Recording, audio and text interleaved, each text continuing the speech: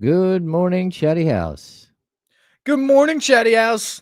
Whatever, man. My mic is muted, it says. No, you're good. You're Oh, good. it's good? We're Yeah. good? Yeah, you don't unmute Your the audio mic there. filters through James's window. Oh, wonderful. We love that. Everybody, did I not call it? Did I not call it? Game 3, baby. We're ready to roll. Like the beam. Well, you can't still light the beam. You can't still like the beam. What the hell is going on? Goddamn Yankees fan. Steal everything else. Now you're going to try to steal the beam. We'll just pay the beam more than anyone else can pay. Yeah, basically. Jesse, It's exactly what I said, Witty. Gross, Yankees. Jesse, can you send Charlie a text about the Twitter situation on here?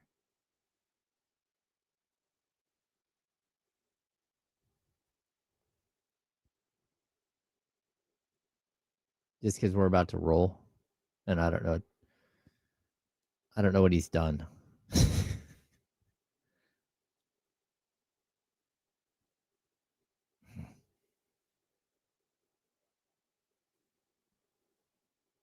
Oh, that's the problem. Got it. Well, Charlie should have known that. Yeah, no, yeah. All right, sweet.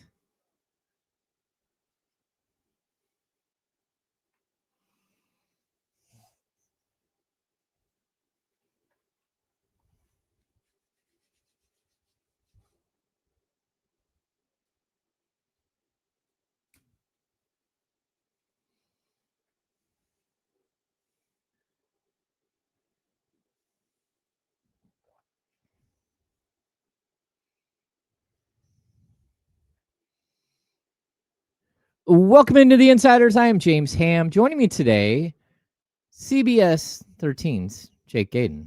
What's going on? We are ready to roll. Jesse, get out the screen.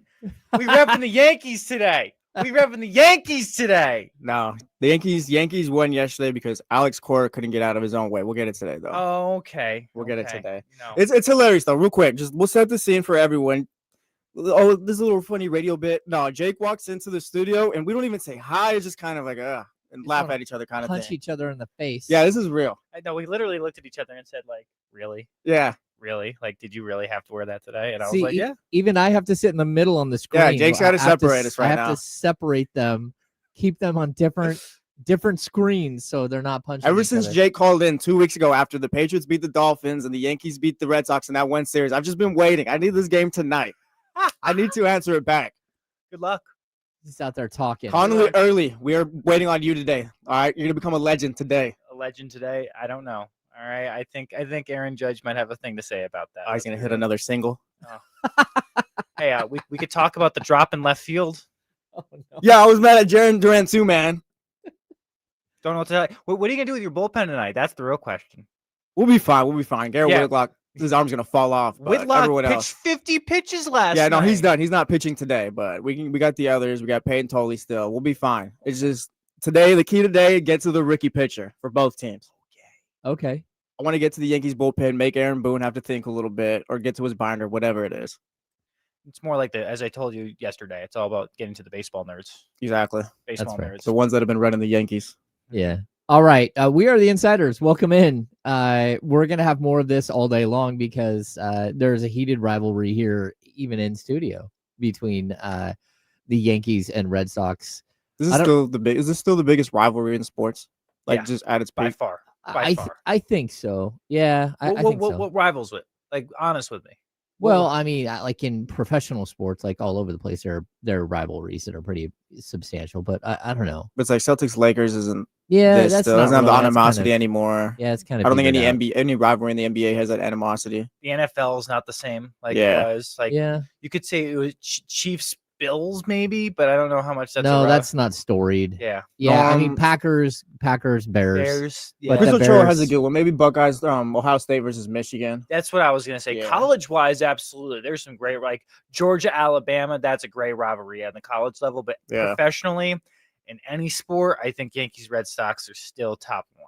Yeah, like it's tough to be in competition with someone. Like if you're the Bears, when the the only quarterback to lead you to the Super Bowl is Jim McMahon. All right, that wasn't very nice.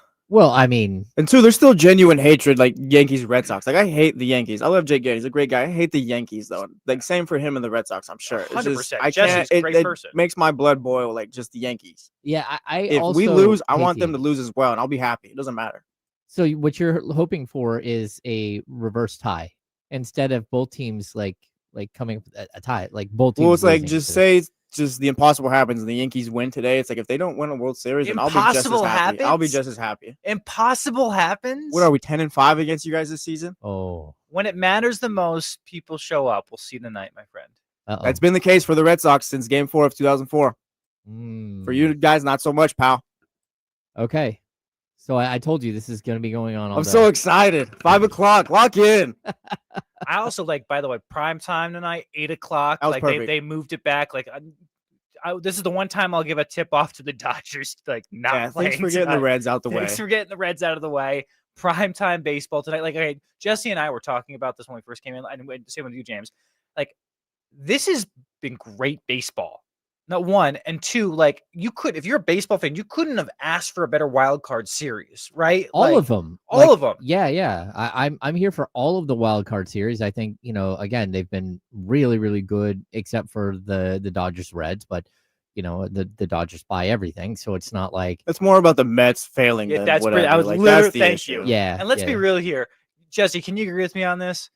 The Mets are our little brother. Okay, the little brother got to the NLCS last year, and they talked a lot of talk, but now little brother go back in the corner. Am I Yeah, as wrong? far as New York goes, yeah, they're the little brother. Shout out to Pete Youngman. He's a big Mets fan. I feel bad for Mets fans. I feel I like don't.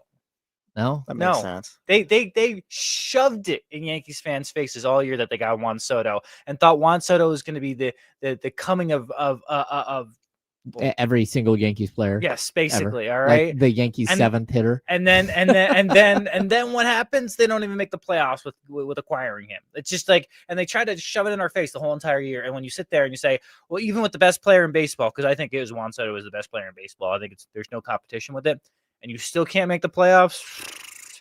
Sit I down, don't- my friend. Sit I down, don't little think brother. he's better than Shohei. Oh yeah, but- best player in baseball plays in LA, sir. Yeah, he does. I'm just saying, Brother, I mean, come on, he's gonna start game 1 of the NLDS right now. He had 2 home runs in the game 1 the other day. Can we do this? Best hitter in baseball, or do you think Ohtani still is a better hitter? I think Otani's the best Best all around baseball baseball player. Yeah. that we've seen All things in considered. a long time. Since Babe Ruth, by far. Yeah, I mean, it's See, amazing. since Barry Bonds. Oh, The no. Yankee guys keep trying to sneak in that Babe Ruth stuff. No.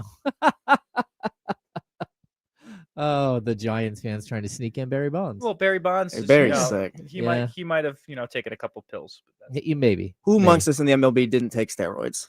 Let's be real. It doesn't make it Derek right. Jeter. It doesn't make it right. And who knows about Jeter? I'm not convinced that anybody from that era is clean at all. So yeah, the Yankees beat the Red Sox 4-3 yesterday. We do need to get boxing gloves for these two and let them just, beat each other up here in the studio. That would be fun. I feel like both of these games have been a tale of the two managers right here. Yeah. Boone kind of going the analytics way game 1, and then Cora just not managing enough. Needed to pull Whitlock in the 8th inning after he walked Jazz. Didn't. Then you give up the hit to, what was it, Ben Rice? Yeah. Yeah, give up the hit No, to Ben. Or was it Austin Wells? Austin Wells. Yeah, Austin Wells. You give up the run there. Then Jaron Duran dropping the Judge liner to the left. That killed him. And then That was another Jazz run. Chisholm was probably the MVP for the Yankees yesterday when he made that diving play at second.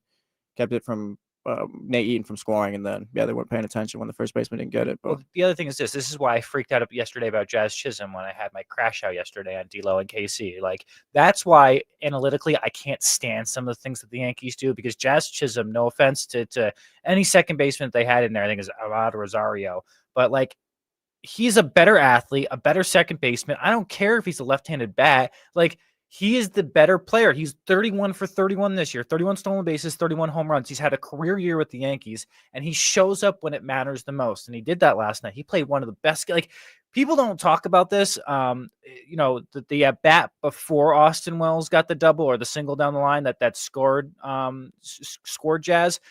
The Chisholm at bat prior to that, which is like an 8-pitch or 9-pitch at bat against Whitlock, was one of the best at bats in the night.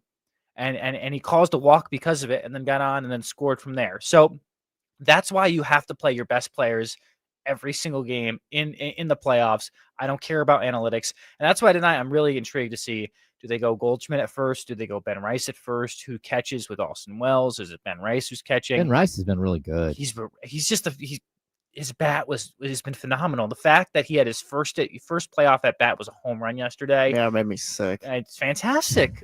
It's fantastic. So I don't know. I think you hit it on the head, Jesse, with what happened yesterday in terms of this game tonight. I think storylines going into it, like you said, was the pitching matchup between both the rookies.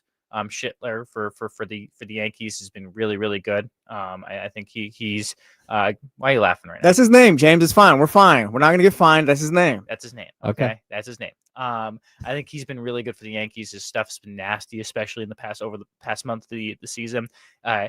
Early is his name, right? Yeah, Connerly Early made his MLB debut actually here in Sutter Health Park. Fun fact. Okay, against the A's. First 2 starts against the A's. So I think he's another great prospect. I think, like Jesse said, it's going to come down to the bullpen. Yeah. It's not, what pitcher you get to first, and then the Red Sox, they taxed their bullpen last night. Yankees still have all their arms out there. I'm very intrigued on who they go to tonight and how it all looks. Coming down to 6th, 7th, 8th, 9th innings. Oh, Jake, I don't know. That's what it's going to be today. We'll see. Yeah, I'm excited. I'm excited. Like, this is tune perfect. in. This is perfect. Like, I wanted this. We wanted this. Yankees, Red Sox, baby. Like, come on. Bring One the fan rivalry. goes home happy, the other one distraught for 2 months. Yeah. At least. Seriously, if the Yankees lose tonight, not only will Jesse be just dancing in his living room. Yeah, meet me on Twitter. Yeah, I will. All right, but I will probably just be distraught for 2 because, like, Jesse, I don't know how you feel, but like, baseball's my first love. Like, literally my first love. It's always been my first love. It's just there's something about it that I just connect with the game more than any other. I'm kind of bummed though, because I think the next generation, it won't be. No, it's gonna be the NFL. Yeah, well, I think it's a lot the NBA as well. Yeah. Baseball's lost so much of its fan base, and it's their own fault. Yeah. I mean, it's things like the A's, like that you allow things like that to happen. Okay, outside of their game, Yeah, there are other games, by the way. yeah, the Padres won 3-0 to even the series with the Cubs at 1 apiece. Mason Miller was absolutely insane. You see, like the 104 in the corner. 104.5, the fastest pitch in playoff history since they've been able to record that. But he pitches an inning in 2/3 and strikes out 5. Struck out everybody. That is why they gave up their top prospect to acquire him from the A's this past offseason. Yeah, like if you get through this round and you somehow like make a run here, and Mason Miller's all part of it, then it was all worth it. Mm-hmm. Yeah, even like watching yesterday, he like started to make that trade completely worth it because they gave up a lot.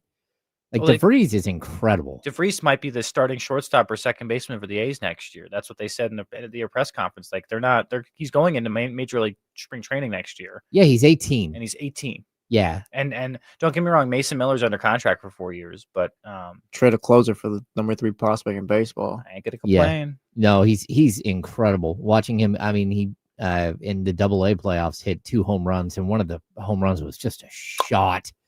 Yeah, I was telling Kyle, he reminds me, his swing and his stance reminds me of Edgar Renteria. Yes. Yeah, just really, really interesting. Mm-hmm. Yeah, the body frame, the way that he swings through the zone, like very, very interesting.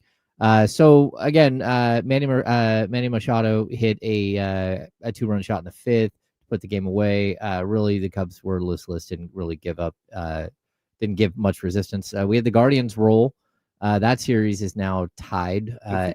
It was a 6-1 win for the Guardians over the Detroit Tigers. If you haven't been like locked in on Red Sox Yankees, this has been the series to watch too, just given the whole history of the last month with the Tigers blowing that 15.5 game lead. Yeah, it's and now it's just like, I think they'll be able to pick themselves up. My question is this: when you look at Detroit, do they have enough pitching? Like Flaherty's going to be going tonight. Am I wrong on that?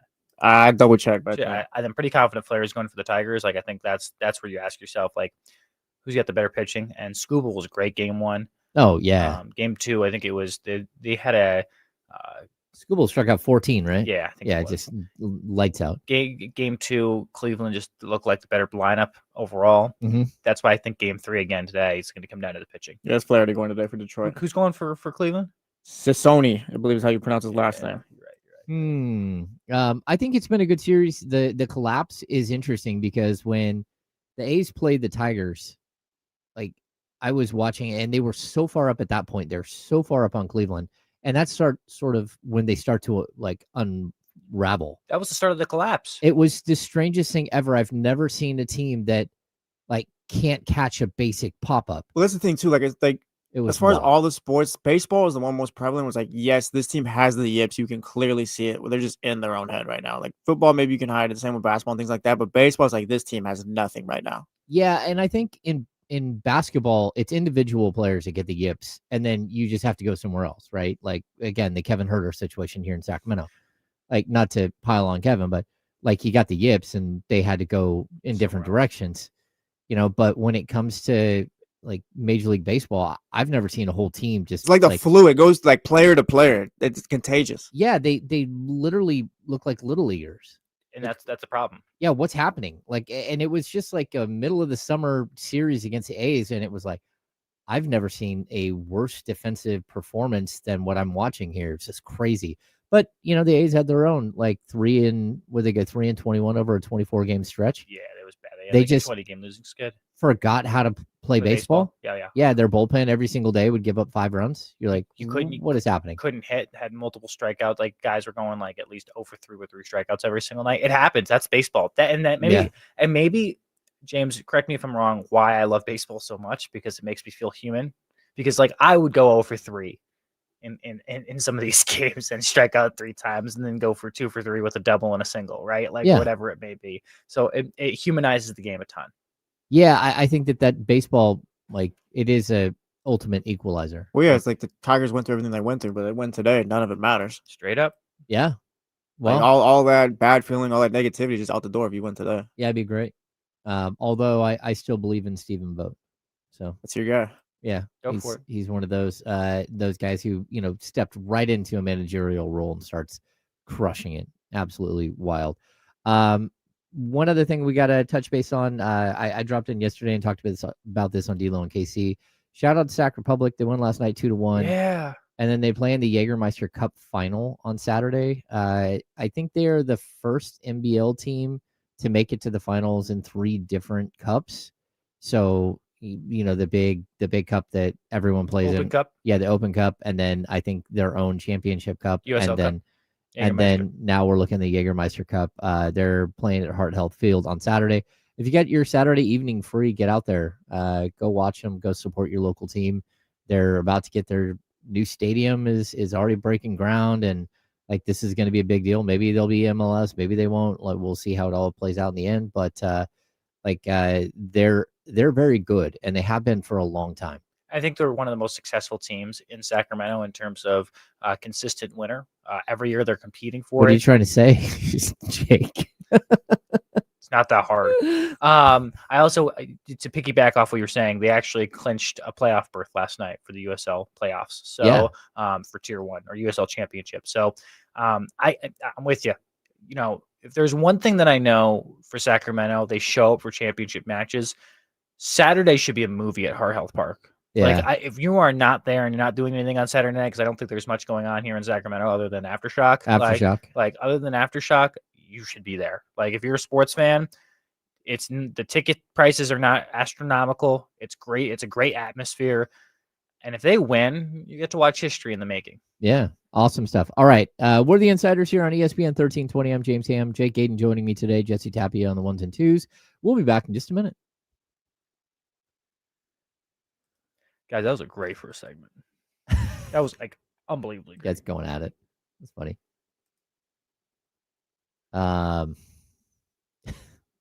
Yeah, Wheezy. Damn it. What did Leezy say? Wheezy said this. And that is an absolutely spectacular Walter Payton is that from Tecmo Bowl? Mm-hmm. Why is everyone hates on the Yankees? Like well, if you're here in Sacramento and you're an Are you really asking why? No. Yeah, like why. Buy everyone else's best players. I know. Just like my friends do ask me about that. Like, Jake, how do they like you out there as a Yankees fan? I'm like, Absolutely not. You got KC at least. KC says he's a Yankees supporter. Yeah, he is, but that's it. Everybody else is my Tyler team right here. stink. It's the evil empire. It's like hating Duke men's basketball. I mean, Yeah. I don't even know if the Patriots were up there. It's just Tom Brady was really good for a couple decades, but yeah, it's like Duke and teams like that. Like everyone hates the Yankees. You're a UConn fan though, right? Oh, Russ Dog, my guy. So I met Russ. Can I put this up? Sure. So this is the best part right here about high school football on a Friday night. I met he's a referee for high school football on Friday nights. Came up to me and said, "Jake, do a great job on D'Lo and KC on the Insiders, and just would love listening to you." And like, this is the coolest part about I think this not only this job but being able to come on here as a guest with you guys. You guys have such a great following and great support system. And shout out to Rest Dog. Hopefully, put in the chat where you're going to tonight or tomorrow night for your game. I think I'm going to be there's a big game tonight or tomorrow night in El Dorado Hills, Folsom and Oak Ridge. So I will be at that game tomorrow night. Nice. Yeah, the high school football scene here in Sacramento is crazy. Incredible. Yeah. Like literally, I tell everybody this. I think it's underrated how good high school football is up here. I think it rivals actually Texas, and I lived in Texas before. So it's funny. The podcast is always been like you get noticed from the podcast, like the Kings Beat podcast. Mhm. It's something that Sean wasn't prepared for. He's like, I've been here in Sacramento doing stuff forever, part of the sports scene forever, and now everywhere I go, people are like, "Hey, Sean, love you on the podcast." He's like, seriously, all the work I've done for, or whether it was out of everything, that's what you recognize Channel 10, Channel 40, now Channel 3, all of those things, and the people say hello because of the podcast.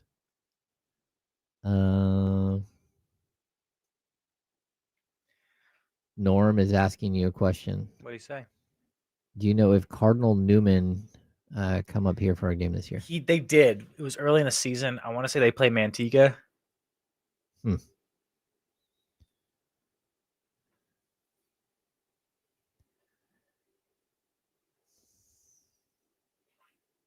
Welcome back to the Insiders on ESPN 1320. Welcome back in. I'm James Ham, Jake Gaden from CBS 13 joining me today. Did you forget the number? Always. There's certain things that stick in my head and other things that don't. And of course, Jesse Tapia is joining us. We spent the first segment talking about baseball, which is not something we typically do here a lot on the Insiders, but with it being playoff baseball and the rivalry between Jesse's Red Sox and Jake's Yankees, that was fun. Like I like to see rivalries play out like in real life, and at least no one's like throwing a beer. Yeah, James, you like to watch us stress out, James? You like to watch us potentially cry?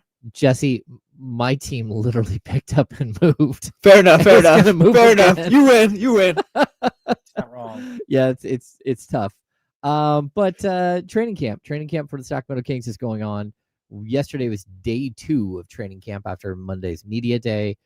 Jake, there's a lot to unpack here, and there's some perspective things that, like I do this on the Kings Beat podcast. We talk with Brendan about looking at the sports media world through a lens of someone who hasn't done it for 15 or 20 years, like Sean and I.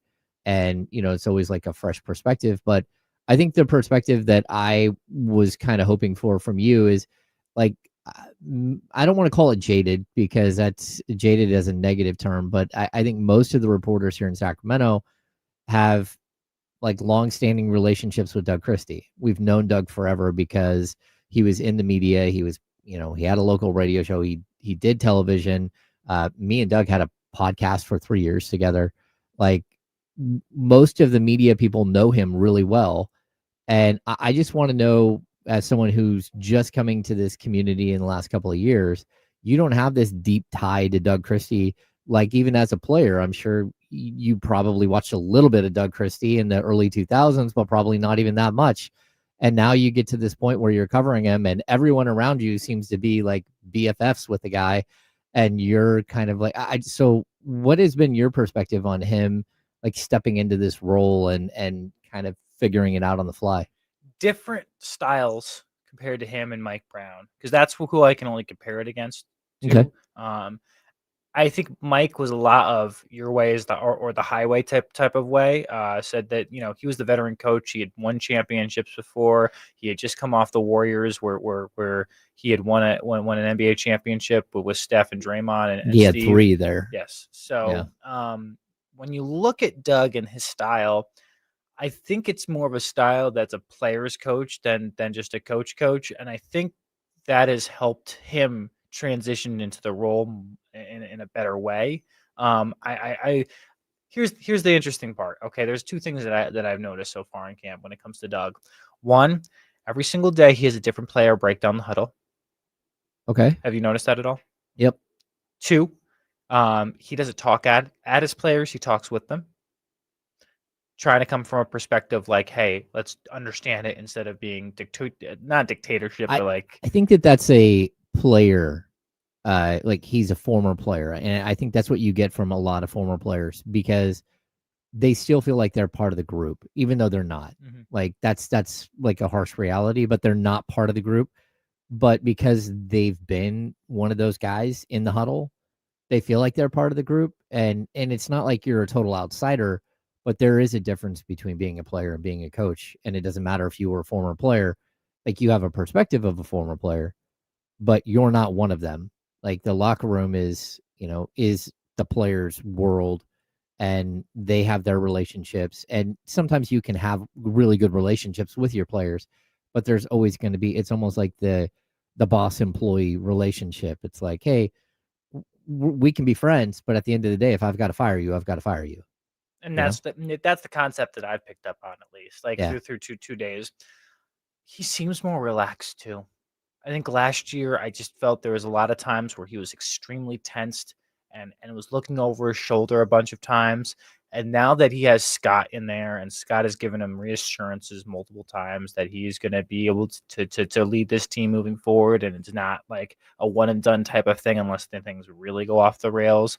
And he also, I think we talked about this yesterday, and I think Zach Levine said this on day 1, and I asked him about it yesterday. Is like, do you feel more comfortable with your staff around you, with Bobby, with Miller, with Mike Woodson, and do you feel like you have a better situation because of that? You're not looking over your shoulder the whole entire time. And he said, yeah, like we have diversity in thought and unity in mind. I think that was the quote, right? Oh, something along those lines. Yeah, he likes to quote, what is it? Deepak Chopra? I think it is. Yeah, that's who he likes to quote. And I think that is shown through, where it's not like he feels like he has to do everything.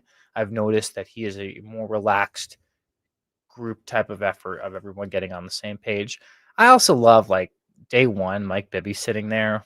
Yeah. And Bobby comes over and they're messing with Bobby, him and Doug. It's a different feel. It's less pressure.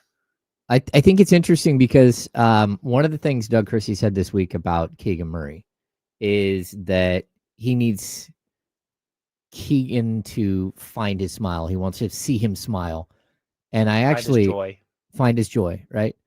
I think Doug lost his joy at the end of last season. Agreed. I think it was like, because I know him very well, and watching him kind of unwind at the end of the season.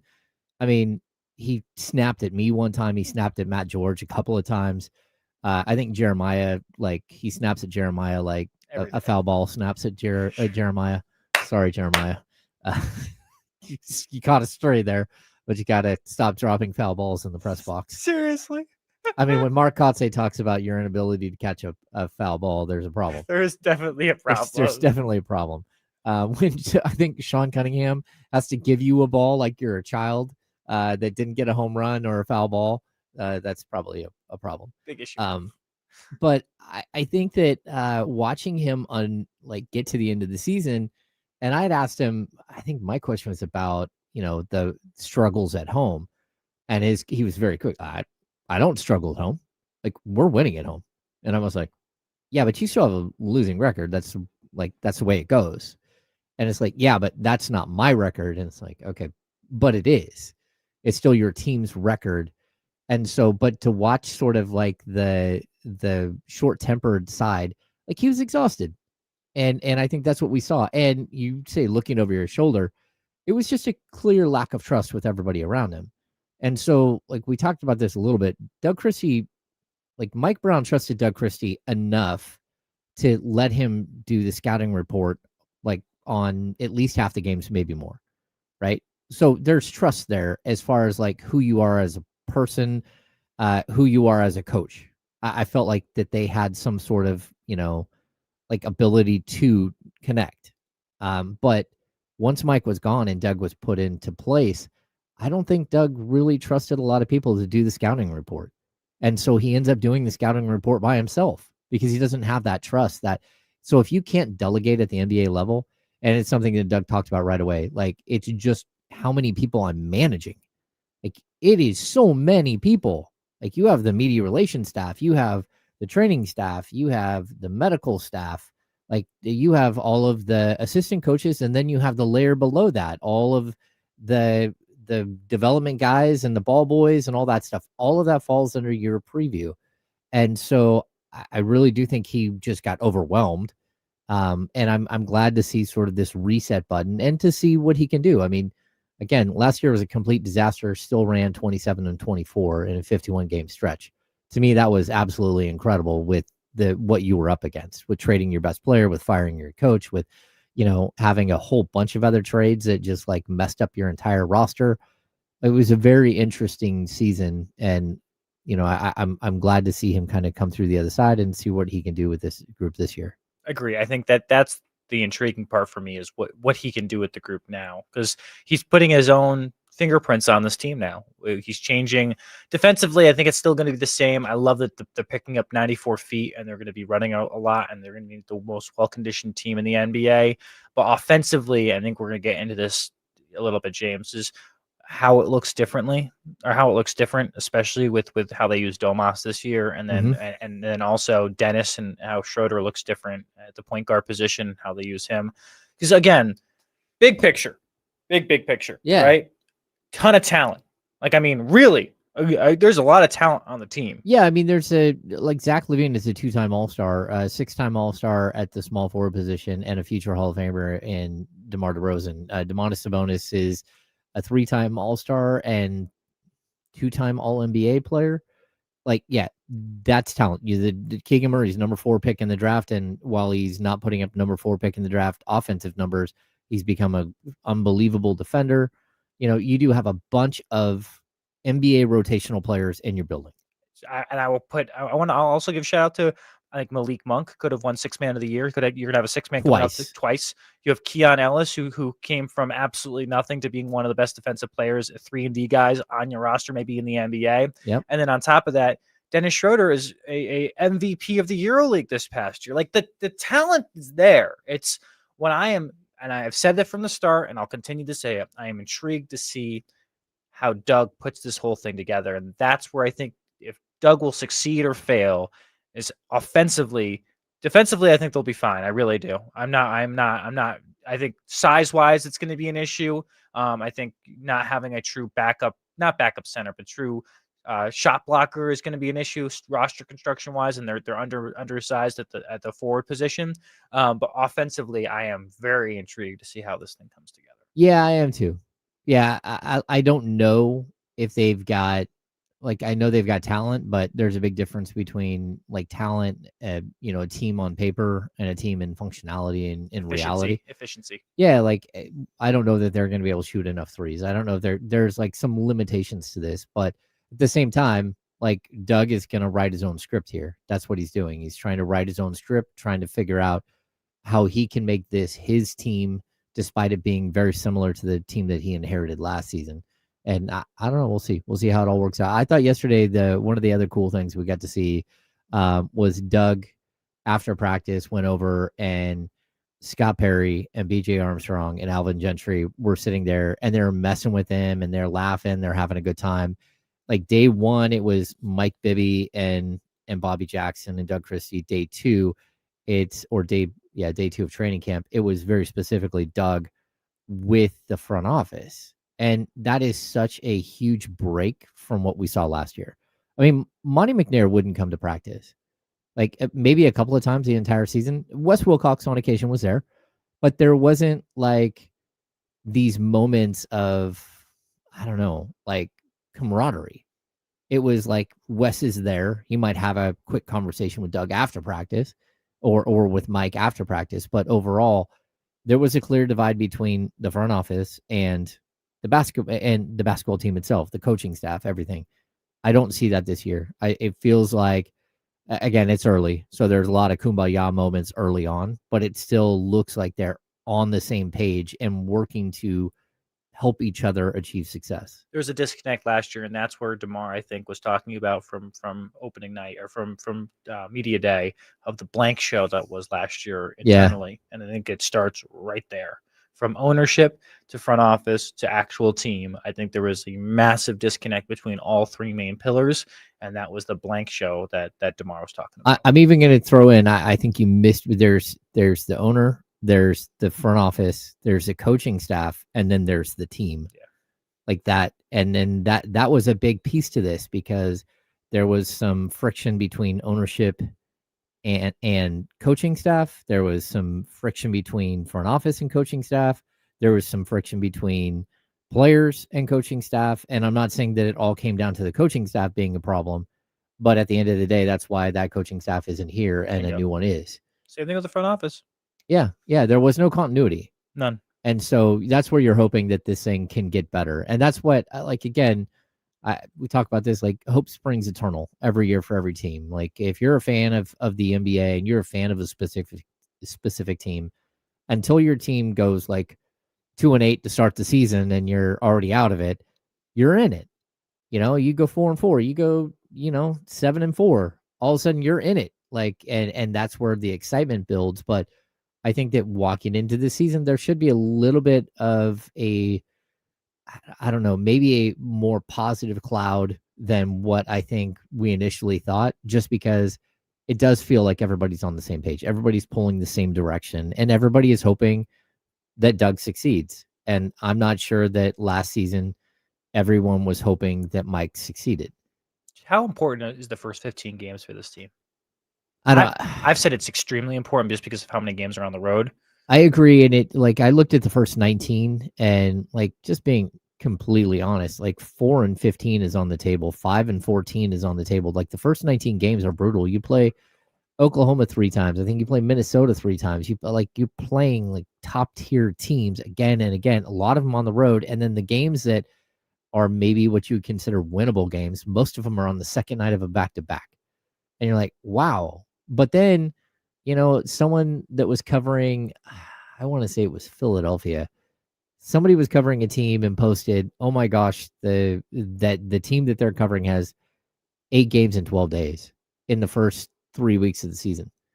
And that's absolutely insane. Like that's wild. That's how you wipe out a team. That's, to be honest, that's how injuries happen. Agreed. So I'm intrigued because I think everybody's first front half of the schedule isn't easy. And then the problem the Kings have is you get to the final 20 games of the season, and all of a sudden the schedule, you get past the All-Star break, there is a really good chance that they could make up 5 games in the final 25 games in the season. Like they could easily claw their way back in. So you're going to get to the trade deadline and you're going to be like, okay, what do we do? Because, this is typically where if you're not a 500 plus team, if you're not in it for the playoffs, if you're not in competition, you're looking at that final 25 games as, okay, I need to get Nique Clifford. I need to know what Isaac Jones is. I need to know what Maxime Reynaud is. We need to start getting them acclimated to the NBA, playing them big minutes. Keegan Murray, Keon Ellis, Devin Carter. Let's start playing these guys, right? But if you're looking at this and you're even remotely close to 500, that is not what's going to happen. They might make a trade to load up at the deadline. They might make a trade to change the roster a bit, but to improve and try to get cooking in the second half, because that's kind of the way the schedule is. And that's what the intriguing thing is. Again, first 19 games, 15 games, I think, like I said, will dictate the season of how it's going to end, the direction that they go heading into the rest of the year. That's right. All right. We're going to step aside. When we come back, we're going to talk about something Jake brought up there a few minutes ago, the Domantas Sabonis situation, and where is Domas going to play? And we know he's a starting center on the Sacramento Kings, but he can play all over the court, and it sounds like that might be the case this year. We're the Insiders here on ESPN 1320. I'm James Ham. Jake Gaden's joining me from CBS 13, and Jesse Tapia is working the board. We'll be back in just a minute. Hey.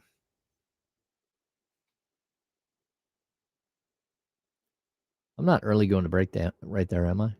Or was I a few seconds early?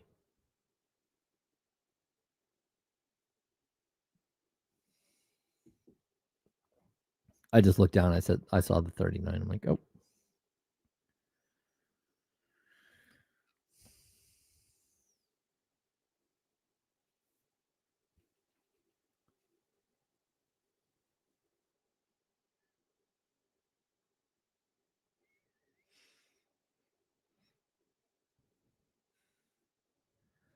Oh, wow.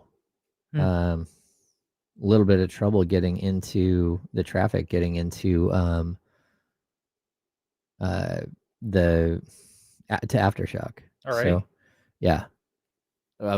Are you going to practice today? Yeah. Okay, so I'll try to get us out of here at like noon. Yeah, got a jet. Straight up. Yeah.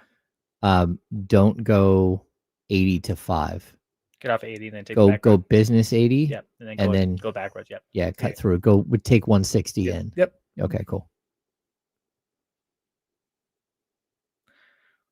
Sac State put out their new proposed stadium stuff yesterday.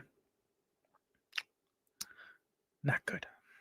Oh, at Cal Expo? Yeah. Cal Expo thing never works out. It's not gonna look good. Jim Garfinkel, what color jerseys is everyone wearing in Kings camp?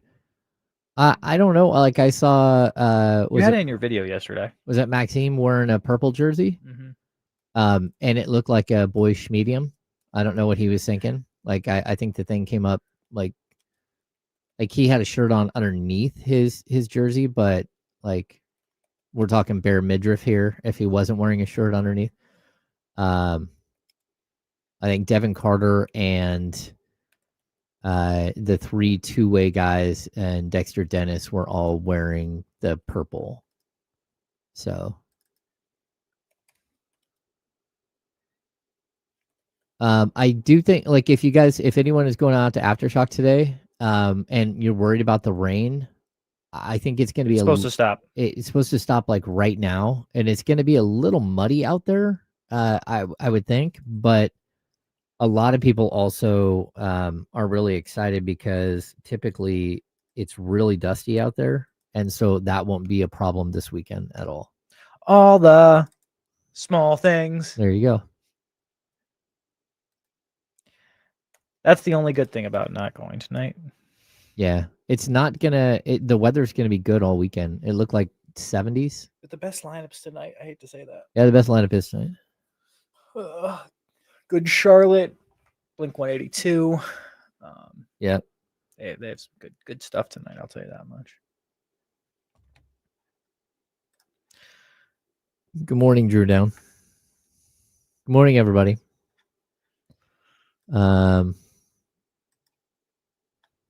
Oh.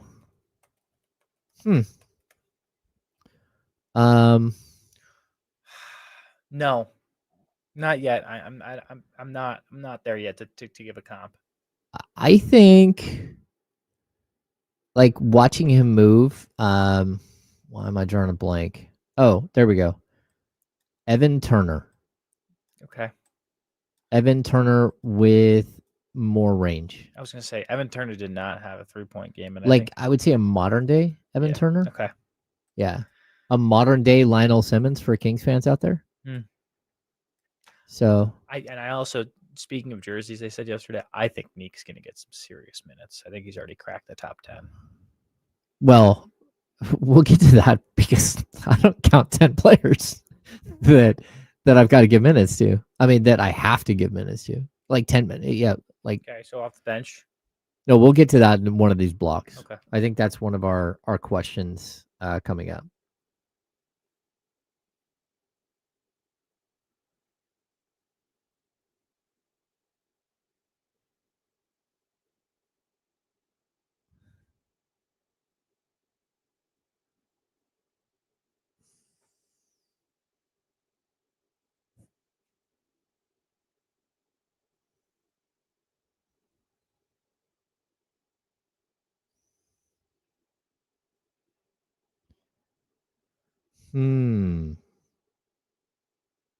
Yeah, we're heavy involved in Aftershock here at Odyssey.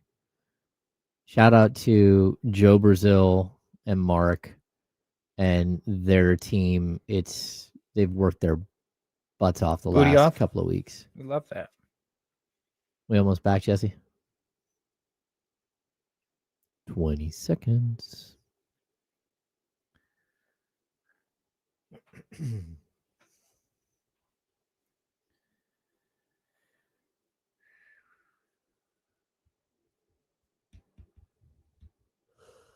Ugh.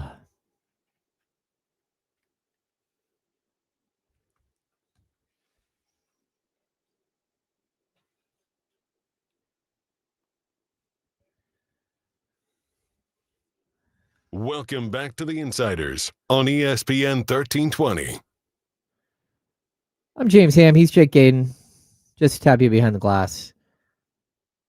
We've been talking Sacramento Kings the last few minutes here on the Insiders, and I've got some questions, Jake. We're going to dive into the Domantas Sabonis like sort of situation and how they might use him this year. But before that, during the break, we talked about a little bit about like the rotation. You think Nique Clifford's already in the rotation, the top 10?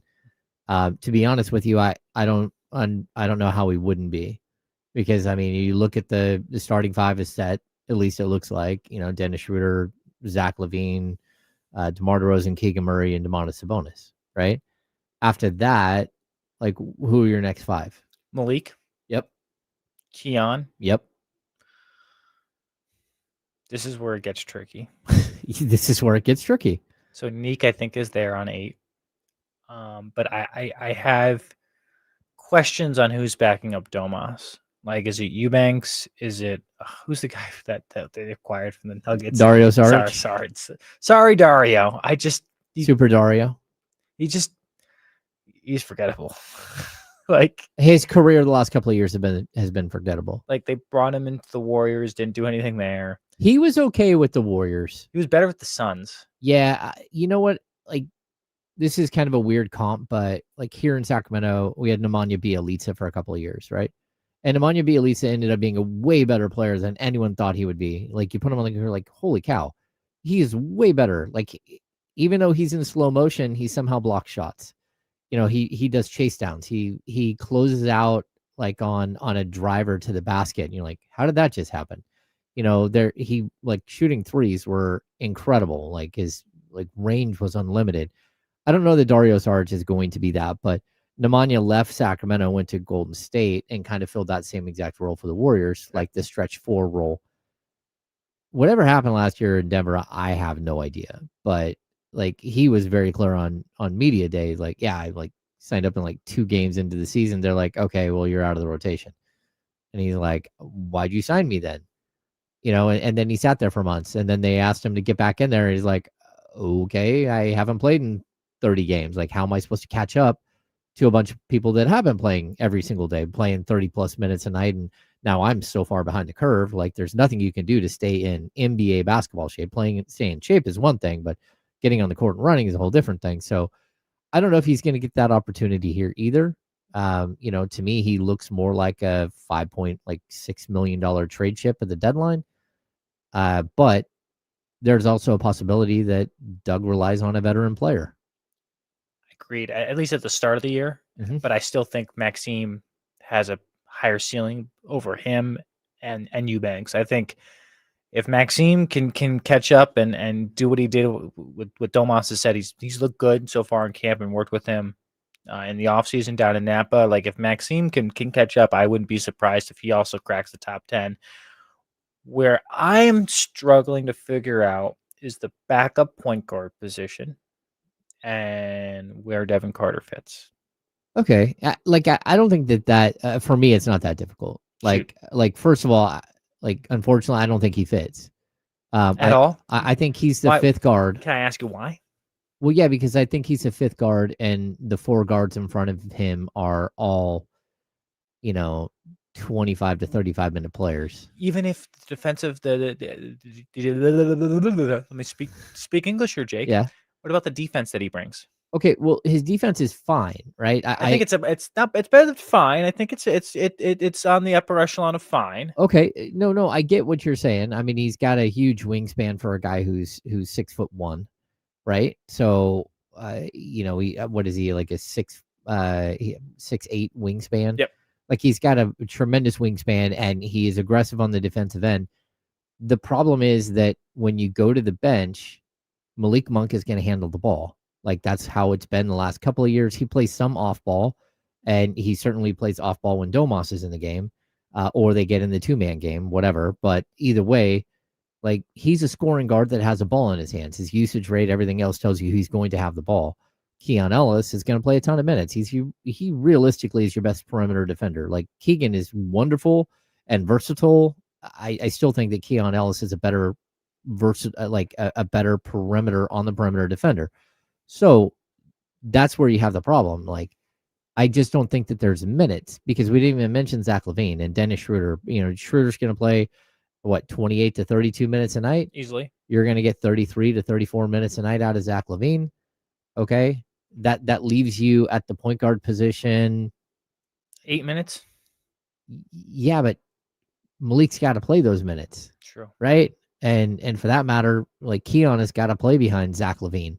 So you're going to end up stealing minutes from the small forward spot just with those two players, with those four. So I don't know how Devin gets on the court. Now, it's possible we see him early in the season playing 3 minutes here or 5 minutes here. But I don't think that we're going to see him like as part of the 10-man rotation. Okay. And that's not say that Devin's done anything wrong. It's just, number one, he's not a natural point guard. He's an undersized 2.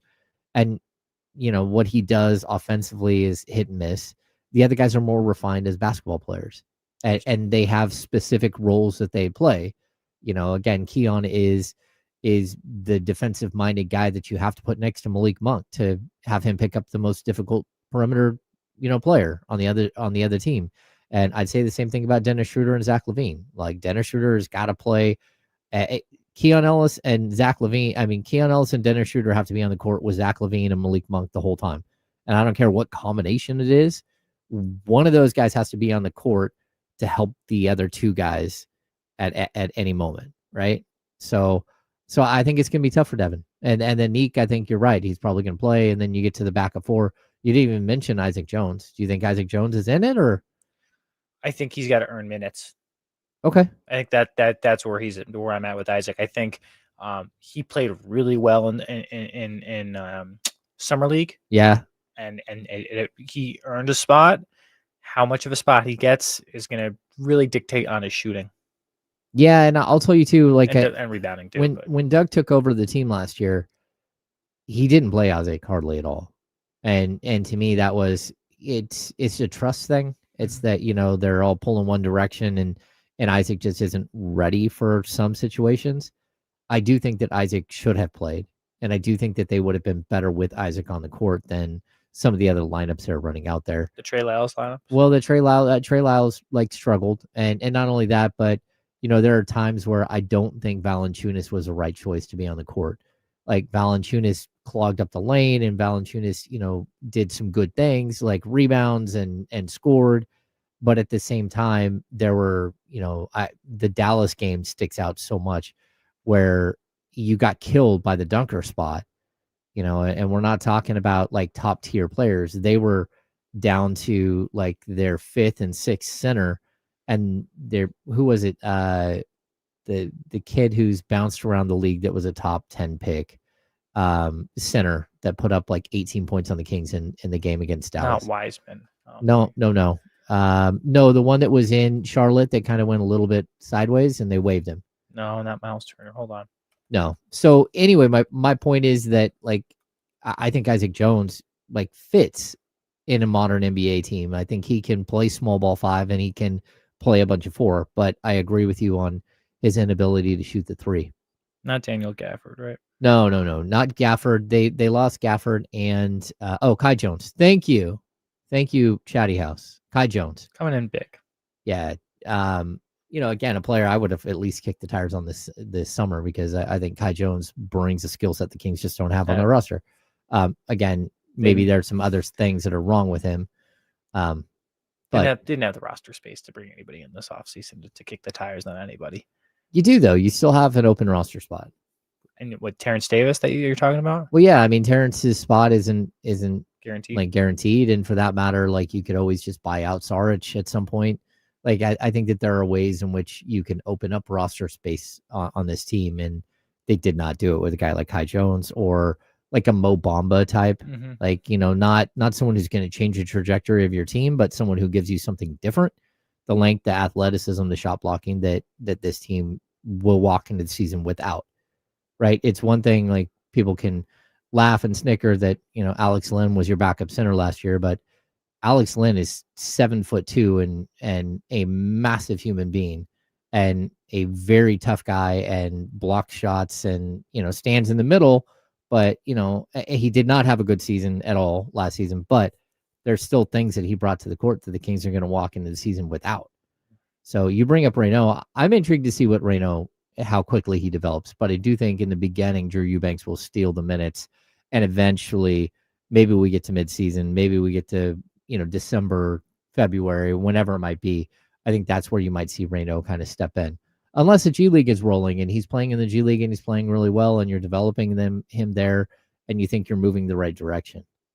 I think that's where again, go back to the conversation we had maybe 30 minutes ago of what happens in the first 19 games. The first 19 games are going to dictate the direction you go. If it's working out with Drew and Dario for the first 19 games and you're over 500, I don't think you switch it. But if you are under 500 after those first 15 to 19 games, I think then you start looking at, okay, do we give the younger guys a shot? And then you look at the Isaac Jones of the world and you look at the Maxime Reynauds of the world of like, hey, well, do we give these guys more of an opportunity to show off what they can do? Yeah. I do think that the Isaac Jones will break camp in the rotation.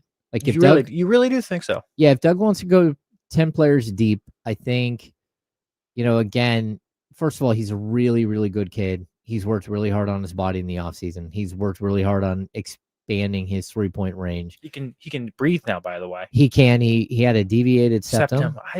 How do you not?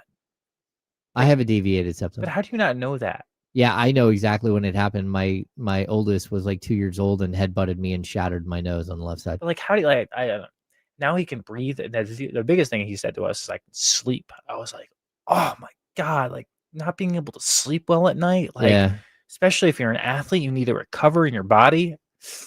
No bueno. No, I think that there's a lot to like from him though. Like he's a good kid. He's got a big time motor. He's got good size for the position. He's rangy.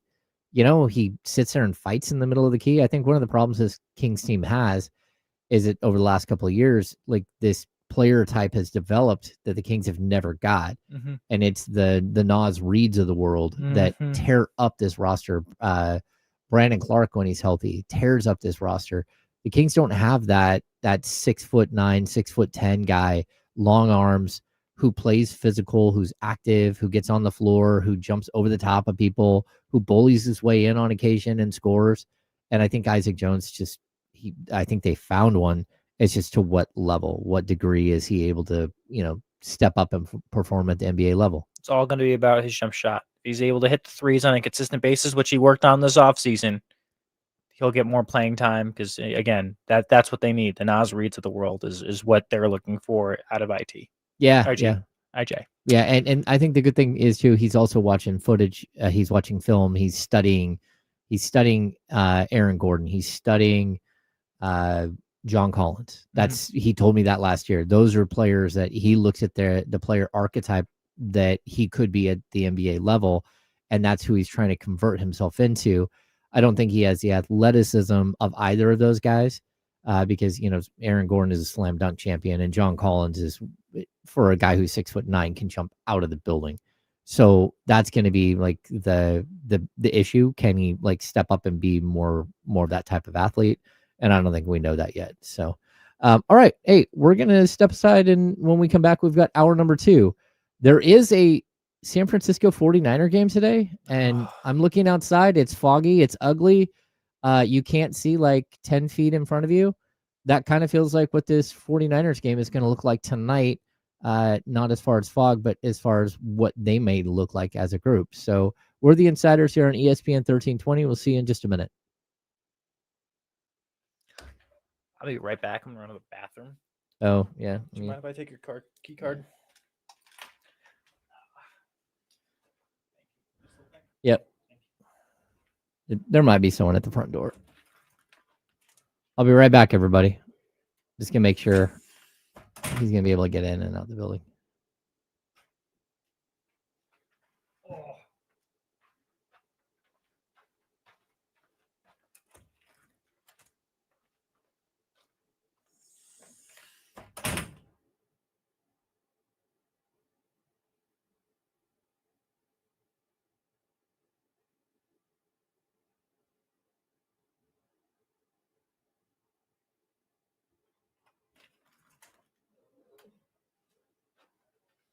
What's up, Spencer? Dr. David. Healthy, that's what I told him to do too. Hello. Oh, there we go.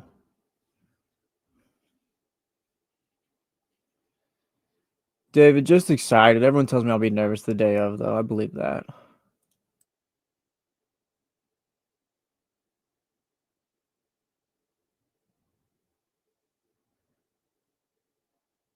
Yeah, I mean, you get nervous on your wedding day, but it's more because you don't want anything to go wrong. Yeah. You don't think anything to be memorable outside of you getting married. Like leading up, it's all been good vibes. Yeah.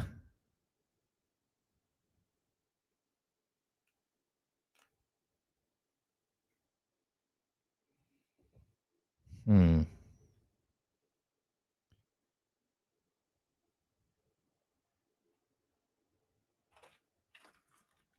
Man, is it looking muggy out there.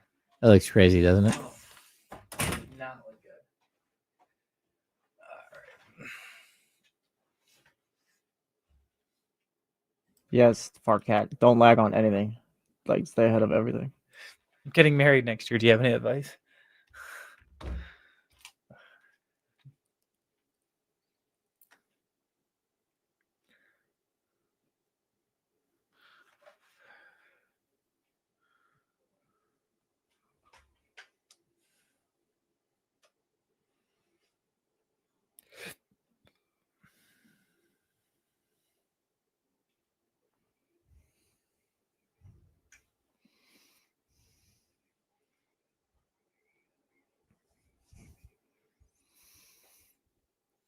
Welcome back into hour number 2 here on the Insiders. I am James Ham. Joining me, Jake Gaden from CBS 13, and Jesse Tapia is man on the board, keeping us on the air. Jesse, do we need to renew this Red Sox Yankees battle here in hour number 2? Oh, I mean, it's just only we need to renew it. We know what it is. Like, Jake doesn't like them. I don't like Jake doesn't like my team. I don't like Jake's team. I mean, it's pretty simple here. Let's wait for the fireworks in the last 15 minutes of the show, because I think who's doing the crossover. What's the thing? Today? Kenny's gonna jump. Kenny will jump in here. Damon will be in here. You know, Kenny's be Yankees, New York. This is we'll save it for that. All right, Lake Show. Hey, Chatty House. I'm gonna need you guys. All right, I'm gonna need the Chatty House on my side. Wild card. When's the game start? Noon. Yeah, it's like 12:08, right? Okay, something like that. We do have another big game tonight. Sure. These guys keep talking about watching baseball, but the San Francisco 49ers play against the Los Angeles Rams. What's left of the 49ers? I would say what's left of the 49ers. Who's playing tonight that you know of? Well, I mean, I think that's going to be the biggest issue. Brock Purdy's out. What do we got? Juwan Jennings is out. Ricky Pearsall's out. Watkins is still out. I'm not sure. Kittle's still out. Yeah, Kittle's still out. Bosa's out for the season. Ayuk is still out. Mustafa's still out. Yeah. It's not good, James. I even think isn't one of their guards still out? I think. Ben Barch. Barch, yeah. Yeah, this is a mess. But you still got to play the game. Do you think they have any shot tonight at all? None. Zero. I'm putting money on the Rams to roll tonight. Not because I don't think the 49ers defense isn't good with Robert Saleh. I just don't know. How are you going to score points on offense? Like, is it just Christian McCaffrey going to get the ball every down? And like I was talking to my brother about it last night. I think if I'm Kyle Shanahan tonight, I ask myself, how do I get Christian McCaffrey in the goal involved? But how do I get Brian Robinson Jr. also involved? Like, do you maybe put Christian out as a wide receiver a little bit more and use him more as a throwing weapon than a running weapon right now? And maybe you run the ball with Brian. You know, Jake Tunji is the tight end, and he's been playing well of late. But like, you know, how reliable can he be? It's not a Mac Jones thing, because I do have confidence in Mac Jones if he had everybody out there to throw to. But like, he had some rapport with Kendrick Bourne because of their relationship with New England and playing in the Patriots system together. But if I know anything about Kendrick Bourne, like, KB is just he drops the ball a lot. And he's done that before already this season. Yeah, he already hurt the 49ers last week. So I'm not very excited on Bourne. I think Demarcus Robinson, if you're looking at a wide receiver to have a big game tonight, I think it's Robinson, the former Ram himself, that could possibly have a big game. I haven't looked up the line. I don't know what the line is for this. Look it up right now. Okay. I will say this. First of all, Christian McCaffrey through 4 weeks, 29-year-old running back, leads the NFL with 100 touches. 100 touches through 4 weeks, 25 touches a game. Yeah, it's not a surprise, except for I think the biggest surprise is that he's at 31 catches for 305 yards. Like, he's their everything. The biggest problem is he also is only rushing 3.3 yards per carry, and it's likely because of, number one, the offensive line being a little suspect, but number two, not having your tight end, not having anyone to sort of space the field, and then number three, the fact that he's already caught 31 passes. Like, you're getting on average basically 8 receptions a game from him, which is crazy for a running back. If line tonight, by the way, 8.5. 8.5. Rams by 8.5. Yeah. That doesn't seem like a trap. No, it doesn't seem like a trap at all. I think they might win by more than 8. I mean, and the crazy thing is, the 49ers are a 3-1 team. They're playing a 3-1 team. And because of injuries, you just feel like they have no shot at all. But you also got to remember, like, this team is got the easiest schedule coming up. So they look at it as like, okay, if we lose this game, we have a mini bye. So we have basically 10 days off to get super duper healthy and then try to roll after that. It's just that maybe this is a throwaway game. This is the one throwaway game you have of the year. And of course, it's on the road. Thank God. You know, it's also intriguing. I think 4 of their first 5 games are on the road. So the latter half of the season is going to be playing in the 49ers' favor in terms of how many home games they're going to have.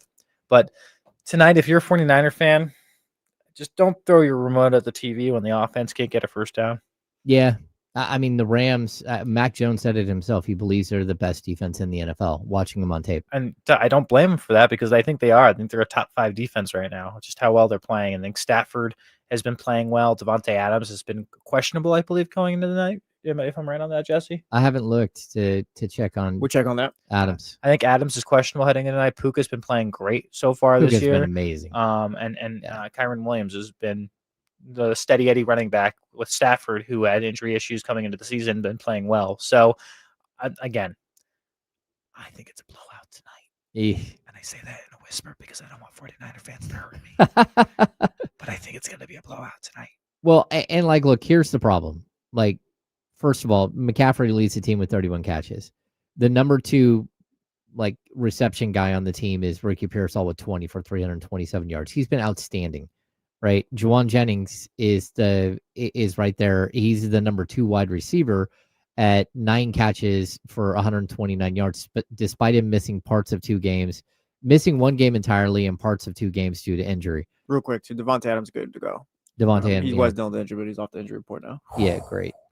That's not good. So here's where we keep going down the list. Like, Jake Tongas is like, he's got 12 catches for 125 yards. I don't know if he'd ever caught a pass before this season. No, he did.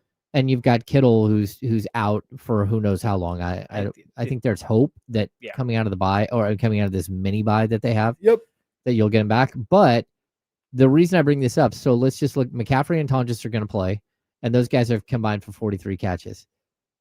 Kendrick Bourne has 8 catches for 87 yards. After him, Demarcus Robinson has 1 catch. Sky Moore has 1 catch. Marquez Valdez-Scantling has 1 catch. So your number 2, 3, 4 wide receiver coming into this week have a combined 4 catches. Not good.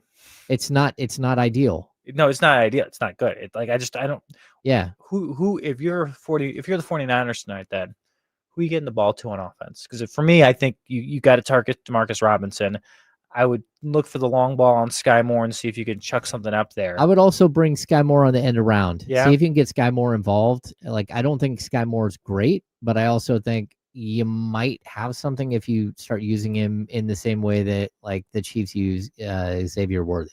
I think tonight, if they win or keep this a close game, it's because Kyle Shanahan is a wizard on offense and does some pretty incredible stuff. But again, here's the other thing though. Like, they know the Rams are a divisional opponent. They know Kyle Shanahan's offense pretty dang well, especially that defense. Like, I don't think you're going to catch them off guard in a lot of different ways. Now, if this was the Jaguars on Thursday Night Football, I think it'd be a different conversation. But like, because it's the Rams and a divisional opponent, and you guys are so familiar with each other, I worry that you're not going to be able to catch them off guard, and the wizard effect of Kyle Shanahan won't be as potent.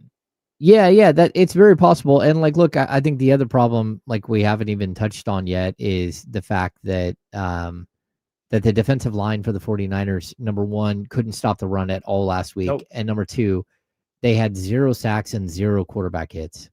Like, they're not even really pressuring the quarterback. And if you can't get to Matthew Stafford, he will pick you apart, especially Puka Nacua.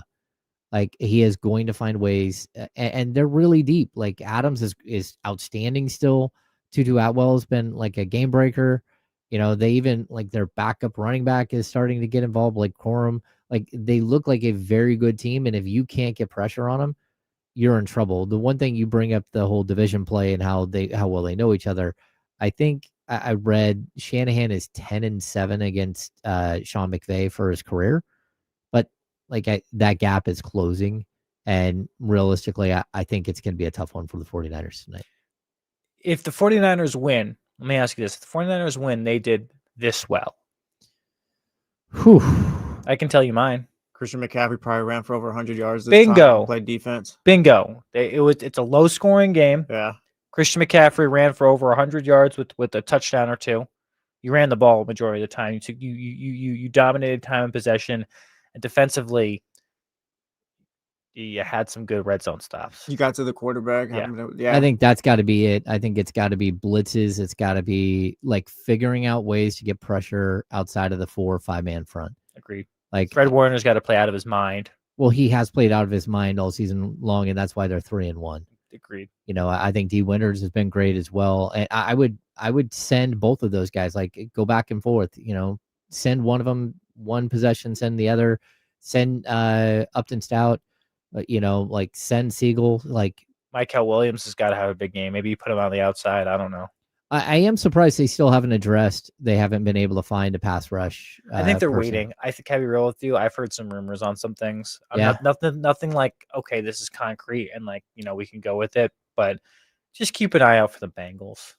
Like, if the wheels really start falling off up there, like Trey Hendrickson might be on the block. Okay. I think that, and that's the sentiment out of San Francisco right now of what they're hearing as well. So I would not be surprised if that ends up happening midway through the year. Yeah, I to be honest with you, I think I look at Trey Hendrickson the same way that I kind of looked at when they had Justin Smith. You know, like, if you can get a player like that who's unselfish, who puts pressure on the quarterback, but who also, like, you can scheme interesting stuff with, I think it would really open up things for Michael Williams. And then when you get Bosa back next year, if you could somehow keep Trey Hendrickson around, it would make you just like dominant. Like, your defensive line would be just spectacular. If you were, and I kept on posing this to people, if you're going to go with Hendrickson, like, what's the cost on that? And I think it's a 3rd round pick. Well, it might be more than that. But here's the thing: it's a 1-year contract, though. Yeah, I mean, if it's a 3rd round pick, I'm giving away right now, because what are the Niners going to do? They're going to use it on a bad running back who doesn't make the team, or they're going to use it on a kicker who doesn't make the team in year 3. Wow, shout out Jake Moody. Just saying. Yeah.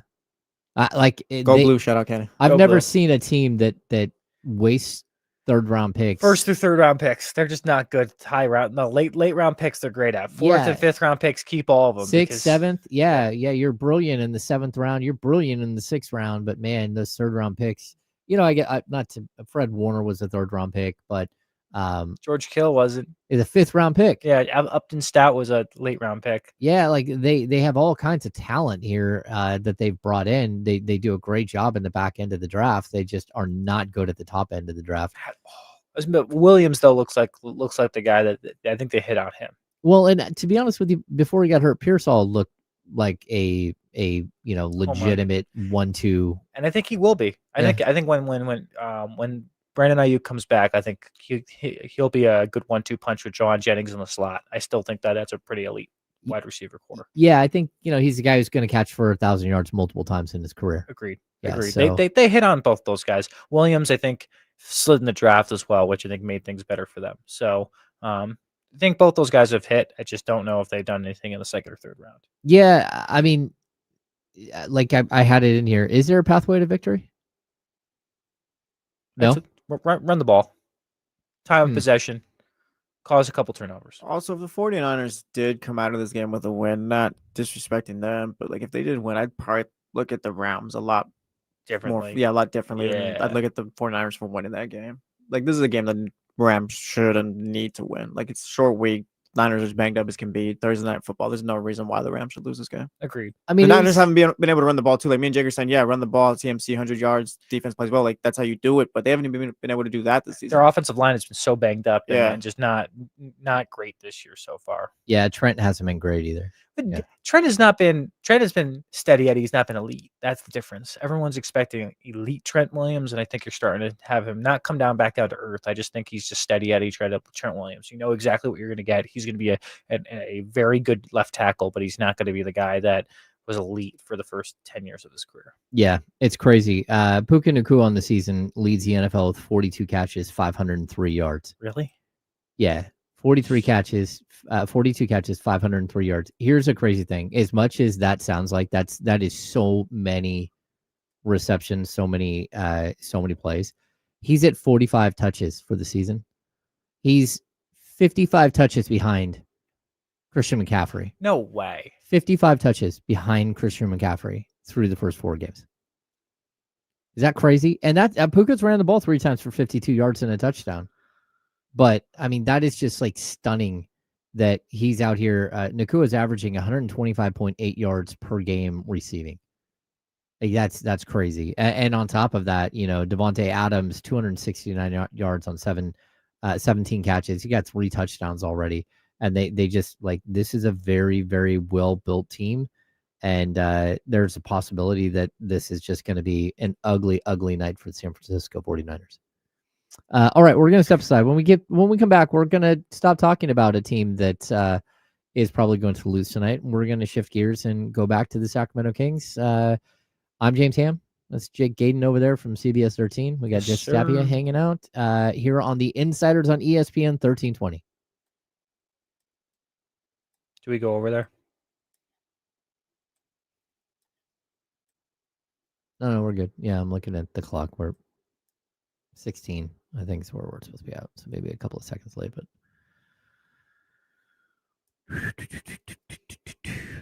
we're going to talk Sabonis coming out. Okay, good with that. I want to have to do some reads that hopefully aren't all over the place. Oh, I don't have the schedule for this weekend.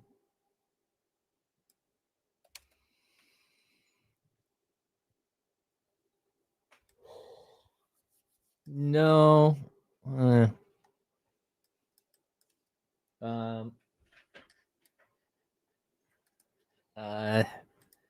Okay, give me the Saturday. Saturday, 9:00, Clemson at North Carolina. Sunday, 9:30, Raiders at the Colts. Indianapolis, that is.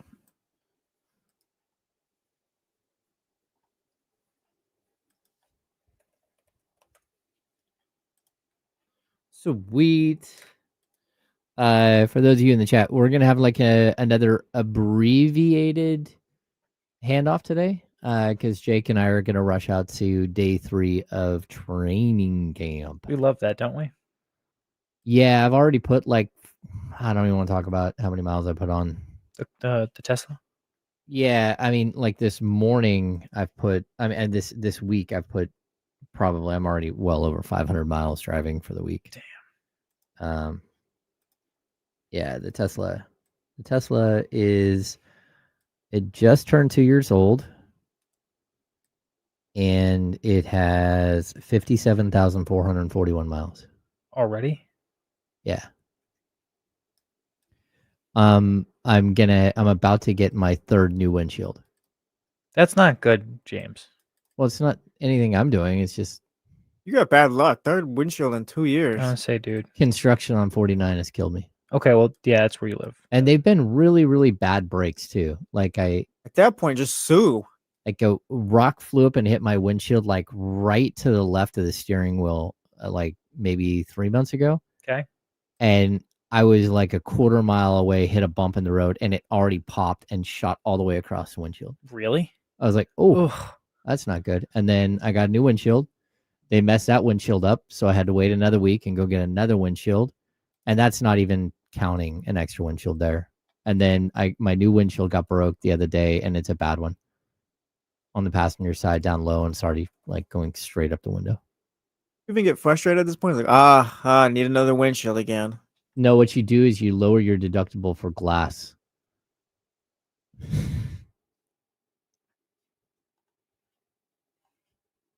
Welcome back to the Insiders on ESPN 1320. Welcome back in. I'm James Ham. Joining me, Jake Gaden from CBS 13. We got Jesse Tapia working the ones and twos. Let's get back into some Sacramento Kings chatter. Okay, let's do it. Before we do that, Sports Talk on ESPN 1320, Sacramento Sports Leaders, presented by Paramount Plus. You can't count on much, but you can always count on Sundays with the NFL on CBS and Paramount Plus.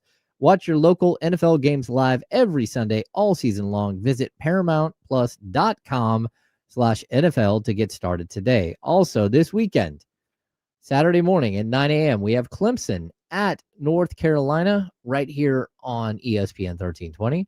On Sunday, 9:30, we have coverage starting of the Raiders at Colts, not Raiders at Ravens, as Jesse and I talked ad nauseum about yesterday. Raiders at Colts. That was funny. It was funny. It was funny. Long story. Let's get into this Sabonis discussion, because there's like murmurs out there that Domantas Sabonis is going to be used in like a bunch of different ways this year. But Jake, what are you hearing? Because like the conversations we've had from Doug, he doesn't want to like spill the beans here. Like the secret formula we're not going to get. But what do you think? Do you think it's funny? Like, shout out to our good friend Deuce Mason, where he snapped back on Deuce yesterday.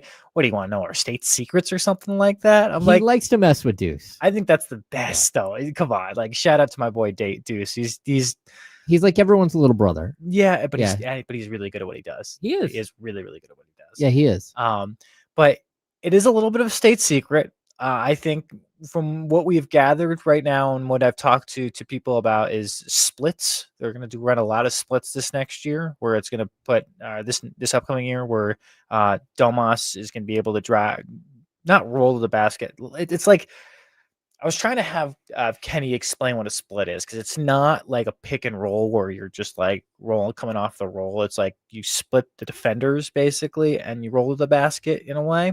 Do you know what I'm talking about with this? Yeah, I mean, it sounds a little bit like horns. Yes. Like that's the best way of putting it. Like, for a non-basketball savant, though, how would you explain that to them? I don't know, because like everybody does things differently. I think, when Doug was here in Sacramento in the early 2000s, they ran the Princeton style offense from Pete Carril.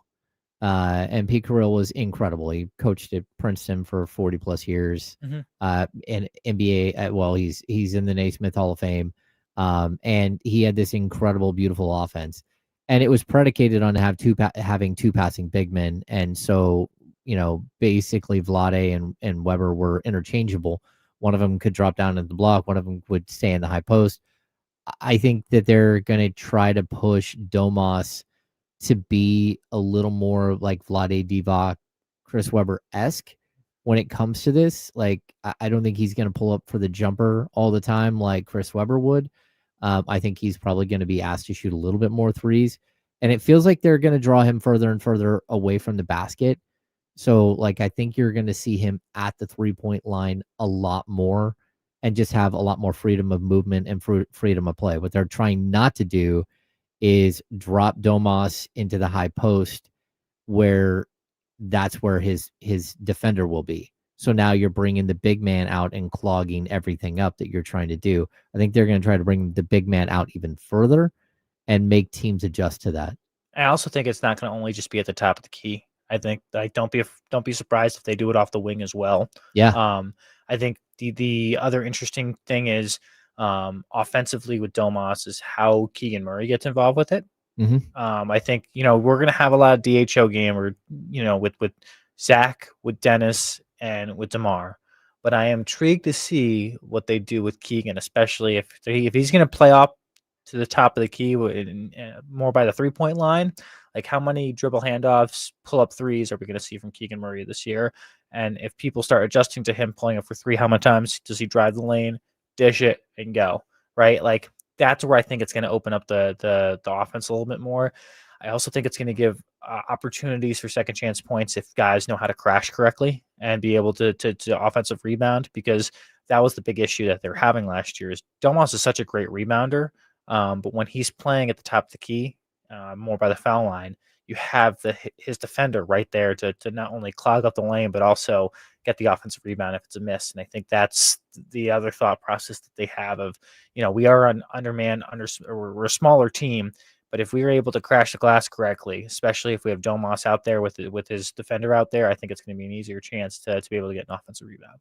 Yeah, I think it's interesting because Keegan is your second best rebounder on this team. And I could see if Keegan is not involved in the action of at the top of the key, whether it's pick and roll, whether it's, a DHO game with whether it's Schroeder or Malik Monk or again, DeMar DeRozan playing alongside Domas. If Keegan is just standing in the corner, I think that's where you can really have some board crash, like you can actually go get some offensive rebounds. I also think it's the pathway for Nique Clifford to play a bunch more. 100%. Because I think Nique Clifford, despite the fact that he's 6'6", phenomenal rebounder for his position. You saw it last year at the college level where he's over 9 rebounds per game. He just has a knack for it. We saw it at Summer League as well, where all of a sudden he's, up to 6, 7, 8 rebounds in a game.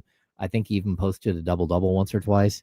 And to me, if you're going to, you need that. You need this separation, the ability to space the floor, but also to crash. So I'm intrigued. I also think like the 2-man game with Dennis Schroeder should be interesting. I think the 2-man game with Malik Monk should be interesting with Domas. I think we're still going to see a lot of that, a lot of rolling to the basket, a lot of, the confidence that Monk has in Domas to throw a pass anywhere on the bounce and have Domas come up with it and go right to the rim with the left hand is impressive. I also think you're going to see that same thing with Schroeder. Schroeder, Schroeder and Monk, there's not that big of a difference between the two. Defensively there is. Well, defensively there is, but offensively no. No, and to be honest with you, I think Monk is a more efficient offensive player even better shot. Yeah, he's a better shot and he's a better athlete. Like Monk is an elite leaper in the league. I mean, the dude's like 6'2" and like puts on some of the most spectacular dunks that we've seen in the league. So athlete. Definite athlete. Yeah, he's an athlete. So as of right now, he's on the team. They're not doing anything different.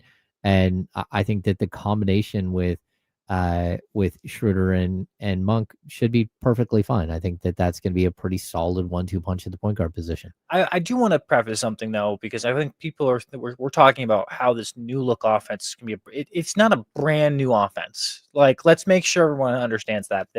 What they're asking of Domas is not going to drastically change from year 1 to year 2 or what they've done pre-Mike to post-Mike with Doug. I just think the usage of how it looks is going to be different, right? Like the DHO game is still, and having Domas have the ball in his hand is still going to be the primary way they run the offense. I hope so. You hope so? You don't think it will be? Well, no, I think that's the plan, but I also think that was the plan part of last season, and it didn't always work out. Well, they didn't have a point guard though after De'Aaron, so that's the reason why. Yeah. So yeah, like, but you got to run the ball through Domas all the time. I mean, Domas is an incredible offensive hub. I mean, the only guy out there who's like him is Jokic, and look how successful they are. And actually, to be honest with you, I think you're going to see a lot more of like the Domas, style play from Alperen Şengün.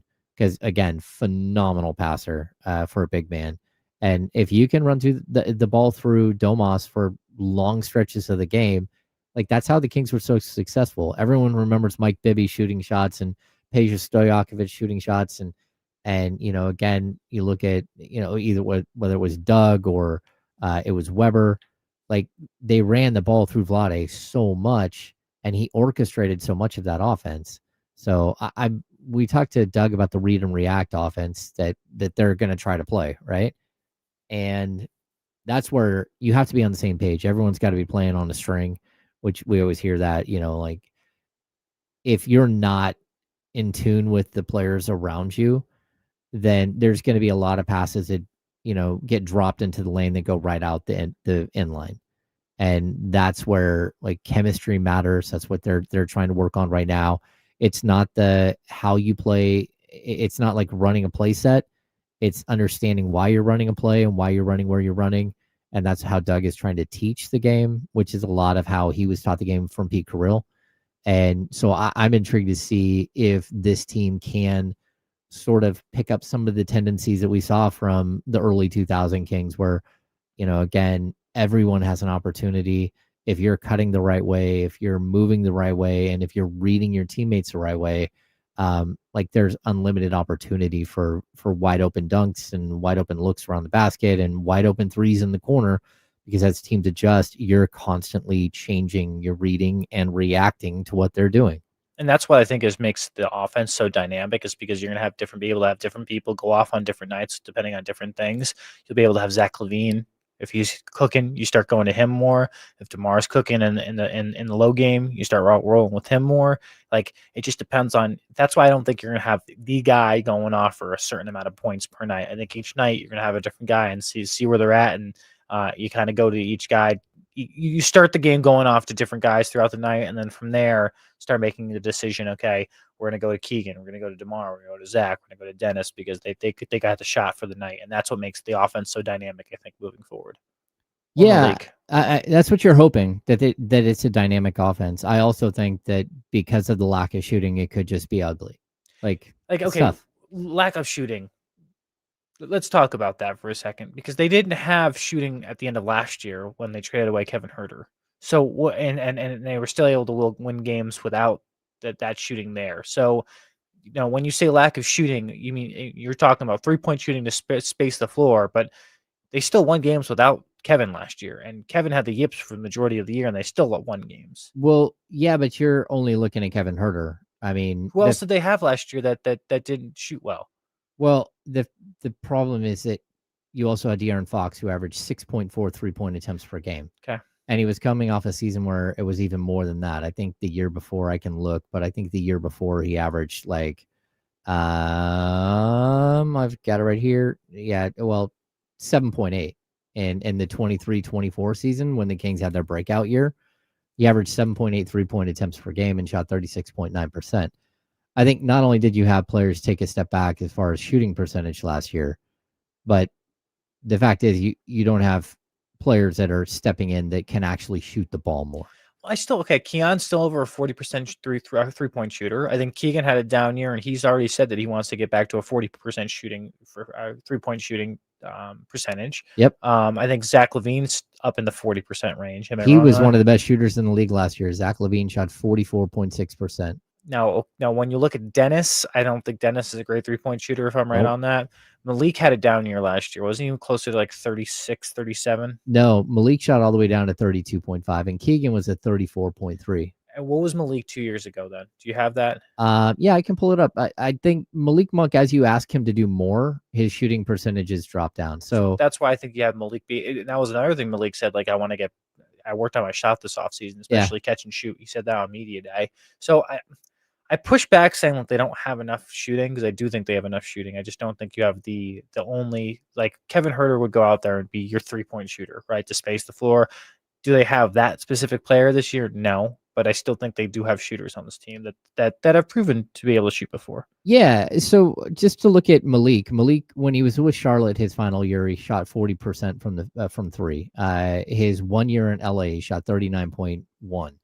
Then he goes to 35.9 as the Kings asked him to do more. He dropped to 35 and then 32.5. And it's as his volume rose. So 5.2 attempts, 5.9 attempts, 6.6 attempts. For me, 6.6 attempts is too many for Malik Monk. Again, he drops back to 5.5. And if you take some of the other responsibilities off of him, that's one thing. But this team is going to have to find ways for Keon Ellis, who is an outstanding shooter, shot 43.3% last year, but at four shots per game. Yep. That's the problem. It's not, again, I'm not going to call out DeMar DeRozan for shooting 32.8% on. That's not his game. It's not his game on 3.3 attempts per game. But when you've got your best 3-point shooters are, again, Zach LaVine, who was incredible last year on 7.2 attempts per game. But your next best 3-point shooter was Keon Ellis at 4 shots a game. And your next after that was Domas at 41.7. But Domas only shot 2.2 times per game. Yeah. Do you think he shoots more this year than 3? If he got up to 3, I would be surprised. Like that would, with Domas, it's like if he hits the first one, he'll take a second. If he doesn't hit the first one, he very rarely takes a second. Yeah. And if he misses 2 in a row to start a game, he's not shooting another one. Yeah. Yeah. So he's always kind of been that way. I don't know that you can change his mindset on that, but I do think that there's an issue that like 4.8 3-point attempts from Kevin Huerter are gone. It's not about the percentage as much as it is about the attempts. Volume. Yeah. And, again, De'Aaron Fox at 6.4 attempts per game. You can say, well, you replace him with Zach LaVine, but then Zach LaVine blocks Keon Ellis from playing more because he's the starter at that position. And so you're always going to be kind of chasing the volume. And that's where I don't know that they're going to have just the sheer volume, unless, again, Doug McDermott comes in and plays a ton of minutes, which I don't think he's going to. And like, teach me how to Dougie. Yeah. It's possible like Nique Clifford averages 3 or 4 3-point attempts per game if he's playing 18 minutes. But that's going to be really tough to get him up to that number, right? That not only the minutes, but also the volume. And I could see him kind of stepping into like the Keon Ellis type of shot volume. Yeah. But again, he's going to be, anytime he's on the floor, he's going to be the 5th option.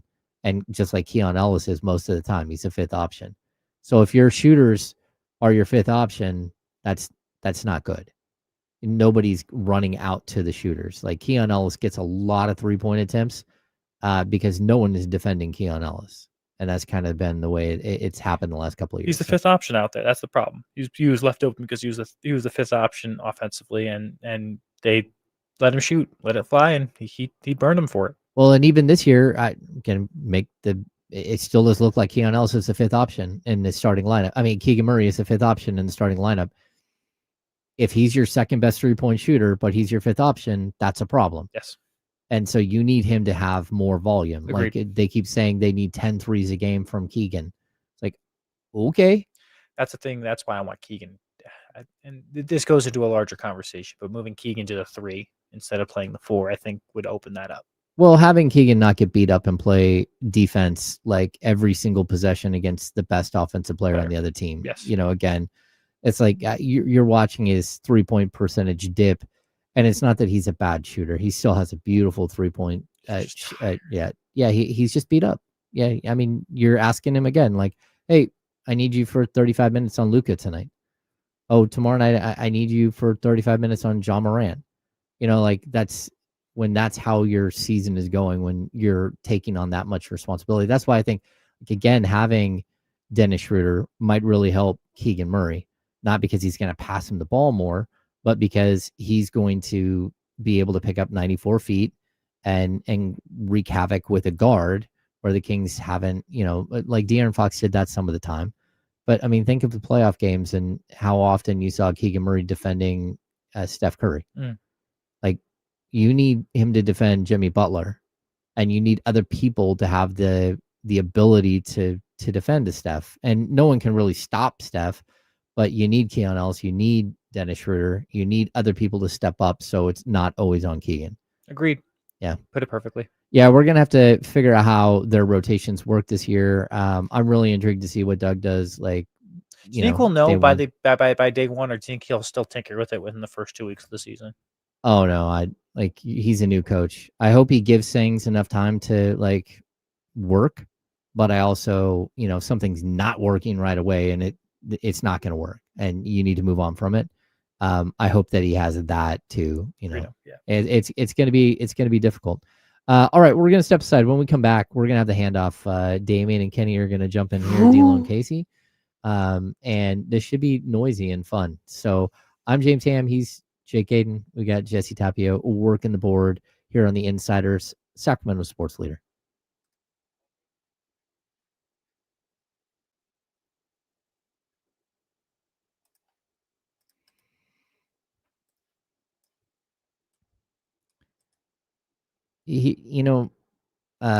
Tall Chinese guy. If Doug plays to its plays team to its strengths, they can be a playoff team. The problem is, like, what is the strength of the team, in your opinion? Mine? Well, no, like the tall Chinese guy made this statement.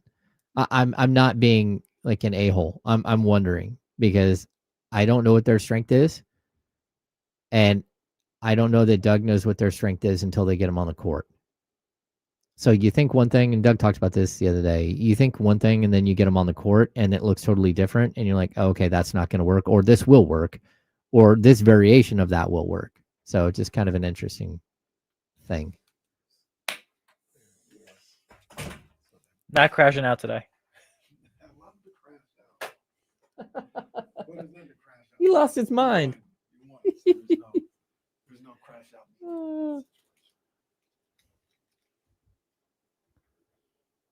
That was stressful. You're telling me. Yeah, like I'm not saying this isn't like a TCG. I'm not saying like show your work. I'm just asking like what is the strength of the team? And like I understood the strength of the team with the Aaron Fox on it was running, spacing the floor. I understand the strength of the team with Domantas. Sabonis is, again, running the ball through a big man that can pass all over the place. But as a whole, what is the strength of this? Maybe we'll ask that question to open up the next segment. It'll be a global question that we'll ask Kenny and we'll ask Damian.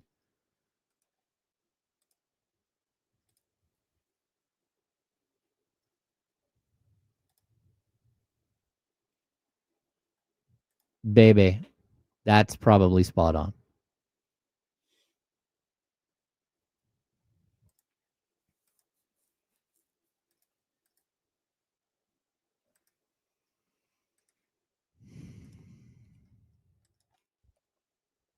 Okay, so I'm gonna, and again, I'm not picking on you. Don't. I hope you don't feel that way. They don't need to be an elite 3-point shooting team. They, if they can hang out in the mid range. The mid range is the worst shot in the NBA. By far. It's like statistically speaking, it is. Oh. We've lost the plot when it comes to basketball. We might have lost the plot when it comes to sports, but definitely when it comes to basketball. Well, I get the idea is to win and to score however you can score. I do. But at the same time, like, in order to space the floor, in order to play at the like standard new NBA, you can't. Let's say you shoot 45% from the mid range. That's 0.9 points per possession, and you're going against a team that's shooting 10 or 12 more 3-pointers per game.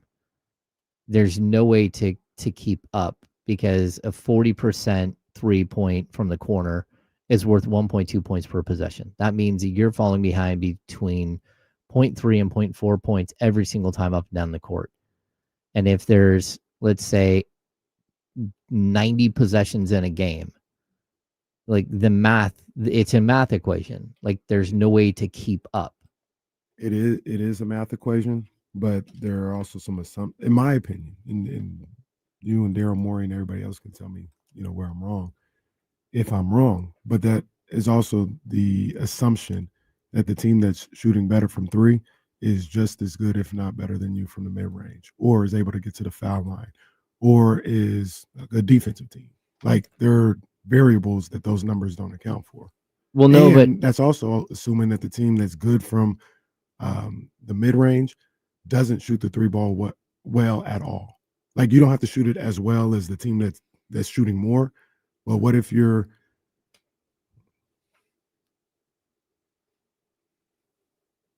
Insiders on ESPN 1320.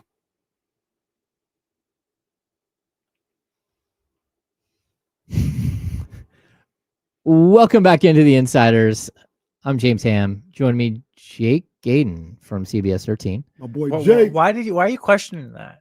No, it's Gaden from just my CBS brain. 13? Just my brain. That's all. And of course we have Kenny Caraway here.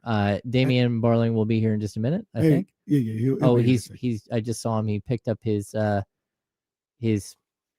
don't know what he's drinking. Hey, my boy Jake was so stressed last night, I didn't even see him on the news. No. I definitely had the night off. I definitely needed the night off, my guy. I was like, I called in and I said, guys, I need a day off this week. All right. Today has got to be the day off. All right. I tapped in last night, Oh, we've got the studio door open. I And tapped noise. in. We're on right on. now. I tapped in last night because I How saw are you? I was like, yo, I want to tap in with my boy Jake, and I saw Madison and I saw everything. Which, by the way, you see the Madison story last night? Yeah, That's interesting. it is. Not good. I gotta be real. Those are my people. I don't like that. The module thing? Yeah, I don't like I don't. Neither do I. Throw some money into it. If you're gonna do it right. Damien's that. turning on the lights. We're about to get into a discussion. We have in the chat. Like I think it's a good discussion, and again, I hope he doesn't feel like I was picking on him, but we had a question. We have a conversation from TCG, and it was if Doug plays team to its strengths, they can be a playoff team. If Keegan and Monk can improve their dismal 3-point shooting last year, that's a bonus. And my question to him was very like simple. Like, what is the strength of this team? Their offense. Okay, but Offensive scoring. like specifically, because offense is like they got creators, and they have a little better shooting from beyond the arc than I think people give them credit for. It's not ideal. It's not like what you would want. They don't have snipers all over the place, but Monk can shoot the three. Keegan can shoot the three. Zach LaVine can shoot the three. Keon Ellis can shoot the three. So those are four guys right there without knowing what Nique Clifford can do. Well, Without Domas knowing- can shoot the three. He can, but I wouldn't put him in that category. Just because of the volume. Yeah, right now, I wouldn't put him in that category as a shooter. Mhm. Three. I mean, DeRozan shot well from three last year. I wouldn't put him in the category as a shooter from three. You know what I'm saying? So Yep. they got four guys. We don't know what Maxime Reynaud might be from beyond the arc. We don't know what Nique Clifford might be from beyond the arc. So I'm not saying they got shooters everywhere. I'm not saying that, but I think they're a little better shooting the ball than maybe given credit for. Okay. Damien, what do you think? What is the strength of this team? Yes. Definitely the offensive end. It's definitely what they can do on the offensive end. Individually, though, that's what I think where I kind of get caught up. That's fair, but I would make the argument that maybe we don't know what they can do as a collective. Yeah. They yeah. were kind of thrown together last year and on multiple fronts.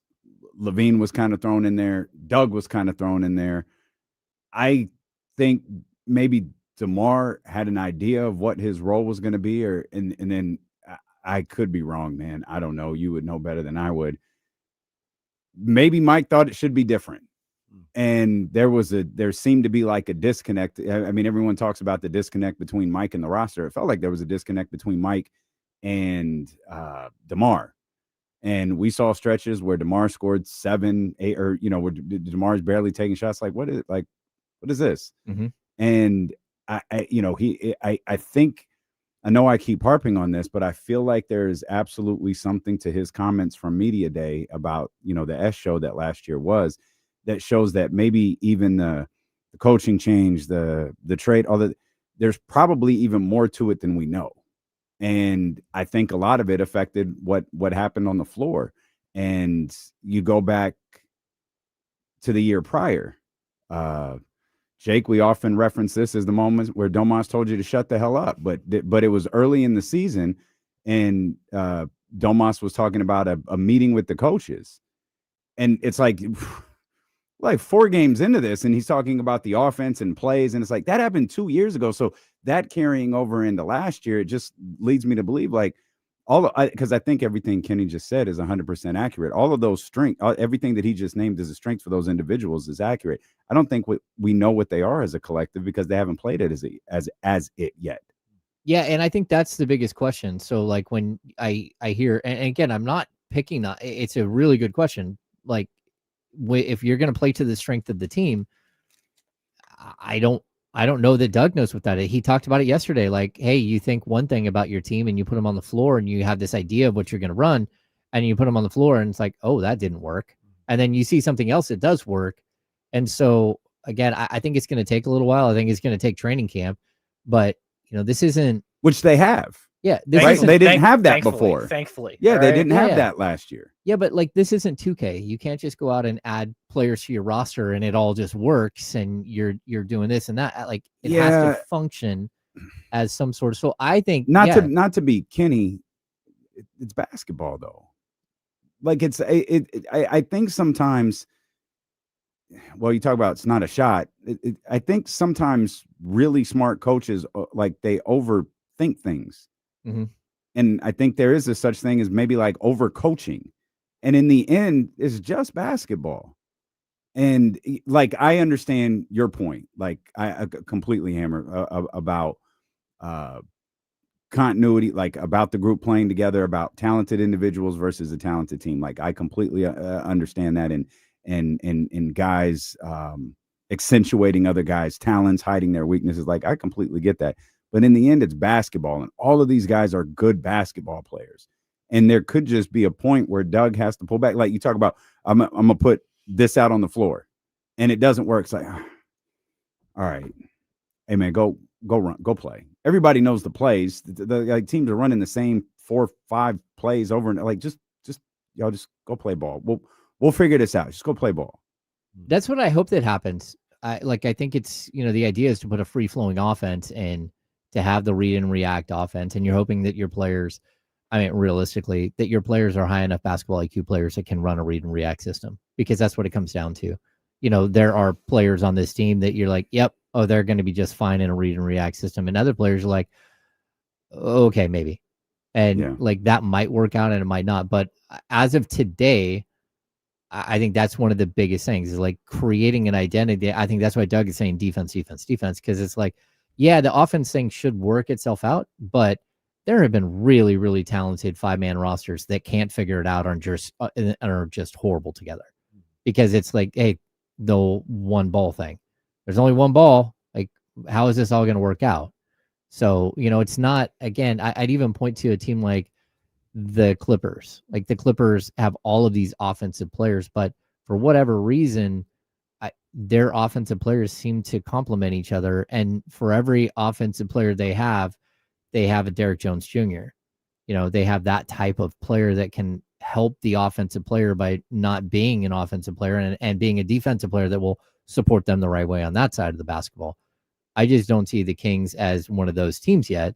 And it's possible some of these guys develop into those types of role players that help everybody else like sort of complement and be who they should be. But for today, it does feel like a collection of players that, you're going to roll the ball out and see what happens, but I'm not guaranteeing that it's going to be a fluid offense right off the bat. But I don't think anybody's guaranteeing that in general, though. I don't think people are expecting this thing to work right off the bat. And like, if you do think it's going to work off the bat, then man, maybe you do have a unrealistic expectations for this team. That's the biggest question mark. I think everyone's biggest question mark coming into the season is how the whole thing comes together, right? And like, because we don't see it. Like us as basketball fans do not see it now.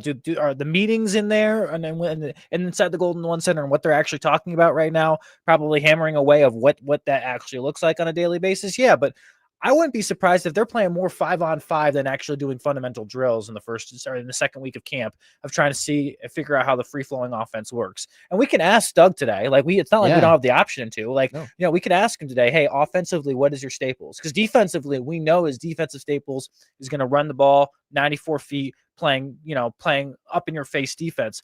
Offensively, you're on it though. Like, and how offensively it's going to flow. And that's the biggest question mark heading into the season. We've said it before. Collection of great players. How it all comes together. Yeah. I also look at like the original Beam Team 1 and the reason why they go from like a collection of dudes who just like joined up together basically in like a 6-month span and became this offensive juggernaut is because the pieces fit on offense. Well, they had roles. They had roles. Yeah, but defensively they didn't fit and they gave up almost as many points as they were scoring. But offensively, it's like, okay, if you're going to run the DHO game, give me 3 guys that can come off the DHO and shoot the 3, and we can figure this out. And then you mix it up by having the De'Aaron Fox stuff and his pick and roll game. Then you mix it up by having Malik Monk come in and do his pick and roll game with, whoever. And like, so it was this free flowing offense that was predicated on the right fit of pieces. But again, basketball isn't played on one side of the court. And that's why Mike Brown kept saying, please get me defenders. Please get me more length and athleticism. And when you get length and athleticism, sometimes you're giving up the 3-point shooter. And so it's just a complex thing of like, how do you continue to grow a team? But at least you could see the fundamental ingredients there in week 1 and day 1 for Beam Team 1. They were way better than we thought they would be, but you had enough ingredients that fit together to make something. One of the things with Beam Team 1 is there was a lot of the same elements that they have right now. It just looks a little different. Like De'Aaron Fox was a no DHO wizard. De'Aaron Fox was an isolation player. He's a one-on-one player. It just came from a different part on the floor than DeMar DeRozan does. Zach LaVine has the potential to be Kevin Huerter on steroids as far as DHO, coming off screen, doing things like that. If you get Keegan Murray to shoot the way he did, the man shot 41% from beyond the arc in that rookie season with the same role. Like the role wasn't no different than it's been the last 2 years. He just hit the shots. You get that going again, and now it does look a little different with DeMar and Harrison Barnes. Obviously, DeMar is a much more talented offensive player, but once again, it's not him hiding out in the corner. It's not him standing in the corner like Harrison Barnes did. It's just you're gonna get to that in a different way. So I think and you got Malik coming off the bench. You got Keon, who is a better shooter and defender than Terrence Davis. I want to say it's TD. You know what I mean? To play that role. Schroeder, maybe he's like a little bit of a Harrison Barnes type situation because he's not necessarily De'Aaron Fox in the isolation way. So I'm not here to say they'll win 48 games and have the same type of success, but there are elements to what we saw that year that are here this year. Like I said, it just looks different. Like De'Aaron Fox is better today, than DeMar DeRozan is today, but he's an ISO basketball player as well. But he was an ISO basketball player who shot 7.8 threes per game in that first season and shot almost 37%. He did, and then he didn't shoot. You may know the numbers. The numbers dropped a little bit the second and third year, but still the volume is where I'm concerned. Again, it's not about the percentages because I'm not asking, DeMar DeRozan to all of a sudden shoot 40% from 3. And I hope that Keegan Murray can get back up to 40 because I think he is that type of shooter. But I'm not asking for that. What you have to have is the volume in order for a modern NBA offense to work. If not, teams are just going to run zones against you. And they're going to double team Domas every single time he touches the ball. They're going to send more players at him because it's like, okay, well, if I don't have to respect the guy in the corner, I'm not going to worry about throwing a double team at you. I'll tell you this though, like if you know what you're doing, which I believe all those guys know what they're doing, you can beat a zone easy. Especially with the passer like Domantas Sabonis. Well, also you put him at the nail And I don't care what you talk about at that point. Like you'll have Monk, Keon, Keegan, Zach with wide open threes. Like you can beat a zone. Yep. You got enough shooters to beat a zone and with any given line. And even if you don't respect the shooters, everyone you just named, I mean, not as much Keegan as the other ones, they'll create for themselves. Mhm. Yeah. They don't have to stay there. Like you don't have to stay still. Like they can catch the ball and move. No, I think it's interesting. I thought it was a really good question, or a statement in the chat that became a question. It's like, okay, Tell Doug that TCG wants to know what is the strength? what is the strength of this team. Yeah, what does TCG mean? And you can tell him. Well, yeah. Tall Chinese guy. That's what it means. Tall Chinese guy. That's name. his That's name. his That's I his was name just in the chat. uncomfortable with it, so I'm perfectly comfortable with stock black guy image that KC was searching the other day.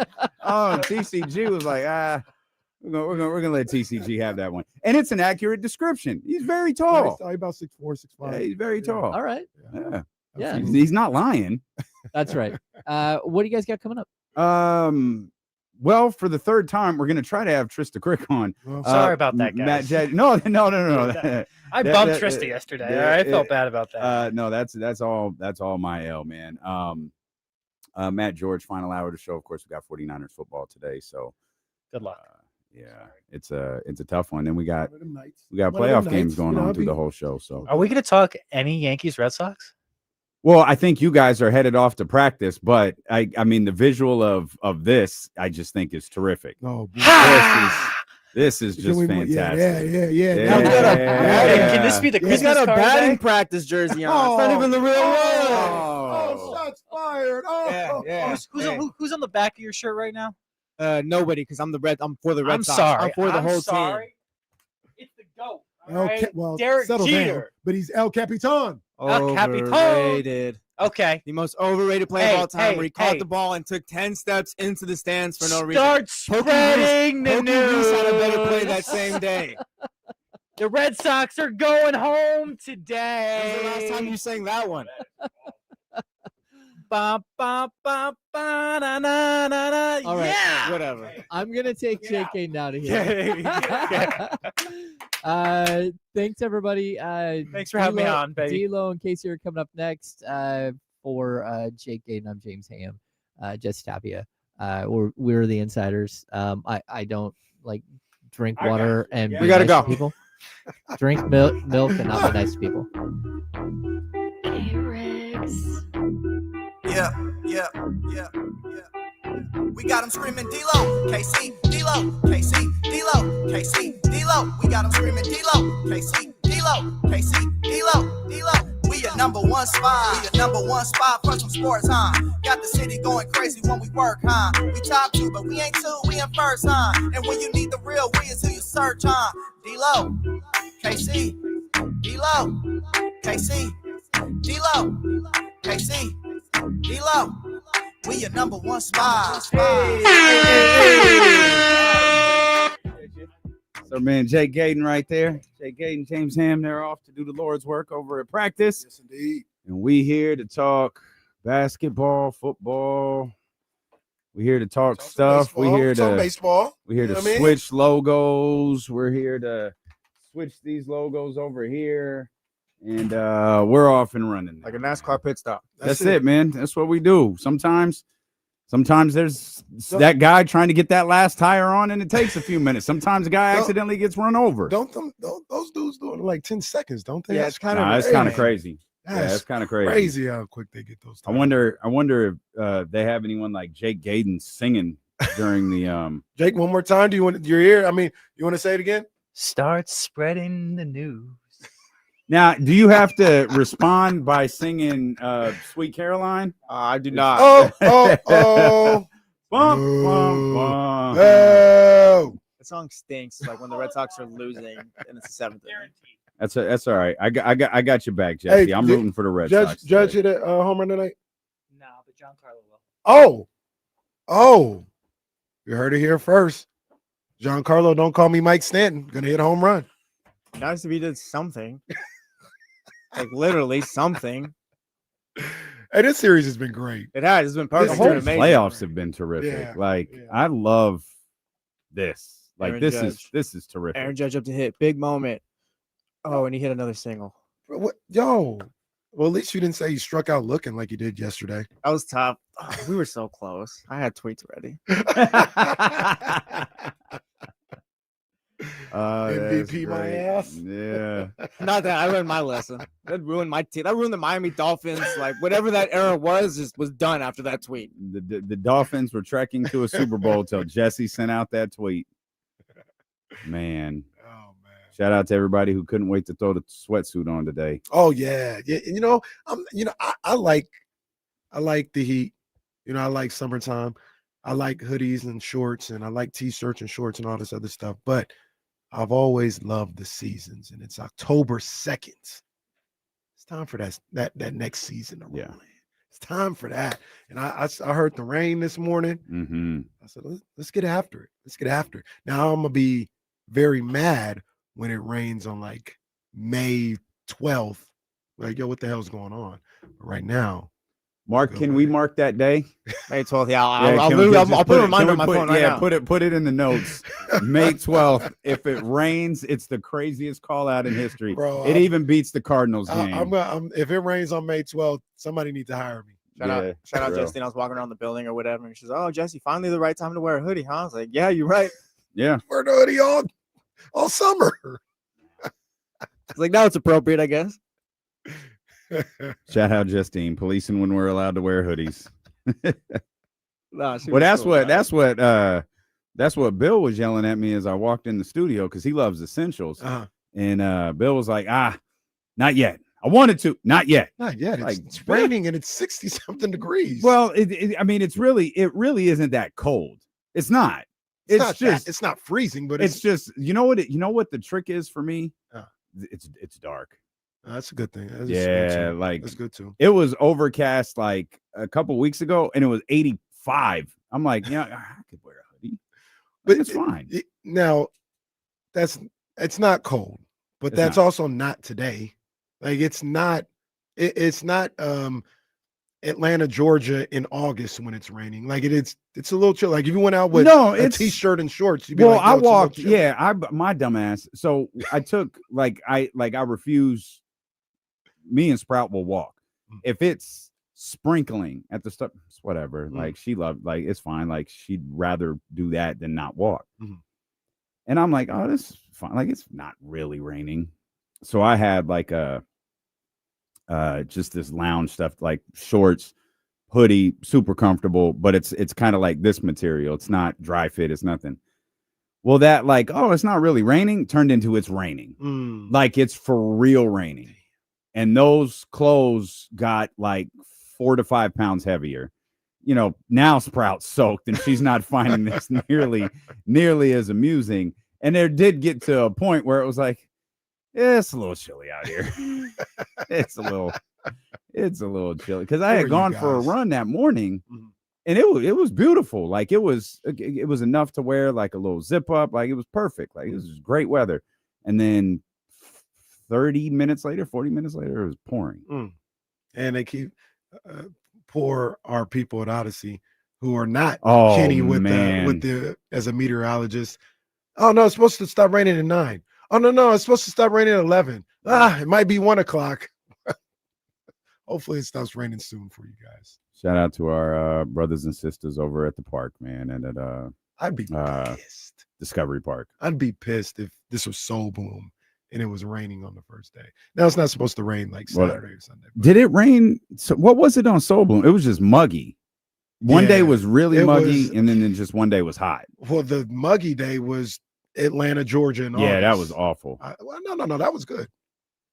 That was okay. fine. Because the day before the sun was out and we were dying. Was piercing. Yeah, that day was piercing. That's when you guys all came around to my argument that an East Coast summer day might be better than that's not at all what happened. Yeah, who is you guys? Yeah, that is not at all what happened. Did you complain about the next day? No.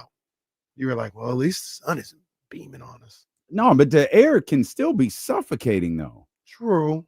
Like sometimes it's just, man, can I find an umbrella somewhere to get under a tree, something versus, you're sitting out here gasping for air because the humidity is. No, look, 100%. It seemed to be just fine when we went backstage to see Jacquees and Coco Jones. I think it was just the amount of people. Oh, that you know what, that could be 'Cause absolutely we got accurate. backstage with like 20 Yeah. people around us in Yeah, space. yeah. Oh, this is actually okay. And 19 of those people was Coco Jones' security. And the 20th was Jacquees, so it was fine. It was perfectly fine. But yeah, shout out to the crew out there working at Discovery Park. Drove by it yesterday, and Ready to go. Man, they ready to go. They are doing their work out there. Drove by the rail yards yesterday. What you Yeah, doing down first there? time I've seen it since we went to V's Paradise in Old Yeah, Sacramento. Shout out V's Paradise. Yeah, shout out to my man V. Yeah. He was like, "Hey, you gotta try the smoked old fashioned." One smoked old fashioned turned into 2, turned into 3, turned into Katie, you're driving home. And man, we ate good last night. Like, if you've never been to V's Paradise in Old Sacramento, yeah, that's is a good look. great spot to eat. The decor is phenomenal. We're working on a couple of things for Odyssey out there, but the decor is incredible. And the food, God, the food didn't. He was like, "Hey, we do prime ribs on Wednesday. Prime rib on Wednesday." Oh, okay. You got to. Hey, I get it. Hey, prime rib. And then they bring it out, and oh man, This is a good look. we had like I've been there once. Yeah, 5 or 6 different things between. It didn't miss. Didn't miss. Yeah, shout out V's Paradise. You trash for keeping that one under your belt, not telling me about it. Yeah, that's a good spot. It's a good spot. So that's what we were doing out there, and we we were driving in traffic. We had to leave right after the show, so it was kind of taking me this route. Oh, it was and it terrible wound up. yesterday. Yeah, it was awful. And I'm sure part of it was the park, but it took us right by the rail yards, and that was the first time I had seen it since it's like, oh, construction really has begun. This wasn't a ceremonial shovel in the dirt. Like it's happening. This is happening. Yeah, man. And so that was pretty cool to see for the first time. Things are moving down there, man, and that's just the start of it. They ain't even started that little event center thing they're doing over there. That's gonna be fire. You know, they're building have we talked about the thing that they're doing in Rancho? We haven't talked about it, but that was out of nowhere, and it's a good look though. That's our people, right? Isn't it? I think that's Dr. Wood's brother. Yeah. It's his. He's been a forefront. Yeah, that one. Yeah. So it came out of nowhere. It did, but it's kind of a large venue too. Yeah, it said like 8,000, 9,000 people for indoor soccer and then concerts too. Yeah, but they said they putting hotels over there in downtown Dover. I never knew they called it that. I just learned this. Yeah. I'm a born and raised. I did not know that that's what they called it. Downtown Dover. What's better, downtown Dover or Doko? Doko. No, it's not. Doko's trash. No, it's not. I think you're too harsh. I think you're too harsh. Doko sucks. What do you want to call it? King's Landing? First of all, don't do that. Don't do that. Don't do that. Second of all, just call it Downtown Commons. I don't know. Doko. That's way forever. worse. Yeah, that's way worse. Well, then come up with something better than Doko. Well, you came up with something worse. Hey, let's go meet at Doko. I'm sorry, what that? Hey, you got family coming. Hey, where are we going tonight? Doko. What'd you say? It was downtown Dover. Dover. Yeah. Downtown Dover. Like, at least you know what it is. I don't like the way that sounds. Not anything nefarious, but it just don't sound right. You could pretty much name anything downtown Dover and be like, that's kind of maybe downtown Dovo. And shout out to Tony Rock, who kept calling it Rancho Cordovo. Oh yeah, downtown Dover. You're positive this is a thing? Yeah. I can't believe I've never heard of this. Well, I don't know if that is today what they're doing. What they want to build down there will be part of downtown it'll be called Rancho downtown Cordova. Dover. Okay. Yeah, and it'll be. Shadowhouse asking a good I question. feel better about that. Rancho Cordova has a downtown? Well, that's the question I asked when I saw that article, but I guess. I mean, there's a downtown Elk Grove, I guess. I mean, every little city. gets their Okay, downtown. so I'm gonna need someone to talk to me like I'm an idiot. What the hell does downtown mean? I guess it's Because like I thought I always understood it until this very moment in my life. Because clearly I don't. I would take it as downtown being like epicenter for the city. Yeah. I guess. That's It sounds right to me. Isn't there a downtown Folsom? I think that's There is. Yeah. There is. And that's where we would always like go eat and stuff, right? So it's the epicenter of Folsom. I know my traditionally. sister's, she's like, oh, let's go to downtown San Carlos. It's like, it's around the corner. Like, but I guess that's what it is. It's where the restaurants and the shops and Yeah, it's literally like a street. it is. But it's like it's they haven't had all a new right. building there. Is there a downtown years. Rockland I don't know about? Let me think. Is there Probably downtown? In it where you live. It might be. Well, no, it can't be where houses are. It might be where the movie theater is, where RC Willie and Lucille's Barbecue is. I go to that Lucille's Barbecue. Oh, that's a whack ass. That's not even a downtown. That's like a you go to outlet that center. Lucille's? That's the only one out here that I know of. Really? Mhm. I did not know that. That joint is fire. No, Lucille's is Oh fire. my god, that is Lucille's so a good. real good look. That is so good. So anytime like after Reese has a game at Hardwood Palace or something like that. Warren says, I have over lived there. in Rancho for the past 10 years. There is no such thing as downtown Dova or downtown Rancho Cordova or downtown They're Rancho. working on it. They're working on it downtown Dover. Oh, man. We'll come back. 49ers play football tonight. Oh man, we gotta talk about this. Damn. I want to talk more about downtown Dover. Well, if you'd like to create a fictitious downtown for your neck of the woods, please let us know because Casey would rather do that than talk about this game tonight. I think you're overreacting. I understand why you feel the way that you I'm do. putting on a little bit. I'll tell you that right now. I'm putting on a little bit. Okay. We'll dive into all of this. We'll get back to the Kings as well. There's some things that we didn't get to touch on yesterday. We'll keep an eye on all these games that are jumping off. There's a lot ahead. We're thrilled that you're here with us. We're just getting started. It's D'Lo and KC, brought to you by Sky River Casino and Sacramento Sports Leader, ESPN 1320. It's got to be a game on now, no? Yeah, I think the There it is. Guardians. Detroit. Yeah, Tigers Guardians. Damn it, Guardians. I'm saying it now. Guardians. I almost just said it. Well, look, you guys got the easiest draw in the all wild card round. Like, all right, man. Like the Reds had no business being there, to be honest with you. You handle business. Now you're about to play some real baseball. We'll see what happens. See what happens.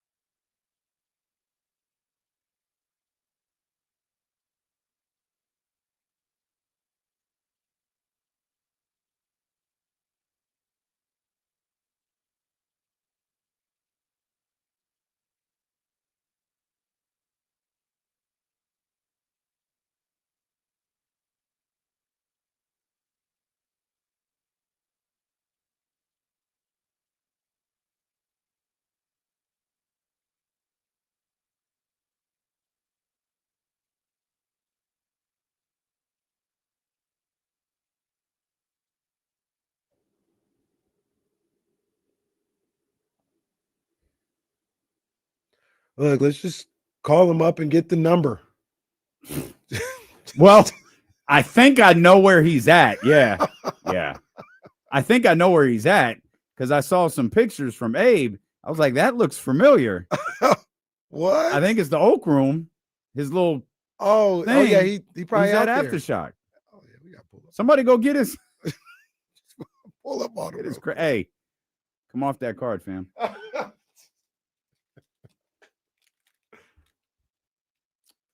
I'll text you.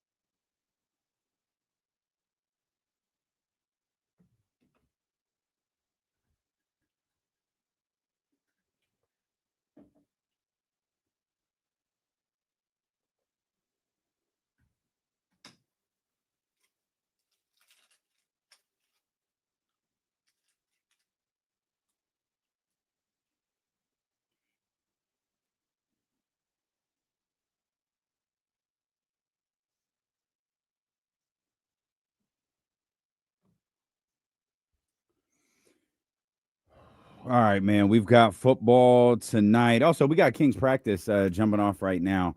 Once that wraps up, as we will throughout the season, we'll check in with Matt and Sean, and we'll check in with Hammer and all our guys out there, and we'll bring you sound from any and everyone who is available following practice. Of course, we hear from Doug every day, so we'll pass that stuff along to you.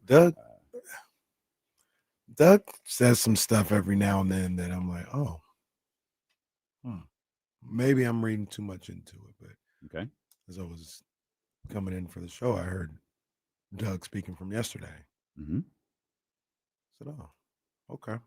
We can get into it later, but we'll get into it right now. What was it? I'm curious. You ain't gonna hit me with a tease and leave me. Kenny's the king of this really interesting thing I thought of, or something really crazy. Well, super usually crazy it happens but you know what? somewhere- I'm not gonna tell you right now. usually it happens somewhere between the 80 and 50 exchange. Oh, understandable. That's what happens. Understandable. But I was listening to Locked On Kings. Oh, very good. Shout It's out a Matt great show. George. He'll be with us later. And I don't want to do the thing where like everything that Doug says is perceived as a shot. Like, because I don't think that's the case. I don't think Doug is thinking about Mike Brown in any type of way. He's trying to get the Kings better and to a place where they're a good team. So I don't think, I'm going to say right now, especially since Media Day's done, they've gotten things out the way or whatever. I don't think anything Doug says is a shot towards Mike Brown. I want to be perfectly clear with that. Okay. But did you hear Doug speak yesterday, first of all? I heard the first, maybe 2 or 3 minutes that we played. Okay. I heard that. Okay. So he says something to the effect of, I want these guys to be comfortable and be able to speak about what they see, even if it's in contrast to what is being instructed or what's being taught. He said, you guys are the players out here. So if you see something and you don't think it's going to work, yeah, tell me. We'll listen. We'll figure it out. And if we decide to go with what the players are saying, he says, you got to be accountable for that. You've got to say, okay, you listen to me. I'm going to make sure what I thought gets executed to the best of our abilities. But it was basically saying like, yeah, if you guys see something out there, the door's open. This is not, he didn't say this, but he said, this is a partnership. Like, we're trying to figure this out together. And if I have a game plan, if I see something that I think is going to work and you guys are out there and you see, coach, this is not going to work. This is not how this goes. Yeah, let me know. And we'll see if we can figure that out. And I don't know, maybe I'm thinking too much into that kind of stuff, but it kind of feels like maybe that wasn't the case before. It's sure. Yeah, sure. It's possible. And I absolutely think you're stirring stuff up. And you're I don't know what Mike Brown did to you. Mike Brown coaches your favorite team. Yeah, Mike Brown coached today. Matter of fact, I don't know what happened, but they played today. Where are they playing like, again? The game just ended or something like that. Is it Abu Dhabi? Where are they playing? It is Abu Dhabi. Yeah. Okay. Well, your Knicks won. Well, 96-84. Well, back to that, the Rock fight. That's New York basketball. Boy, are you worried that this is going to have India-like effect? Yes. To be honest with you, yes. Yeah. They're going to carry this for like a decade. It's gonna be like 7 years from now, and they'll be like, "Wow, they just haven't recovered from that trip." It's not gonna be right, man. It's just not gonna be right, man. Players, new coaches, new front office, they're gonna feel the ramifications of this one. Yeah, it's tough. I'm sorry for the Knicks. And who else was? Oh, the 76ers. Well, it doesn't matter for them. Doesn't matter at all for them. But it's certainly possible. But we brought up when we were talking to Jake and James the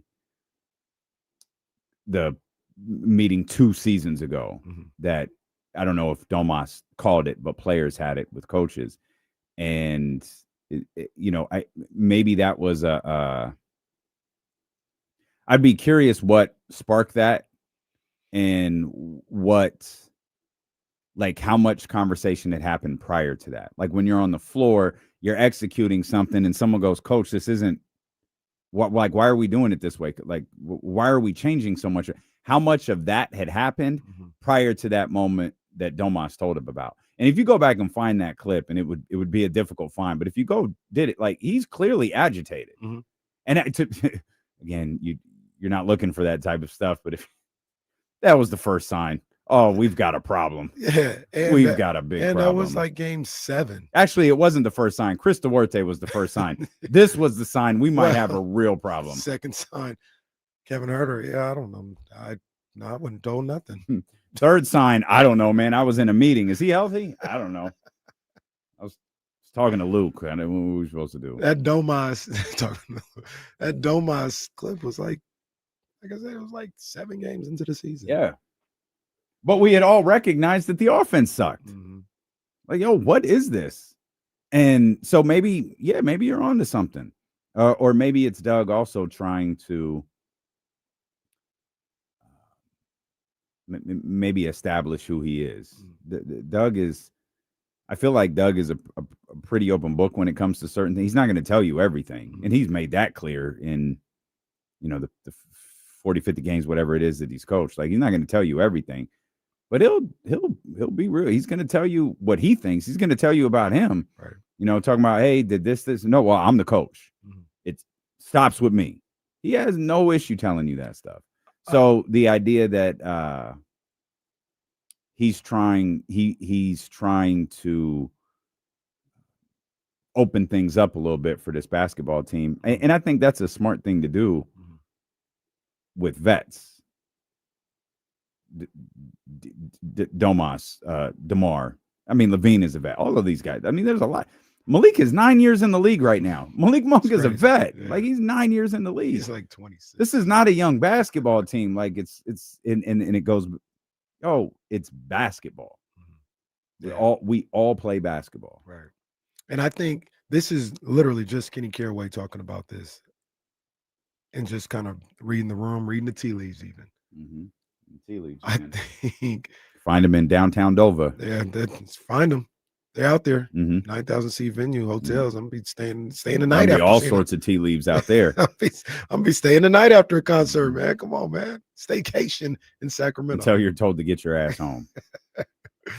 And that's not even by your wife. That's by Ryan. Oh yeah, Ryan. Where the hell are you at? Yeah, I can't wait till she learns how to text. It's FaceTime. No. Daddy. Oh, that's gonna be the where first, you at? That's gonna be the first thing she know how to do. I think Doug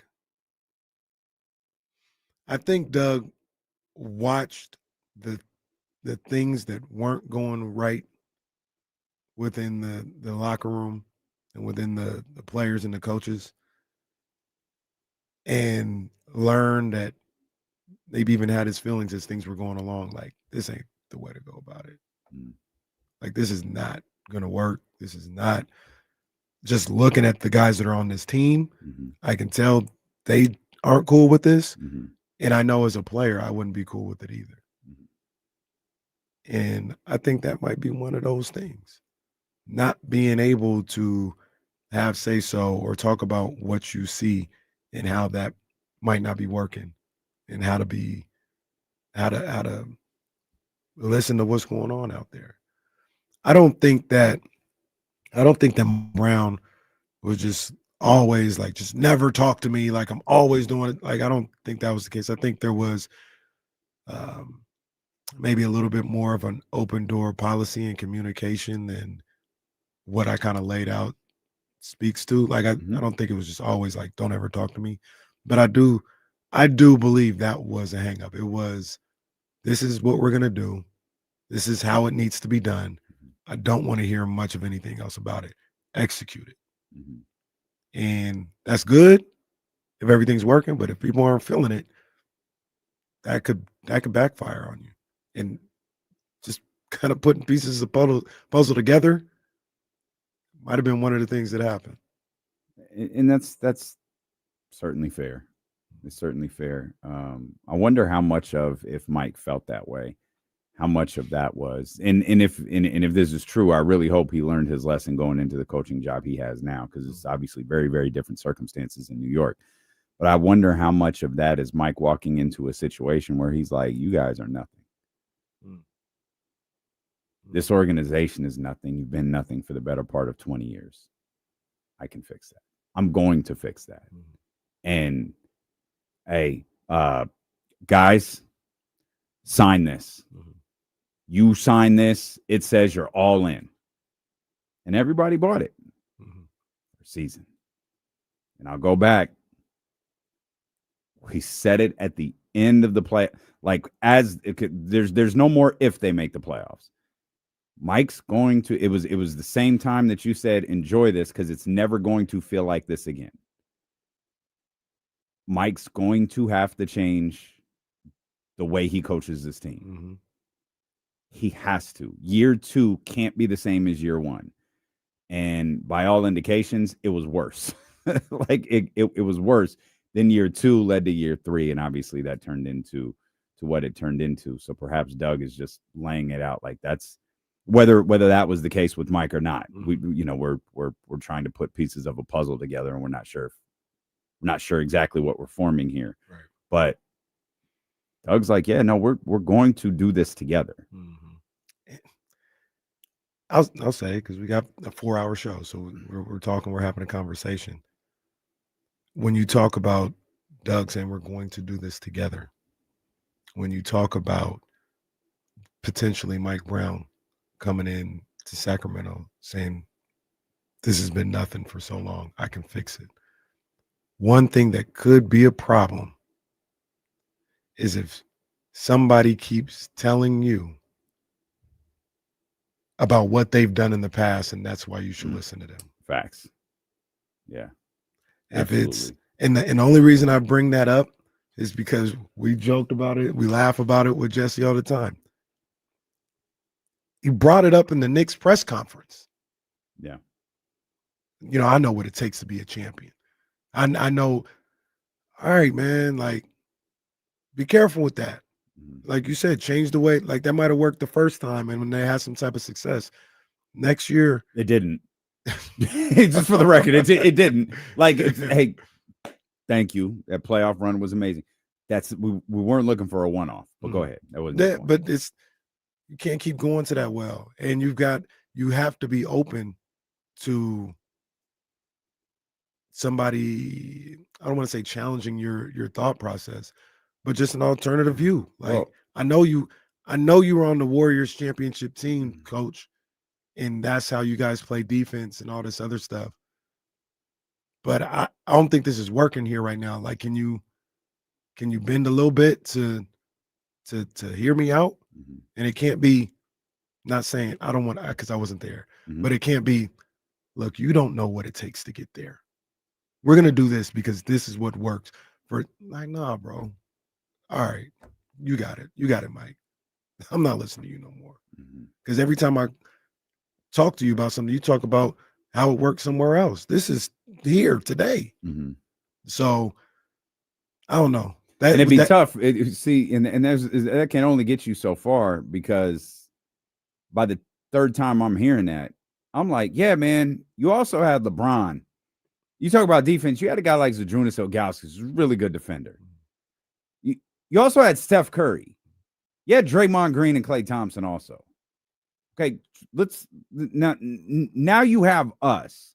So let's work with our strong suits and not with what the strong suits of the teams that you used to play for or used to coach for were. Right. So I wonder if that is a, whether it's a subtle difference or a big difference, if that's a difference between a coach who was a player at a high level for a long time versus a coach who wasn't, who was a coach. Both can be very, very successful, but I wonder if there are little subtle differences like that. Like, you think about, one of the jokes is we made it immediately. Mike Brown has what's the difference between Mike Brown and Tom Thibodeau? And we can argue over what the Knicks wanted versus what they actually got. And again, that sounds like it's not a shot at Mike, but we all know what kind of the silliness that surrounded the early part of the Knicks coaching search. Yeah. But there was you went from Tom Thibodeau to Mike Brown. I don't know what the difference is. Like, even their faults and shortcomings, like if you ask Knicks fans, Bulls fans, and Timberwolves fans, you'd get a list that looks very similar to Cavs fans and Kings fans. And neither were players. Yeah. I don't know. Like, Steve Kerr walked into a job where he was quick to say, I don't need to do that much. Like, Mark did a great job. This is exact. Mark did a great job laying the groundwork. We're going to make a few changes. There's not a lot that I don't have to reinvent all of this. Maybe someone like Mike Brown would have felt that way. Maybe someone like Tom Thibodeau would have felt that way. But I think Steve Kerr, as a player in multiple different systems with multiple different coaches, understood what he had when he took over the Golden State Warriors. Right. And I just wonder if that is a subtle difference. Yeah. Yeah. And it's a tricky thing, because after, I spent 15 to 20 minutes questioning Mike Brown. I do want to also say,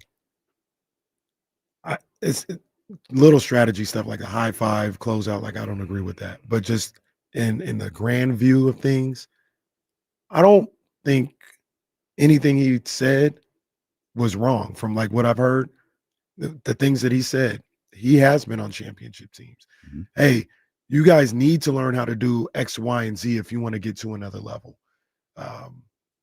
Practicing.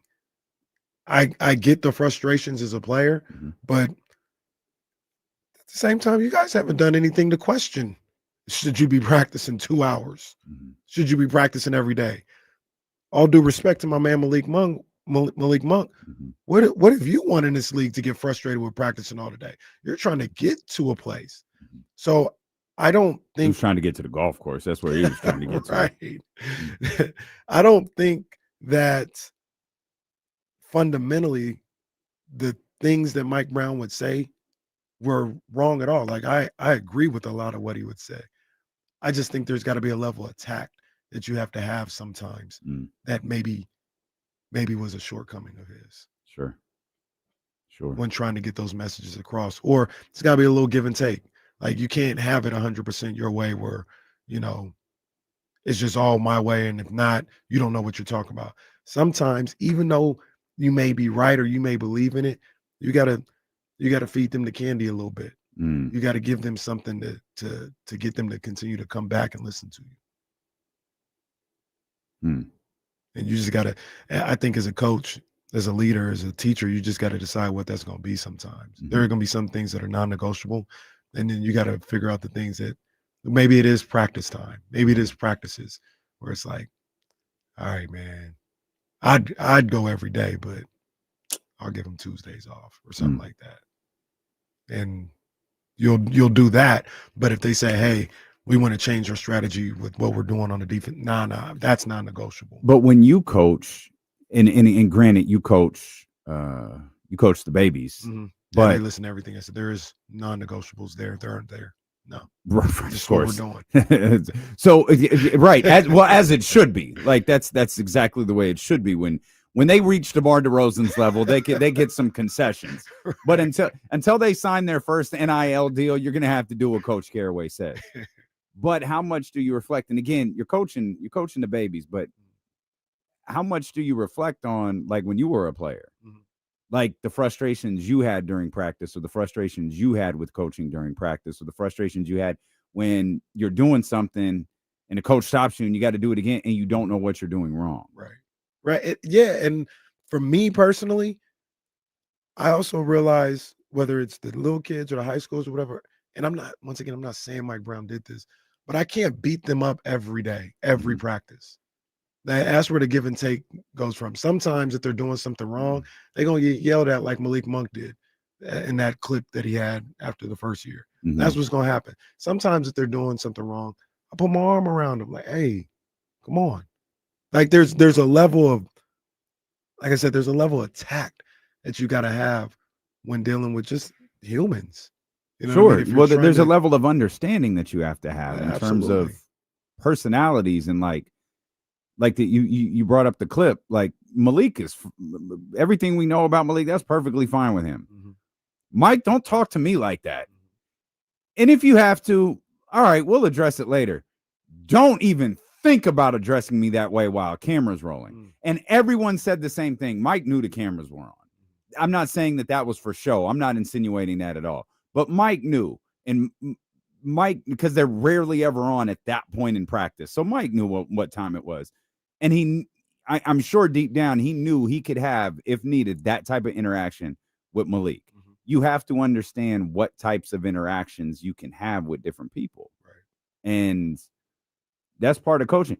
Doug universally, like Doug, I think Doug will get at you. Mm-hmm. Absolutely. He talked about that in the clip too. But he's also like, he's going to get at you. You're going to do what he's asking you to do. Then, and I'm talking immediately afterwards, he's going to put his arm around you.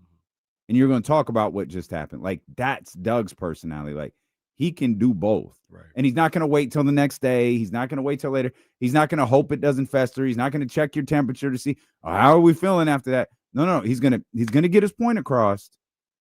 You're going to finish practice or finish whatever you're doing. And then he'll be like, hey, man, come here. We saw it in games. Like, it felt like half of the still shots, clips, videos, whatever that went, it was Doug hugging somebody. Yeah. Or putting his arm around somebody and talking to him. Yeah. Hey, what are you going to do with Keegan and he's not getting his shot going? We're going to put his arm around him. That's it. And sometimes you have that. Sometimes you got to get at him. And I think Doug will do both. Can we talk about another coach for a second? Absolutely. Your boy, Kyle. That is my boy. I like Kyle Shanahan a lot. One of the best coaches in the league. Mm-hmm. Or I mean, maybe the best. Certainly in the conversation for it. I noticed this when we played the clip of him talking about beating up Robert Saleh in that whole little thing, which was funny. Mm-hmm. I mean, in the driest possible way, but it was funny. I was watching Good Morning Football this morning, and Kyle Brandt made two terrific points. He made one terrific point. I just noticed the other thing. One of them doesn't have anything to do with Kyle Shanahan, but it's like, we're going into week 5. And right, tonight's week 5. Yeah. Mm-hmm. And we've had, and correct me if I miss on any of this, Brock Purdy start, Mac Jones start, Brock Purdy start. Mm-hmm. And we're back to Mac Jones. We're 5 weeks into the season, and we have 2 different stints of Mac Jones starting. That's incredible. Yeah. And that's a Kyle Brandt point. So salute to him. That really is kind of amazing. The other thing is, this job is destroying Kyle Shanahan. Oh, Kyle Shanahan's like 45, 46 years old. He looks older than Pete Carroll right now.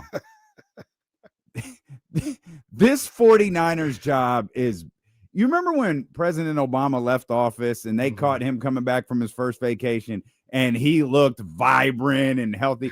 If Kyle got fired today, that man would disappear to a beach for like 6 months and he'd come back and he'd look like 10 years younger. Oh my gosh. He looks just withered, beat up. Like, he looks just barely October too. That's terrible. Like, he doesn't have the close crop anymore. It's just like the beard is just growing. Like, he literally just haven't shaved.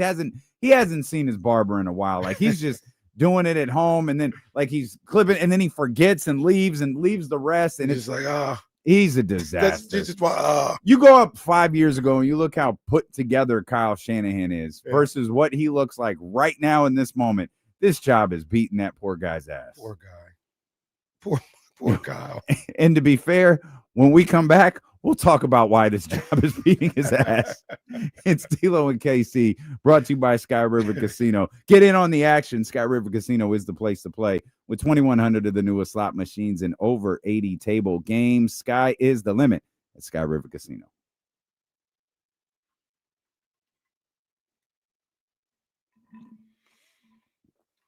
I just wanted to see something real quick. Yeah, Madrid, you're right. I don't even know who that is. I was trying to see what card that was. That's a great question. Kenny said it very kindly. Who the fuck are you? Yeah. Hey, let me tell you something, Ian. Comment. Hey, you sit there and comment. Like, I just wanted to see what was on his avatar. Let me see if that's him. Let me see if, because it might be Ian Cohen, who played for the Orioles. I'm curious. Maybe I missed it. Let me see if there's an Ian Cohen who played for the Orioles. I want to see Ian Cohen, Orioles.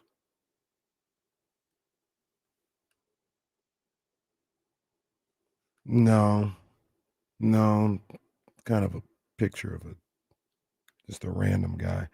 Let's see, Major League Baseball player. Maybe he didn't make the team.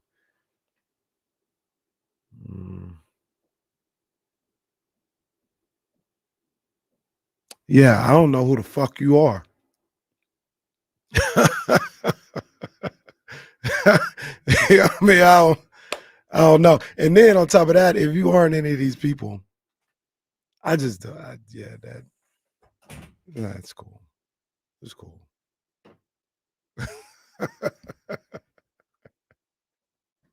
Hey man, appreciate the like and subscribe. You know what I'm saying? Thank you. And continue to like and subscribe. Well, just subscribe once, but like every Well, day. you continue to like. Yeah, You don't have to like subscribe every, every like time. like every day. Hey Jesse, you see the kid got his first major league hit? Who? The guy from the Guardians. Oh, right now? Like the last inning. No, I didn't see that. No. Yeah. The Guardians had a guy, the center fielder, who made his Major League Baseball debut yesterday in Game 2 as a starting center fielder. And I was talking to Jesse earlier. I was like, "Yo, what's wrong with the Guardians in that man? Why would you put that young man in that position?" And he got his first fly ball of the game and he dropped it. That's how I figured out what was going on. So why the hell would you have him in that spot? Major league debut in a winner go home Game 2? That's crazy. I don't think he had any more mishaps, and they ended up winning the game yesterday, so it didn't hurt him. But he just got his first big league hit. Oh, right. Shout out to the Red That's Sox cool. pitcher making his 5th ever career start today. In the Bronx. Oh, We're ready. man, Oh that's my crazy. God. Connolly early. I don't even call Connolly early. We're ready. Oh my man. God. Just don't let them hit home runs. Honestly, is how you beat them. Hey, how many ballparks would that hit that was into the game yesterday? How many ballparks would that I don't be know, out Kenny. of? We're back. Oh, 0. Jesse is sick of you. See, the killer Put the is, more or less on Jesse walking out for his wedding at 2:30. the killer. Less. The answer is less. The killer is, look, I like the Yankees. I'm a Yankee supporter. If the Red Sox were going up against the Tigers, like I'd be See, all right, that's go the ahead, do your thing. weirdest thing. Bro. Who Do your likes thing, the Jesse. Let's Yankees? go. Why? Like, why? I like the pinstripes. I like New York City. I like the Bronx. None of this matters. He is sick of you. Anyone He else is but the Yankees? absolutely Like, at it. Whatever, man. I got love for I like Aaron Judge, Jordan Brand, stand up. You know what it is. I like Jazz Chisholm. How My much boy. how much does Michael Jordan pay you? Nothing. Jordan shout outs for free, huh? I don't Yeah, well, that's my You're too boy. smart I of a mean, businessman it's a for personal relationship. You know, that's my boy. That is correct, because you My did boy. work for Michael Jordan. Well, no, not me and Michael Jordan per se. It's Jordan. You Brand. literally just said that. It's a person. Did you hear that? You just said it's a personal relationship with Yeah. Michael Jordan. No, I said with Jordan Brand. I didn't say anything Nah, about that's not with what we Michael heard. Jordan. That's not what we heard. I don't know Michael Jordan. Who in here has been in the same room as Michael Jordan and heard him tell stories? You. That's No, you. You no, have. not me. Yeah. Not me. You know what? see No. who's quiet? Kenny's got You a see who's theater quiet room. over here? Kenny's got a theater room. He's got a resort in his backyard. All right. He's also got the little crypto center in the back, crypto.com arena. He's got all of it. He's got marble floors. He's got the Sac Republic Stadium in his backyard. He's got all of it. Yep. Just so Like, whose side are you on? no, it's very clear Yeah, whose side yeah, he's not on. yours, pal. Yeah, that's right. Go Sox. Yeah, exactly. Yeah, go Sox, pal. Make sure I tweeted that gif of Pedro tossing Don Zimmer's old ass this morning.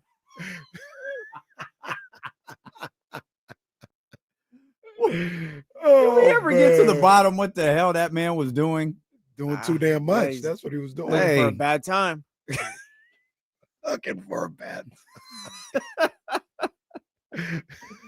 Oh man. Hey, you talked about the more or less with Jesse being sick of me. Yo, yeah, less. I Didn't even, bro, we didn't even get through the first hour. there is some more or less that we got to look into Okay. with Prize Picks, Mm-hmm. because I told you guys I was on the fence about whether or not I was going to do a lineup for this game because so many people were out for the 49ers. Yeah. I did one anyway. Okay. Matthew Stafford, this is a goblin, 1.5 pass touchdowns. I want more. I think Okay. he gets 2. Christian McCaffrey, 60.5 rushing yards. This one is tricky because I went more. Mm-hmm. I think they're going to do better in the run game today. We've been hyper focused on it, hyper sensitive on it for the first 4 weeks. Yep. They've gotten a lot of criticism. There's a lot of proud guys on that offensive line. I think they'll do better today to the tune of probably 65 yards rushing for Christian McCaffrey. Okay. So that's more. Yeah.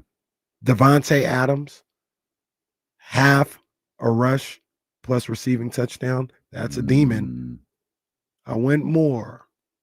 Okay. I went more Okay. because he's going to get one of Matthew Stafford's touchdowns. Yeah, I've lived that life before. And then just because I kind of ran out of 49er back. players at this point, Okay. Eddie Pinheiro, 6.5 kicking points. So, yeah, I went more. There's just not. There's, what are you there's so no other angry player. about? We ran out of players. There ain't no Kittle. There ain't no Pearsall. There ain't no Juwan Jennings. Nothing. Just all right. Eddie Pinheiro, 6.5 Hey, kicking points. Prize Picks must be played. I had to do what I had to do. So you can download Kicker the on Prize Prize Picks. Picks is wild, though, man. That's a tough life to live. You can download the Prize Picks app. Put in the promo code KIFM.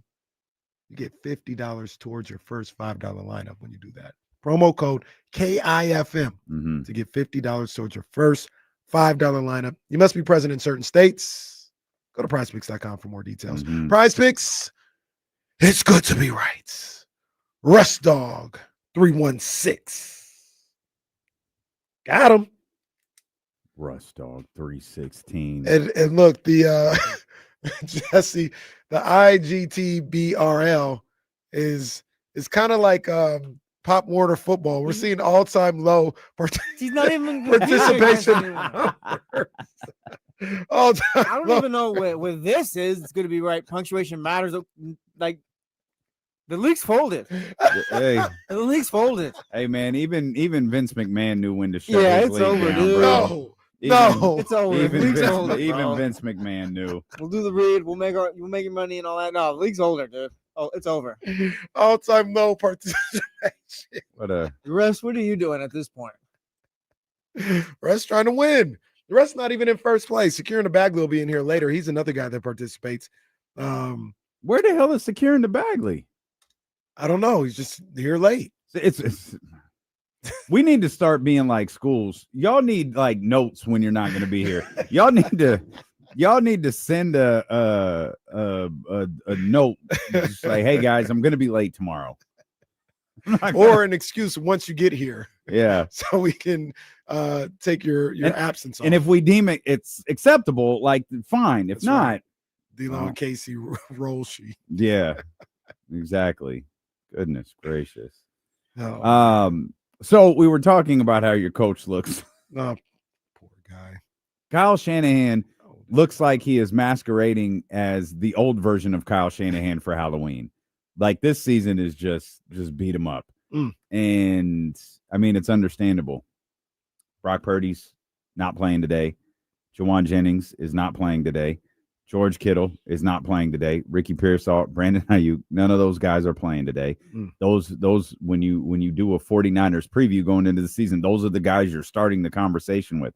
Brock Purdy, the ink on his brand new contract is barely dried, and we've seen more Mac Jones at this point. Or by the time tonight's game is over, we will have seen more Mac Jones than we will have seen Brock Purdy. Now, whether Brock is injured, this is going to be a problem moving forward, or it's just a byproduct of a short week. We all knew that Sunday into this Thursday with the condition that this football team was in was going to be a bit problematic. Now you're going against the Rams team that looks like they're hitting on all cylinders. This looks like a really good football team. They look like a absolutely look like an NFC contender. But, and it's on the road in the short week. But as we brought up yesterday, man, I feel like you have the divisional component to this, and the familiarity of the two teams, and then you have that McVay Shanahan thing where each coach is. I mean, by the way, look at Sean McVay looks young. Yeah, he looks terrific. Looks like he's doing commercials with Matt Stafford now for Wills. Suspect. Well, yeah. Got some because that did not exist before Pablo Torre was dropping podcasts. Suspect. What were you? But look at my boy. Just I'm gonna be honest. He doesn't look bad right there. He looks much better than he did the other day. That's got to be an old picture. How is it an old picture? I'll show you an old picture of Kyle Shanahan. I mean, no, show me a picture from like right now. Okay. Because he's got that weird thing with his hair going on. Yeah, let me see if this is. I know what you're saying. That can't be a current picture. I'm trying to see the closest recent This might be one right here. Let me see. This this might. Hold on. Give me a second. I'm gonna put this on the screen. Shout out to my boy Kyle, man, because he's just trying to get through. He's trying to get to the mini buy. That's what he's doing right now. He's trying to get to the mini buy. We got Kyle Shanahan, Robert Saleh right next to him. Kind of not really the best image, but there's Kyle. No, he's got the hat on. You can't see the crazy hair, but yeah. Look at Bob Saleh. Oh man. But look, I'm not picking them to win by any means. I don't think this is the scenario where they win the game. I think this will be competitive. I think this will be. I absolutely think that too. I think they're going to have an opportunity to win this game. Can they bring it home? I wouldn't bet on that. But I think this is. I put it to you like this: if I was, for no reason at all, it's not the 49ers or nothing like that. It's just, if I was the Rams in this situation, or I was a Rams fan in this situation, I'd be on guard. I would want to put them away early. Just make it a 3-score game going into the second quarter. Because the longer I let them hang around, the more uncomfortable I would get. This was posted by Book It Sports an hour ago. Kyle Shanahan with Brock and Jimmy, 62-31. In games started by other quarterbacks, he's 11-32. Of course, he does have. Well, I guess Max. No, he has 2 wins with Mac, right? Yeah. Brock lost on Sunday. So he is 2-0 with Mac Jones so far this year. I'm still unclear of the exact status of Mac Jones. I know he's playing. I'm sorry. I know I worded that wrong. I know he's playing. Like, is he playing with a brace? I assume he's playing with a brace. Yeah, I hope so. Yeah, I would hope so. Man. Was he? You need stability there. He was the backup on Sunday, right? I think he was out. Oh, Mac was out. Okay. I think it was Adrian Martinez. Okay. Wow. I I'm gonna steal this from our good folks at our sister station, 95.7 The Game, Morning Roast, because I thought it was a good question. I want to hear what you and Jesse have to say about this. Three scenarios. The Niners, talking about tonight's game, the Niners get beat down by the Rams. What are your thoughts? What does it say to you?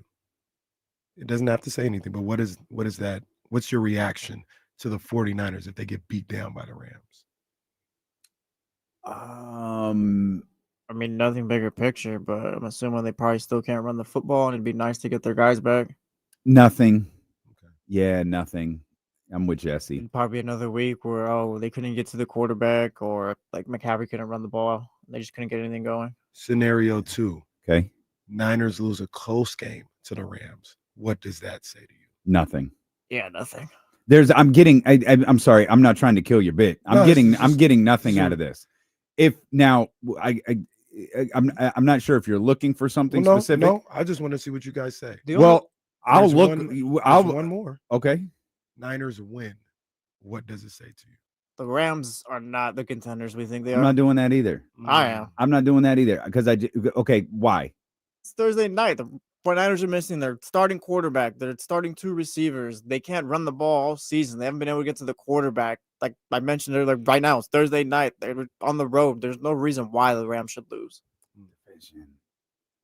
McVay, Shanahan, like there's something like that. There's something to that. There is, but there's also like, all right, if you're going to be Super Bowl contenders, like we were talking about, then the Rams need to win this game. Like it's like I said, it's the Thursday night aspect too. Maybe if it's a Sunday game, it's a short week. The Niners are still banged up. That's fair. You're Thursday at home, like that's your game. This is absolutely your game. You need to have this one. Yeah, I'm with you in that regard. I'm with you. Does it say anything to you guys though if the Niners win?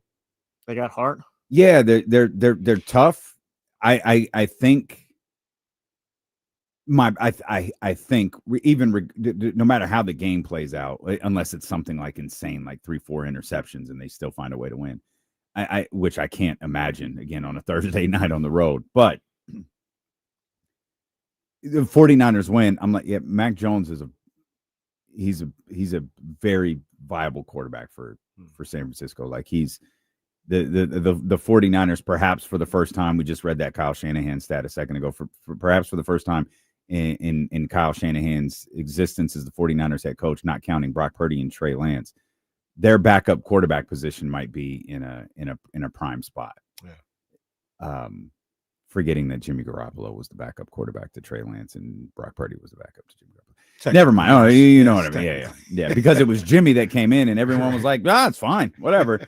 Then it was Brock that came in. This is probably how it should have been the whole way. Well, there's no evidence to say that that's wrong. And they did go like 4-1 or 5-2. They were. It was a great football team. Yeah, it was a great football team. And if the Rams, you know what I'll start to think, because what I was going to say before you gave option number 3 is you can run this back if you want to a week from tomorrow. Regardless of what happens tonight, I'm looking at that Tampa Bay game pretty closely. I think, regardless of what happens this week, I think Tampa Bay is a good football team. It's a road game. It's going to be tough. I'm not sure who's going to be available for that. That'll start. I might start having some takeaways after that game. That's week 6. You've got the mini bye here. You probably have at least 2 bodies coming back. Mm-hmm. You could potentially have George Kittle coming back. Mm-hmm. Like there's and this is all, what ifs, and we could deal with the actualities next week. One strong takeaway I might have if the 49ers do win tonight's game is, and maybe they're not there yet. The Rams were a significantly better football team last year than I expected. But maybe the 49ers are, in fact, on that Rams path where it felt like the Rams went all in, F them picks, let's go get our Super Bowl. And they did it. They went and got that Super Bowl. And even though it was F them picks, that time kind of came and went. They got picks and they hit on the draft. They've hit on everything. They've essentially hit on everything they've done. But the 49ers might have too. And so they're not as far along as Los Angeles is in their process, but they get this game, set themselves up for guys coming back. They win this game tonight. Guys start to come back. That Tampa Bay game looks like the whole, like, everything overseeing the San Francisco 49ers looks completely different going into the Tampa Bay game if they're still sitting at that one Jacksonville Jaguars loss next Sunday. But I might start to think that, hey, this group is getting older. Mm-hmm. And, you know, one thing I was going to ask you, they did a hell of a job in the draft addressing that defense. It looks like they've got guys that is going to be their defense of the present, but a potential top defense in the league. They're not far off that now in the future. Is the next step cleaning up that offensive line? Because you have buried Trent Williams for weeks. I got Joe Shasky at 95.7 demanding a refund for the Trent Williams contract. And it's like, okay, and you know, I'm not going to, I'll leave that to you guys. He is 37 years old. It's about time. And you need to start planning for that. Like, not having a suitable substitute, having a replacement, like a full-on replacement, the guy who takes Trent Williams' job. You have to start having that. And I wonder, when you do that, when you draft such a key spot of your offensive line, is it wise to draft a couple of guys at your offensive line, especially if you need it? And it feels like the 49ers do. Is it wise to draft a couple of guys on your offensive line so they start playing together immediately? So, yes, you're correct. They need to start looking at that offensive line. The conundrum, though, is offensive line is kind of set. You have to replace Trent Williams. Mm-hmm. So you'll be drafting that guy. But Jake Brendel, the center, I think they just gave a new contract too. Mm-hmm. Pooney's not going anywhere because he's been one of your bright spots. And they just gave a contract to McKivitz at the start of the season. Mm. So the one spot would be, well, Connor Colby is playing there right now, but it's been Barch is the starter. He got hurt in the New Orleans game. So, I mean, I don't know if you would draft another left guard unless you just got a guy that you said, no, I think he's better. And you Barch. Said Pooney's been the bright spot? Who's last year, and he's been okay this year. I think their main issue on that offensive line has been the center spot. I don't like the way Jake Brendel, which is Brendel. Yeah, they seem to like Brendel. And maybe he's just gotten off to a slow start because he's been okay. Like he's played to start this season. To me, he's played worse than I've seen him play in the past. He hasn't been a Pro Bowler before, but he's been better than this, than what he's shown. So maybe it's something that he works through the season. So I want to give him that type of grace. But even if I do or don't, like, they signed him to a new deal. Who was the left guard? Right now it's Connor Colby. It was Ben Barch. I always want to say Birch. Okay. It's Ben Barch. He got hurt in the Saints game. And he's on, I think he's on IR to be out for like 4 games. Whatever that list is. Yeah. And hopefully he can come back this season. But outside of drafting a left tackle, who I would think, I mean, you could stash somebody, but I would think if you're going first round left tackle, that's going to be a guy to start. Yeah. And maybe, Trent Williams retired at that point, and you're going that way. So I think they do need to attack that offensive line, but a lot of these guys are locked up. But are you really so when you say attack that offensive line, are you really just talking about that one position? That's what it feels like, because the other positions are locked up. Like I said, left guard. I'm not sure what they want to do there.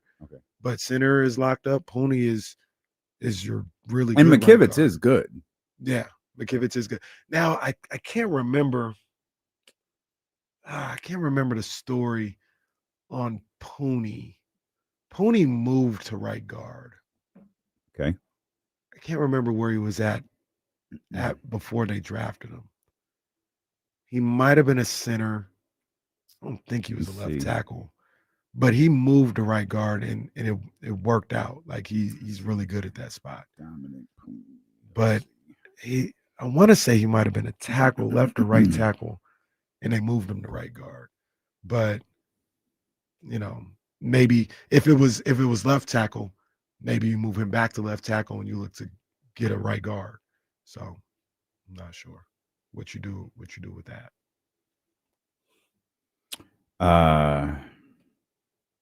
I obviously looked up in the stupidest possible way. So let me. I don't know how important at Kansas. I think he played. He played left tackle at Kansas. He played left tackle. So maybe that's where you slide him back to, and you go looking for a right guard. Which with a right guard, at the guard positions, I think those are guys that you probably start looking at second, third, fourth round. And for those that missed that, that's Trent's position. Left tackle. Yeah. So, Okay.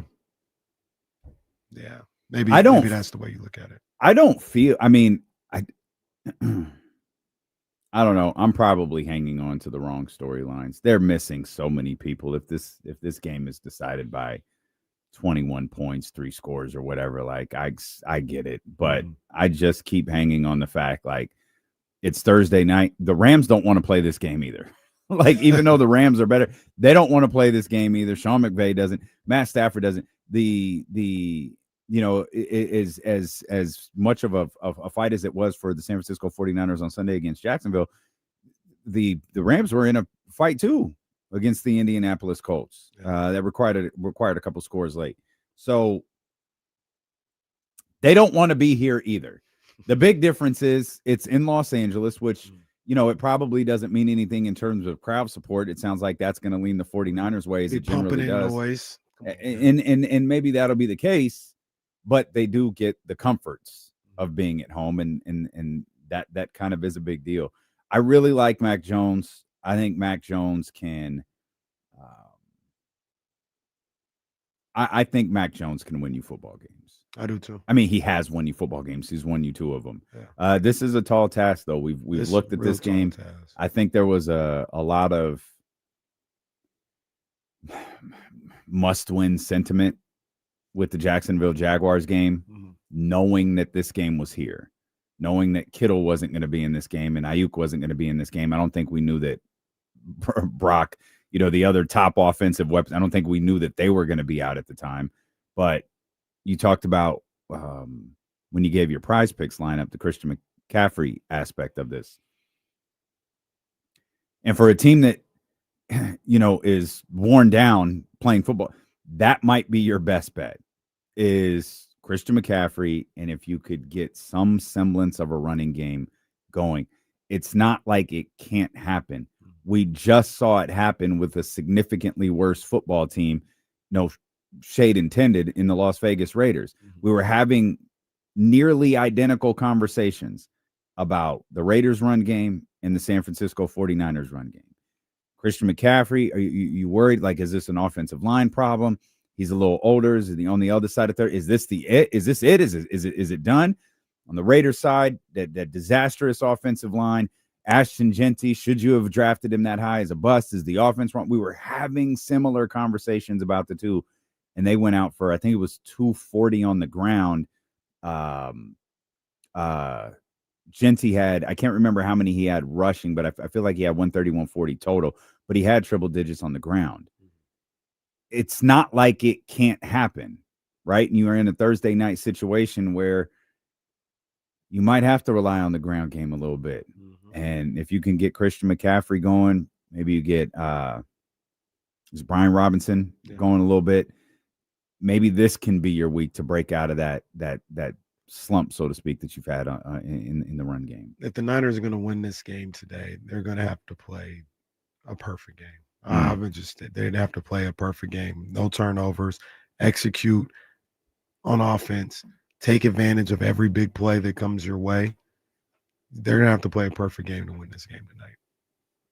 The only reason I disagree with you is because I don't think the Rams are going to play perfect. But I understand your point. You're right. Like, don't, if nothing else, well, I'll use your line. If it's not perfect, it has to be clean. Mm-hmm. You can't give them extra possessions. Yep. And because Matt Stafford will absolutely make you pay for those, as we learned on Sunday, as we've learned for 15 years at this point. Penalties need to be on point too. You can't have a heavy penalty game. Yeah, definitely cannot. Keep it clean, fellas. Keep it clean. We'll come back. Obviously, we'll talk a lot more about the San Francisco 49ers and the Los Angeles Rams. We expect Trysta Krick to be with us at the top of the 2 o'clock hour. Matt George is going to be with us in the final hour of the show. Let's talk Kings basketball for a few more minutes, specifically the Jonathan Kuminga signing with Golden State. Y'all think it's over? I don't. I'll explain why when D'Lo and Casey return here on Sacramento Sports Leader, ESPN 1320. Cole, I did not hear that. That'd be funny if. Yeah, he went back to his regular stance and started tearing it up. Yeah, no coincidence. Yeah, Jesse pointed that out last week. That's Or great. not last week, on Monday. Chip Kelly's such a hater. He ain't good no more.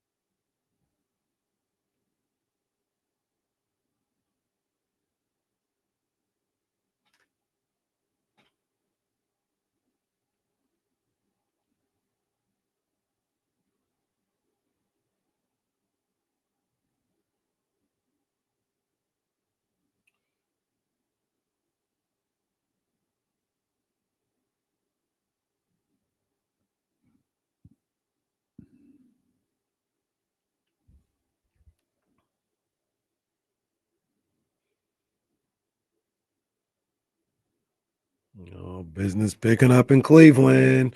Business picking up in Cleveland. What I miss? I just got the leadoff runner on. Oh, I thought you were talking about the Browns. Oh, business I was forgot picking up it's the right Browns, there. too.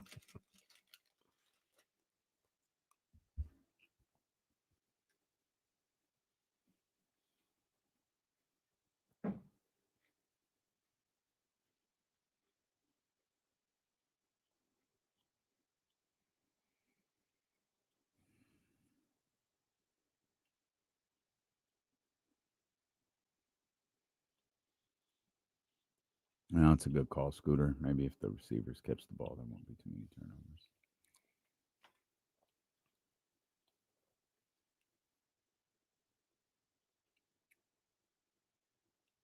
No pop flies.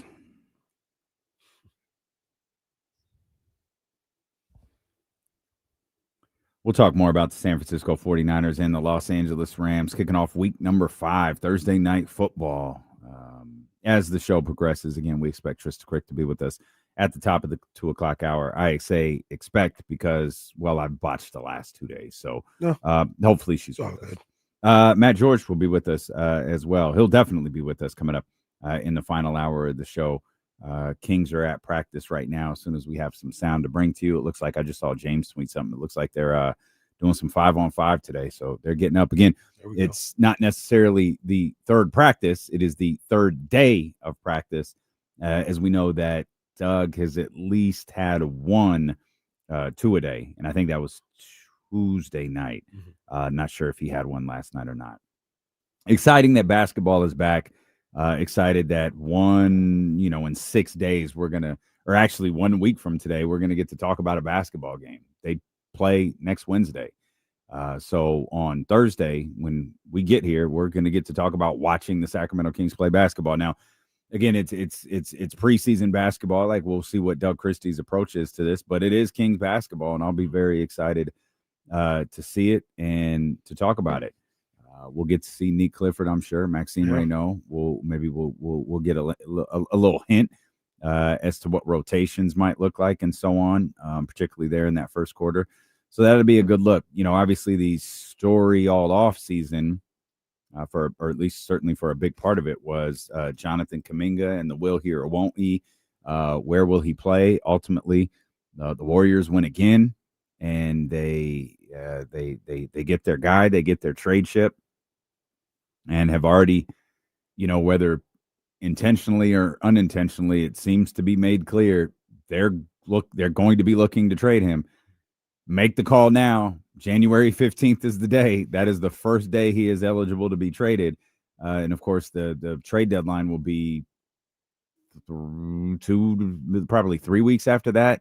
So there'll be a window of about, of course, the conversations can happen now, but it'll be a window of about 3 weeks that I think there'll be questions about whether Jonathan Kuminga is going to get traded or not, which is odd.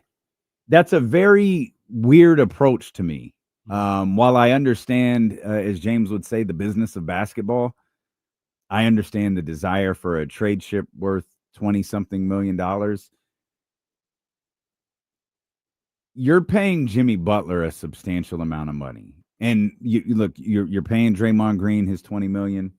Steph deserves to make whatever Steph wants to make.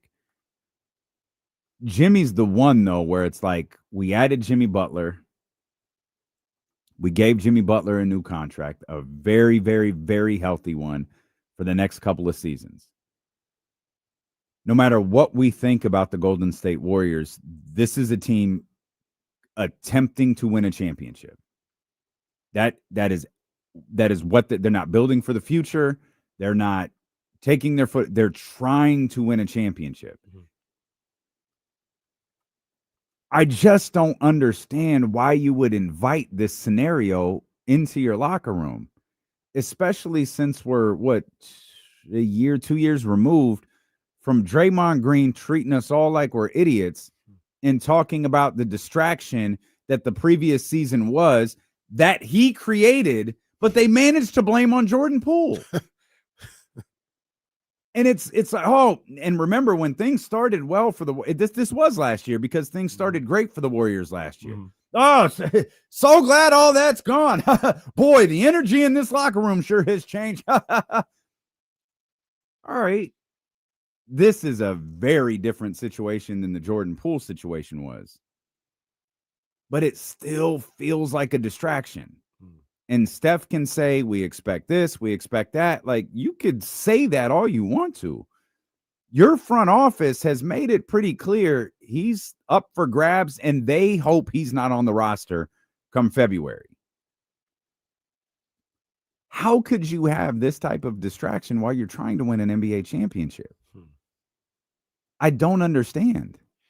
I think maybe I know nothing about team building. No, I feel that the Warriors organization and the players, and rightfully so, I get it. You've won 4 championships. I feel like they believe they could deal with anything and win a championship. Nothing matters. Just make sure we're healthy and we'll win a championship. But didn't we learn that that's not possible? They don't believe we did. They don't believe that. And I'm not talking about the talent or their ability to play. I'm talking about they had a distraction. They had a very clear, distinct locker room problem. They didn't win nothing. I agree. They got pushed to Game 7 by a Kings team and got ousted in that Lakers series rather easily. 6 games, but it didn't seem. It was an easy 6 games. Not all 6 games are the same. A non-gentleman sweep. They got 2 games. Yeah. That was more of a nasty boy sweep. Why?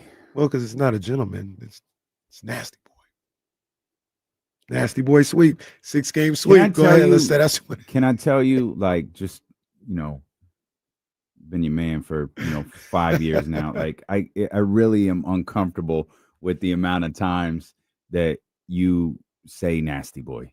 Oh, can I get in real quick? Yeah, go ahead. Go grab it. Yeah, no, that's our man Oasis. It's a big deal. You're gonna have to run that corner. DJ Oasis in the building. I don't know what Casey's doing, but I'm all for it because I love my man Oasis. I was thinking, as this thing wound down here with, on whatever day it was when the Jonathan Kuminga thing was announced, it was like, I don't think this story is behind us. Like, we might think that it is, but I very much don't. I just wanted. I don't know if y'all have ever seen this man before. This is the DJ at Levi Stadium. That's what I'm saying. That's why I want to give a shout out for him. If y'all were out the game on Sunday, you saw my man DJ Oasis on the 1s and 2s during halftime, man. Salute to you, big dog. Thank you. Now, what we really wanted to do is let's get Oasis a little bit closer. Golden One Center, if you're watching, Come on, man. this man right here needs to be inside. Come on, man. Put me This is inside. Mr. 916 right here. This man is everywhere. He is the DJ in this city, and there is zero reason for this man not to be playing inside the Golden One Center. Straight up. Come on, man. This Mo, I know you listening. I don't know who hell, Scott might be listening. Hey, this is our guy right here. DJ Oasis, man. You got to know this is the dude out here. We call him Mr. 916 for a reason. Mm-hmm. Come on, This now. is city. My man DJ. Just want to say what's Meanwhile, up. he's DJing in front of 70,000 people Yeah, at man. Levi Stadium. Right here in our backyard. Stadium status. Bro, God, rest in peace to Soul Bloom, but this man was rocking Soul Bloom for years. Straight up. I heard that's why they shut it down. They were like, these acts can't follow DJ Oasis, so we just Sounds got to right shut to this me. thing down. Sounds right to me. There's nothing nefarious. It was that. Nah, that was dope, man. Just want to say what's up to that, man. Thank you. My dog. Appreciate you, brother. That's our man. Salute to DJ indeed. Yes, indeed. That's our man DJ Oasis right there. So I think even though Jonathan Kuminga has signed with the Warriors, this thing is far, far from over. And I think that was made clear in the Shams Charania tweet. It's been made clear in the reporting since then. The expectation is business is open January 15th, and the Warriors are going to find a way to make a move similar to what they did last year. That will, because I have no idea. I have no clue what position the Warriors are going to be in February. Mm-hmm. Absolutely none. And I don't think they do either, which is why I think they were so desperate to do this. They want the league. Who knows what the league is going to look like in a couple of months? They need that move to basically ignite the same thing that they did last year. Yeah, to at least have a chance. Yeah. Like if you don't have the money to have that move, it doesn't matter if Giannis becomes available. Like you don't even have the piece to go get him or Cat or just throwing out names. And clearly it's really interesting because if you believe some of the reports from some of the people, like even they're saying, yeah, we didn't do this because we want you on the team. We will find a trade partner to get you out of here. Like we'll find out what we need to do to move on from you. And it's just bizarre to me. It's just bizarre. It's if you're a team on the rise, all right, like, okay. Again, this is a team with one expectation and one only. Mm-hmm. It's winning a championship. Every year that Steph Curry is a Golden State Warrior and they don't win a championship, it's a lost year. Mm-hmm. It's the burden, if you will, if you can call it that, of winning. It's 4 championships, but it's the burden of winning a championship. When you win one, I'd argue the same is true for Giannis. Once you win that first one, and as long as you remain in that uniform, every year you don't win is a lost season. Yeah. Hell, the uniform might not even matter. Kevin Durant, same thing. LeBron. Yeah, LeBron. exactly. Yeah, every year that those guys don't win championships, the season is lost. Maybe the same is true for Nikola Jokic as well. I feel like they just did a retool that's going to have them in a good spot for a couple of years. But again, he's won a the rest of his championship. career. Yeah, well, maybe Or when he rides Maybe. into the sunset. maybe he literally that man they're literally going to bring his horse out and he's going to get on it and he's going to ride into the sunset, and that's going to be how he retires. And no one's going to have to go, what does this mean? Everyone's going to know, oh, he's done. He's out of here. I was so happy when he was happy. It was the weirdest thing. When his horse won that race and he reacted the way he did, that was Yeah. the coolest thing I've ever seen. That's the one time I saw him react. I was like, wow, this is great. Yeah. He really hates professional basketball. Well, in 2 years, you'll see him. You'll see his happiness Well, good for him, man. when Hey, it's over. for Nikola Jokic, I want your happiness, brother. I want you to be happy. Yeah, man. But yeah, I'm just interested to see how this plays out, and interested to see, because the one thing that I think nobody really talks about, which I'm not sure why, is I think Kuminga could really help them. Like help the Warriors. The team that old needs some of that young blood there and needs some of that athleticism. And while he may not play, the start of the games and the end of the games the way he wants to all the time, I don't expect Jimmy Butler to play 82 games. I'm not even sure if Jimmy's going to play 70. Mm-hmm.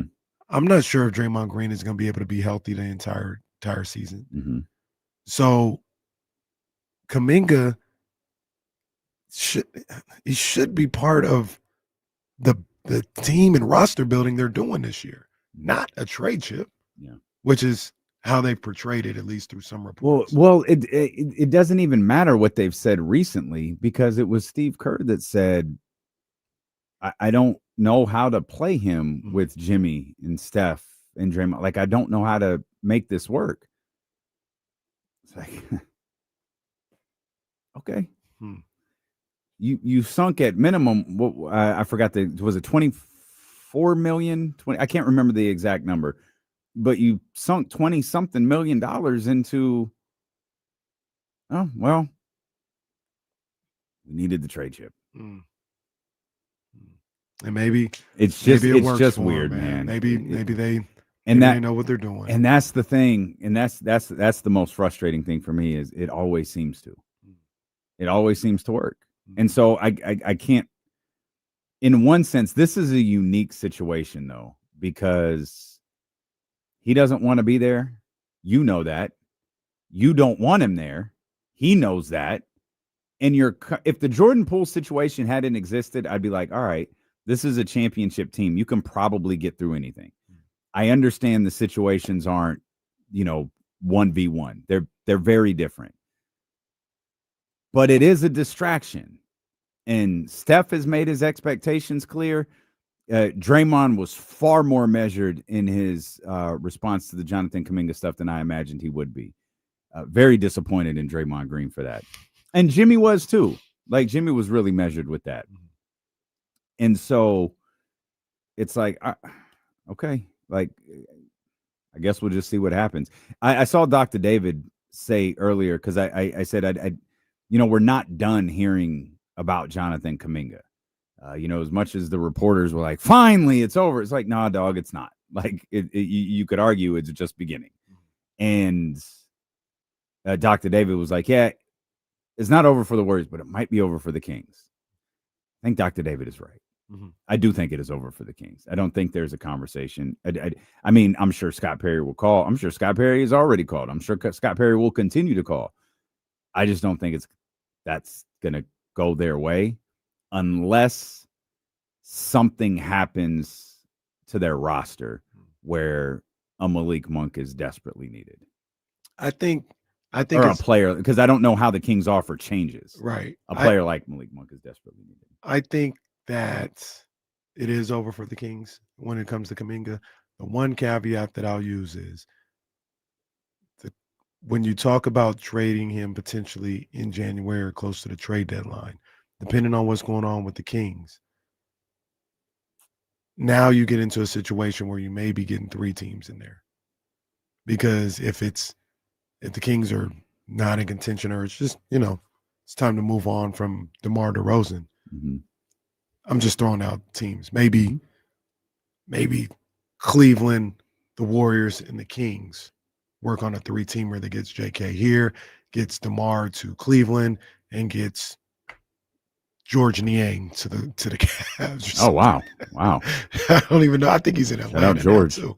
George was just traded, wasn't he? Like, not recent, but like this offseason? Maybe. I think he's on the Hawks. Who he play for? That's a good question. I don't know. I think he's on the Hawks. But I say that to say now that may happen. Now that may be a scenario that it doesn't feel like the Kings were necessarily interested in this summer, as far as moving off DeMar DeRozan like that.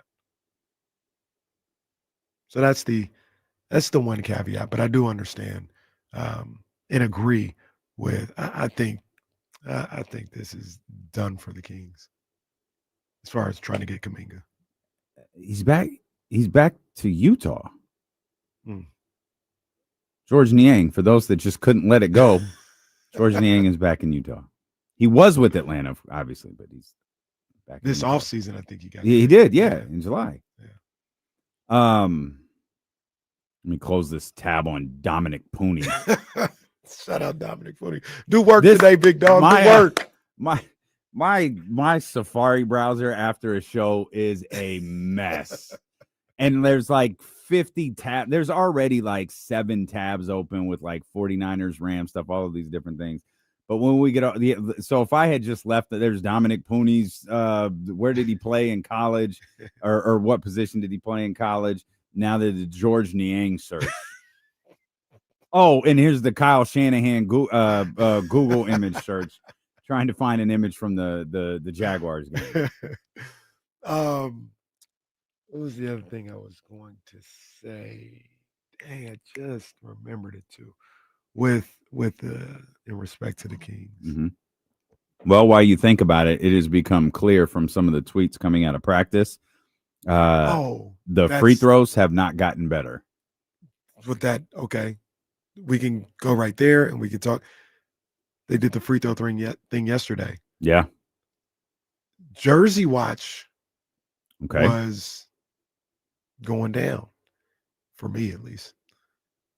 And that was Dennis that missed that. Come on, Dennis. Drew Eubanks, and you might be able to see it right now. Drew Eubanks was in what I perceive to be the second unit gray jersey, and Maxime Reynaud was in the blue kind of third string jersey, along with Devin Carter. All right, let's see here. That was yesterday, though.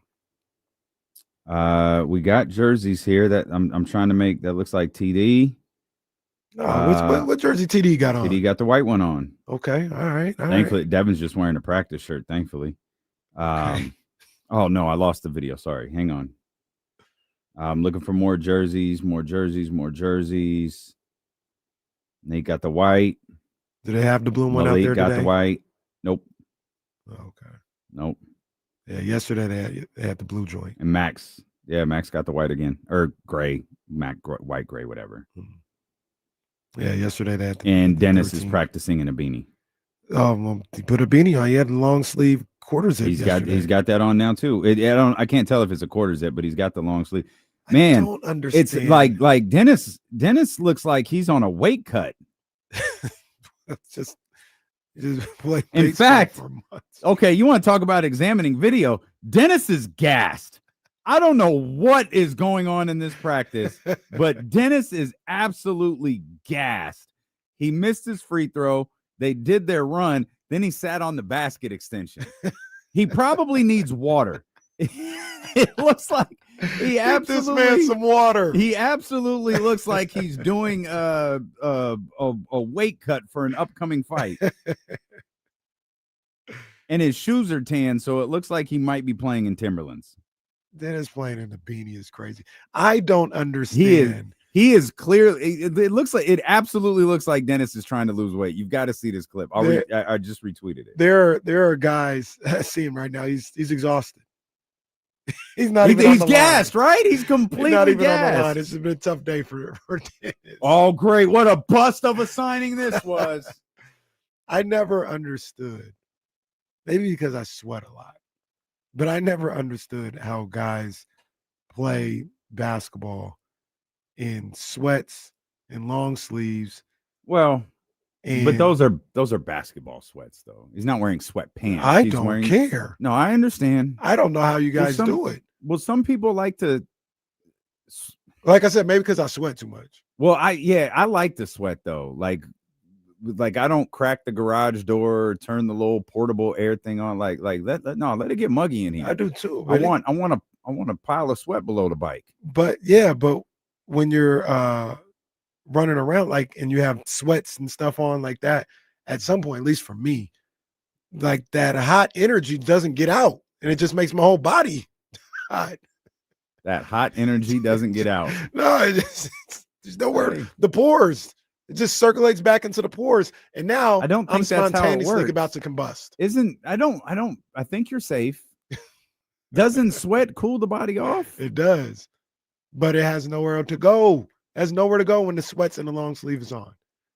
So There's no escape. just circulates back into your pores. I do think your shirts have they're breathable.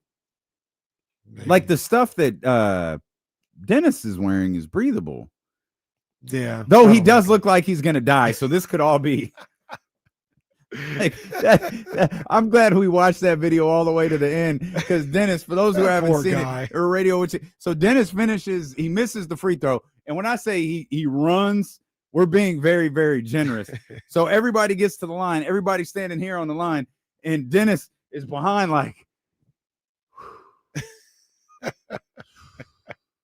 that poor guy was out of it. Dennis is like, I signed up in the wrong Shout out place. to Drew Eubanks. He made both of his free throws. I saw that. Shout out to him. Saw that. Y'all was killing Drew Eubanks, and look at him. Look at him. He looked like he's gonna be in the rotation. I guess I was wrong. I have no clue what's happening, man. I have no clue. We'll find out. I'd throw Max out there though. I'd like to see Max. I mean, Max got the jersey on, right? Well, yeah, but that was today.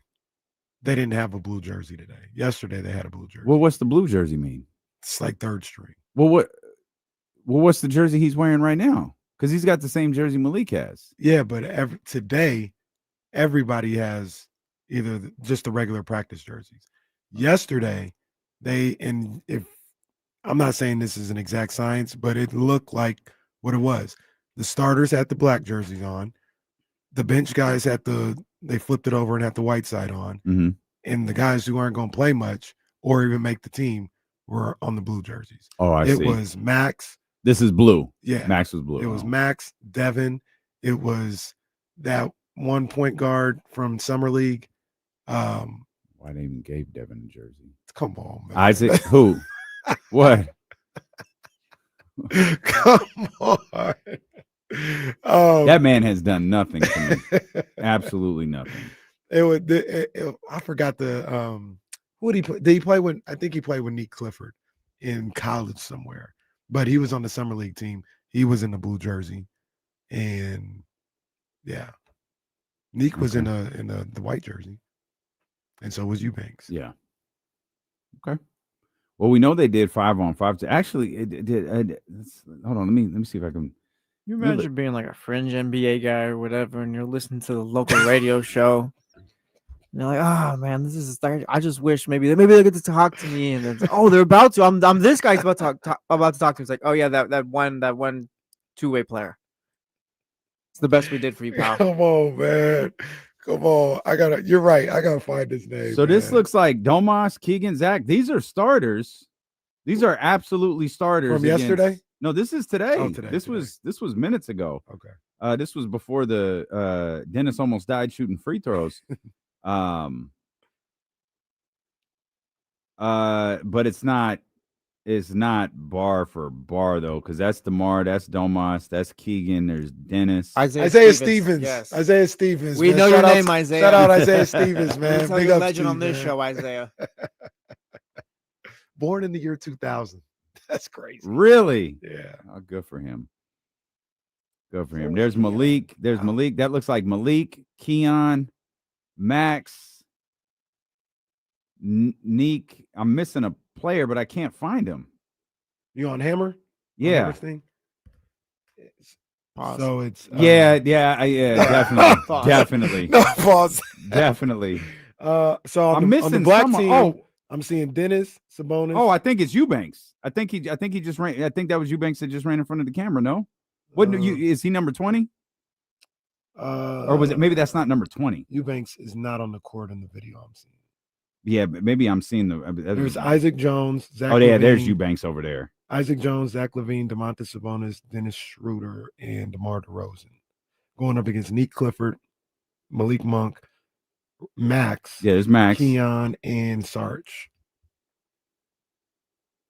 Oh, there's Sarge. Okay, yeah, there he is. Okay, I got you. Yeah, Eubanks is on the other side, but he's in that same uniform. Mhm. So Eubanks and Sarge are playing. Get used to it, Kings fans.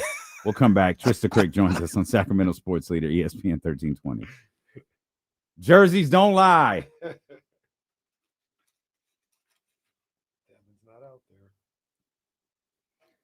Ham damn near kept Sarge out of this video the whole time. You know what's He's over there in the corner. I see. You know what's interesting? I'll talk about when I come back. Remind me to talk about what's interesting with this Kings team when we come back. Okay. Dennis for 3. Clank. Oh no, he got the roll. He got the bounce.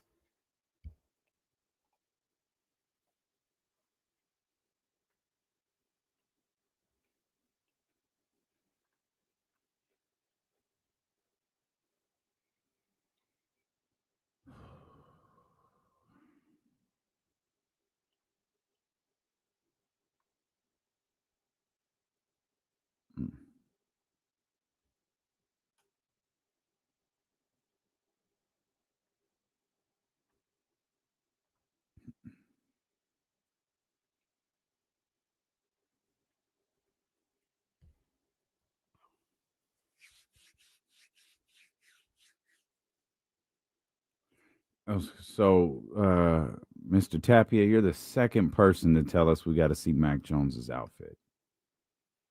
Oh, okay. Let's see what Max is, Oh. what Mac is doing. Okay. Okay. We'll bring it to the stream. We'll bring it to the stream.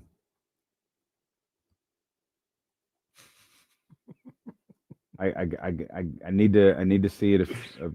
We'll break it down on the air. We'll break it down.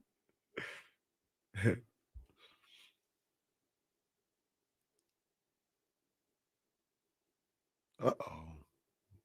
High and deep to left field. Way, way back. It's gone. The Tigers take the lead.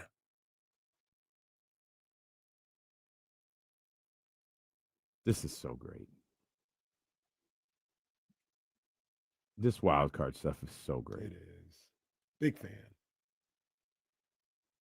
But look, there's an argument to be made. I don't like the guy. Don't like him at all. But outside of the one thing that you couldn't get wrong, which is the A's, Manfred's done some good stuff. Mm. He just got the most important thing wrong. The one thing that can't happen. You can't do that.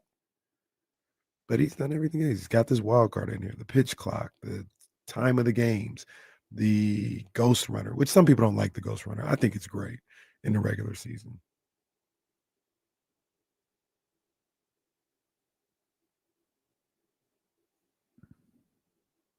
It's a regular season only rule. Mm-hmm. As it should be. Yeah.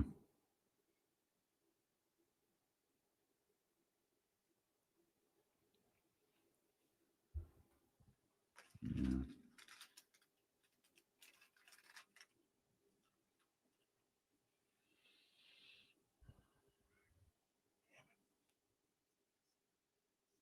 All right, a couple of things. We want to get back to the Kings. I haven't forgotten. Actually took note. We wanted to bring up the video because it's been brought to our attention a couple of times. For those that are watching, for those that aren't, we'll narrate it for you. Mac Jones walking in to SoFi Stadium today. Let's break down Mac Jones's outfit. This has strong Ryan Clark vibes. He's got a suit on. The suit jacket is half black, half red. There is some sort of design, almost like a tire mark around the red part. The pants are black with red piping down the side. The absolute perfect length for a suit. A little he's got room to move. They're not overly tight. I don't. He's also showing Achilles. Yeah, that's what I'm saying. That it's the perfect length. Like he's got the no shows on. He looks like, if I get close enough, pause. Oh yeah, he's got the Gucci horseshoes on. He's got the Gucci horseshoes on, and I don't like the jacket. I'm trying to. I like the attempt. This is a strong attempt. I just don't like the jacket. No, I like the fit. I like the way it was tailored. It's perfect. It fits him well. I like the suit itself. I don't like the two-tone. I just noticed that design that's on the side. Also, there's a second line of piping down his pants that have that same design. I missed that on the first stuff. It's good stuff. I mean, like the creativity, but I don't overall like it. We'll go out of 10. I'll give it a 7.5. Yeah, I'll give it a 7. If the suit had been all black and maybe that tire mark design had been red, I'd go for that. I have trouble even when Ryan Clark does it. I don't love the 50-50 suit. Like, it looks weird to me. Not really. And I do like the pants though. I like the pants a lot. And if I had enough money where I could just get whatever those shoes are nasty. Oh, yeah, those shoes are bad. It is the thing with the shoes. If I had enough money where I could just get suits that, like, all right, I already got the regular suits. Let me just try different stuff. Like if I had that, sure, I'd try a two-tone joint, but it's not really my thing. The suit that I have for the Tapia's weddings, the extravaganza of the century, as Gorilla Monsoon would say, doesn't work with shoes like that. This is making me reconsider my entire outfit. Wait, what? Yeah, because those shoes are nasty. They are. Those shoes are bad. They are. But I can't change my outfit because Katie's already bought hers, so I can't. It would cause a crisis. A week from the wedding, it would cause a crisis, and you can't do that. Cannot do that. So yeah, we're ready. I don't think I'm showing Achilles. It's fall season, so I don't think I'm gonna show Achilles. I'm going with the socks. You're going with the socks? Yeah, we're going with the socks. It's just going with the socks. Okay. I'll be wearing socks as well to my wedding. Some people don't wear socks as the groom. They show that Achilles. That's what's in with some people right now. Did you have the Achilles out when you acted like The Rock walking down the aisle at WrestleMania? No, I can't remember. No. I don't see. That's not your look, even though you can wear it because you did it at the baby shower. I did. It was fire. It works. I'm not against it in certain situations. I'm just a little more traditional when it comes to those moments. A little more old school. That's all. I understand. The suit that I have for Jesse's wedding it's a baggier suit. It's like the jacket is cut, but it's a purposely more loose suit. Gotcha. It's more of a, I don't want to say cocktail attire type suit, but it's not a formal black, like what Mac just had on. Right. I hear you. Chris in the chatty house says he can't pull off showing Achilles. Anybody can pull it off. Look, I'm gonna tell you right now, if Mac Jones can pull it off, you can pull it off. See, that's the thing. Like with style is Bill always jokes when I wear those pearls. He's like, I can't do it. I was like, yeah, you can. You just don't think you can. I can wear anything as long as I believe I can. Like, if I think I look good, I'm gonna wear it. Yeah. Like, my style is for me. It's 100% for me. And if that's you got on sweats and a jean jacket, you got on style. It's just mine. If you think you could do it, you absolutely can do it. 100%. It's like the great philosopher Sean Carter once said, "What you eat don't make me what." They use that a lot. Because it's true. People need to recognize that. I don't really care what you think. And you shouldn't really care my opinion on you. Because my opinion on you doesn't change what you do or have to do or have done. I look horrible, but if you love it, I love it too. That's it. You like it, I Yeah, love that's it. Yeah, that's absolutely it. That is absolutely it. And that's why I love some of Russ's stuff. Like, I love people who have unique styles. That's why I've never mind Kyle Kuzma and the way he dresses. Like, it's his, before he quit, it's his style. So much pressure. Yeah, it's pressure. Man. Maybe he was asked about it, but if he wasn't, we didn't just show up in regular clothes. We didn't have to have the press release. Guys, what I wear? They're expecting it big today.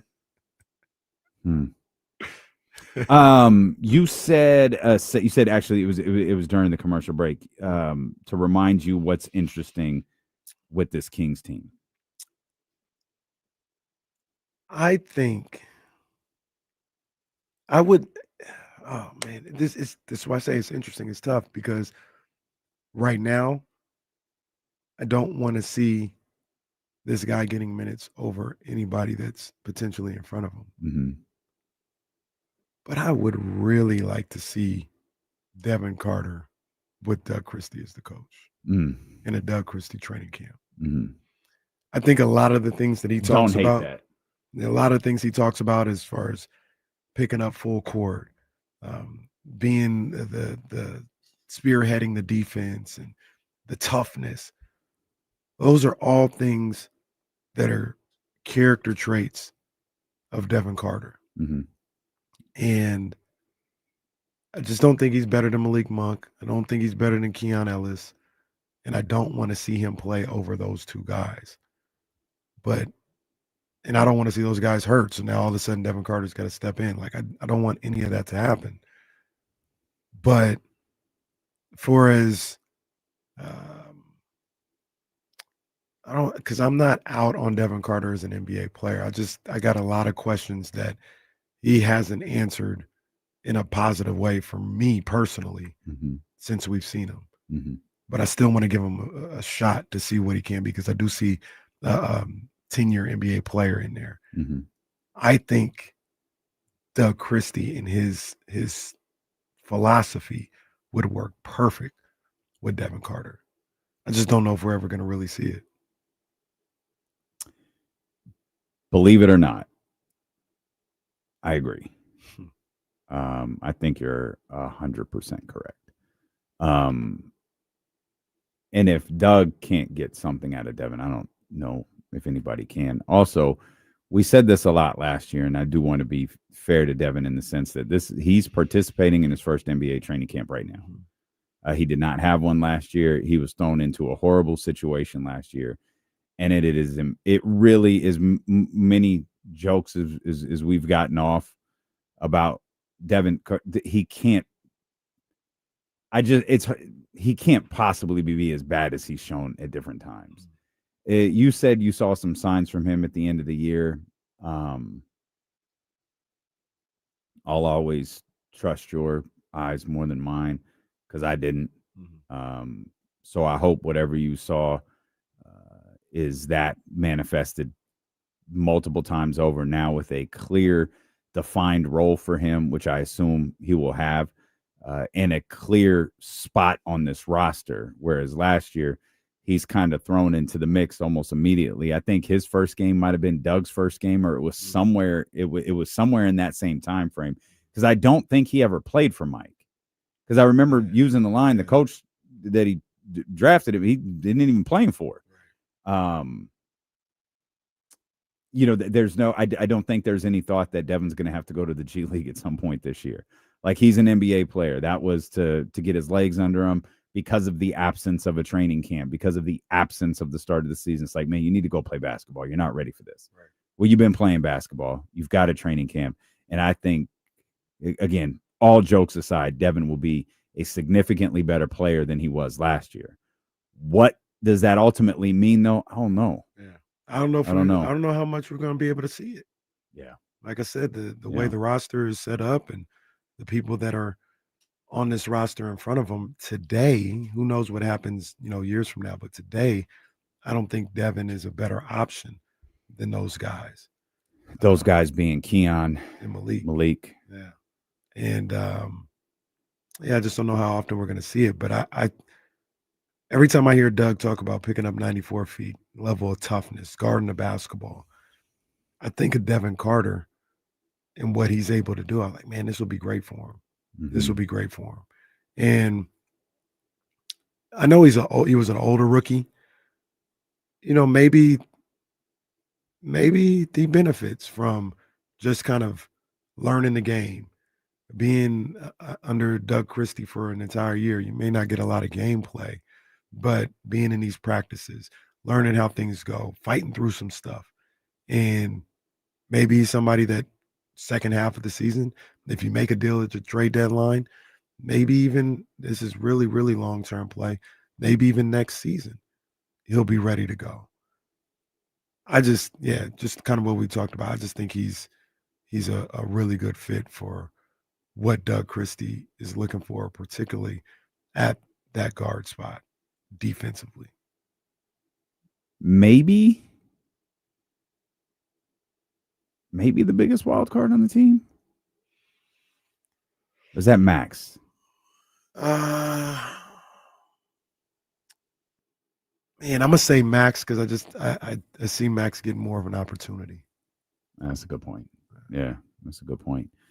We've got the opportunity to finally talk to Trysta. Finally, it's Trysta Thursdays here with D'Lo and Casey. No audio, dog. No audio at all. No. Yep. She's in the professional podcast studio. We're gonna click a few buttons. The world is working against us. Yes, there we go. Yes. It auto did some sort of virtual mic, which I don't know why it does that, honestly. But we good. We're in there. We're in there like swimwear. We good, baby. What's happening, man? What up, guys? I'm feeling good. I'm feeling refreshed again. I thought I might have had the vid, but I didn't have the vid. Oh, that's good. Yeah, that was good. So you're at the podcast studio, which is in Portland. Yeah, you good? Yeah, I'm good. I mean, here's I the just thing. want to make sure they're not. No, they are treating me poorly. They're treating me poorly, guys, at the kiln. This one guy, a couple of days ago, I'm doing a live stream at my desk at 6 p.m. on a Friday. So nobody should be there. One human was there. He comes out and he's like, there's cell phone rooms for a reason. And I said, well, I'm not on a phone call. I'm about to do a stream with my monitors and my semifinals game. And he was like, I wish you wouldn't. Does so he you work wish there? I wouldn't? Yeah, he works there. He has a little office there. And I go, don't you have an office? And he's like, yeah. And I go, why don't you shut your door? But they be snitching on me. And then they've already tried to kick Ollie out. And I had to, it's kind of a little bit of a beef, honestly. So anytime I know I'm about to be on with y'all or on with Juju at Metal Arc, I got to be in this room where it's soundproof. And I can't have people slack me in the middle of the hit and be like, hey, would you keep your loud ass down? Well, that's good because that's not at all what I was referring to. Oh, what were you I about to didn't say? know if y'all had tanks driving down the streets or Oh, yeah. I didn't know if that Come was on, happening. these people. Here's the thing that this is kind of crazy. The people talking about how Portland is clearly didn't live here in the 90s. My mom was like, we literally had blood prints on our door and our sidewalk back in the 97, 98 year. We had drive-bys. None of that is existing now. We just have salt and straw ice cream and like sushi fusion burritos. And I mean, it's very different than it was then. We got people walking their dogs in neighborhoods they would never imagine when I was growing up. So the people talking about Portland being a war zone, let me show you. Let's turn back the hands of time and show you Unthank Park, 6-0 Crips, and how it was when I was in my Yankee house slippers running from Rachel and them girls. Clearly, Donald Trump has never heard Trysta describe some of her experiences in Portland on this show. Who's been? I mean, who's been saying these things? Trump is sending the National Guard here. I didn't even know it was. They're Portland. trying to take over our city. Yeah, that's crazy. Somebody said, "Hey, I heard there is ice on every block," and I said, "You mean like shaved or crushed or what?" Or like DeAndre Ayton. Or are you thinking what kind of ice? You're talking about ice agents? No, I have not seen an agent. Somebody, a prominent former TikToker that covers our Dubs, not going to say her name, covers our Dubs, sent me a DM and was like, "I'll show you the real Portland. Bring your mask and bring a weapon so you don't get doxxed." And I go, "No, I'm not. Why would I go anywhere where I know I need a weapon or a mask? I would never. Only people who look like me would on their own go to a place that they know is sketchy to just see if there's some stuff happening. Like, no, I don't look for trouble, okay? I go and do my business, move the way I want, and if there's trouble, I leave." How they gonna tell somebody that lives in Portland and it's from Portland, "I'm gonna show you the real Portland"? I don't know. Did they not know you were from Portland? I'm gonna read it. It's crazy. I didn't even respond because it was so insane. I'm gonna show you. I'm gonna show you the I've real. been covering the protests. While downtown Portland may seem pleasant in the day, you will see violence and insanity at night. You will see violence and insanity in a lot of big cities downtown at night. Come to NYC. Come to LA. Go to downtown Dover. Wait till y'all see downtown Dover. Go to Anacostia. Okay, let me show you Anacostia at night. If you want to come down, I'll show you the ropes. Bring weapons and a mask if you don't want to get doxxed. Then you can report the truth of what's going on. This is not all rainbows and butterflies. Several journalists I know have been assaulted. Your life and your family's life are consistently threatened. This is not a light matter. Once again, does she not know you're living there and you're from there? I don't know, man. I don't know. All right, man. All right. I don't know. It's like whatever's going on down in this little downtown area. It's literally like one square block where the Proud Boys, this is where it started. The Proud Boys or whatever they were went down there, and then people started counter protesting. And then apparently there's this little fenced off dumpster. It's completely fenced off, and they light it on fire just to make whatever happen. But it's completely contained, I guess. I've never seen it, but I've heard about it. Well, let's skip to something more dangerous than Portland. And it's Nafisa Caller with a microphone. Well, woo! I was thinking it was Katie on Facebook Marketplace. Hey, she sold that treadmill in like an hour. I know. And then I put it on Facebook Marketplace too, simultaneously, because she asked me to list it for her. Oh, okay. And then the guy thought he was getting scammed because there was two identical posts. Yeah, and apparently I was like, this guy, we had to me. set some new ground rules that people don't asked come her, I to said, Marketplace. You when can't I'm not home. have a man come to your house without Damien there. And she goes, well, I didn't know that. I go, well, I She told knows you. now. Yeah, And she I very said, much knows now. Yeah. So But you my can't girl do that. got it sold, and she got it sold got it for a sold. pretty good price. There we go. Yeah, Nice, she got it yep. sold for a pretty good. Nafisa, though, shots fired. I've never seen anything. So, okay, I'm going to flip the script on you, D, because I have been a watcher, a fan of the W since its inception. Mhm. But I am just now really inside of it. You've been a part of the league, as it's a part of its connective tissue, and there for a very long time, a part of these conversations with players. Have you ever seen anything like this before? No, absolutely not. No, nothing. But no. The answer is no. Definitively no. There has also never been a collective bargaining agreement, and I was around for two of them. One of them was really, really contentious that had fallout. but it did not have the consequence that this one has. This is the most important collective bargaining agreement to date for this league. And it's why players are being as vocal as they are. And it's why they are openly calling out the commissioner. You asked Casey, Nafisa obviously having a spot on the association. Nique, the president, responded immediately in favor of what Fee said. And it's like, oh, there's fallout to this. Now you got Stephen A talking about it. Yep. I don't know how I feel about that. I certainly feel better about him talking about it than I do Mad Dog Russo, who that was just an incredible thing to watch. But especially Monica McNutt just sitting there. That was amazing. When you've got an expert right there, why do we want to hear from Mad Dog? And but to go back to your question, there has never been anything like this before, and there have never been ramifications as great as the one that these players and this league are facing right now. Yeah, to come and directly accuse and to bring receipts of private conversations as someone that is as respected and prominent as Nafisa Collier is, who is a part of the PA, like a part of the leadership within the Players Association, who has also a rival league, unrivaled, and has her husband running that league, and how much success and growth they've had so fast.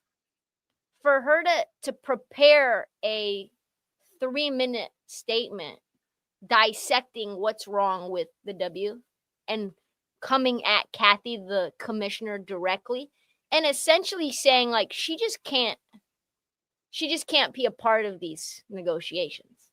We don't trust her. We think she has disdain for us. I mean, it's very obvious that she thinks that she's the one that's responsible for all of our growth and not us, not the product on the court. And what she said about Caitlin and what she said about how all the players should be thanking her on their knees. Anytime you say someone should be on their knees, boop, that's flag. Boop, flagrant. Mm-hmm. Like that's you can't have that. And I think that it just speaks to how out of touch Kathy Engelbert is, how much of a straw man, like she's really like a Manchurian candidate. You know what I mean? That she's not really in charge. Adam Silver's in charge. And she operates with this ego that she needs to like take a sliver of credit because she has no real power. And I think she knows that. And she comes from the accounting world that sees things as very black and white and clearly doesn't care about the human element of it. Also, shout out as a side road, shout out to the Daily W for being the post that Elena Deladon screen capped and put on her story and got blasted everywhere. So like shout out to that as well. But I just think it was such a shocking exit interview that has such a ripple effect where I don't think Kathy can survive it. And I think we're, as much as I've already put my 10 toes down on a lockout, I think at this point it's inevitable because you have 30 days to get an agreement done, 2 weeks after the finals, and a looming firing of the commissioner. So that was one of the things that we talked about when we were talking about this the other day. Do you think that Kathy gets fired during negotiations? I know, Dan, we had talked about once everything's done, that'll be the first order of business. I don't even know if she makes it to that. Yeah. I don't think Does you she can get fired during Yeah, if I'm Nafisa, and I've said this, why would I ever negotiate with her when I know she's not negotiating in good faith? I just said all the things. I think I've made it pretty clear. We don't want to deal with her. You guys need to get her up out of here ASAP, Rocky. We've tried to do this behind the scenes, but you guys keep effing around.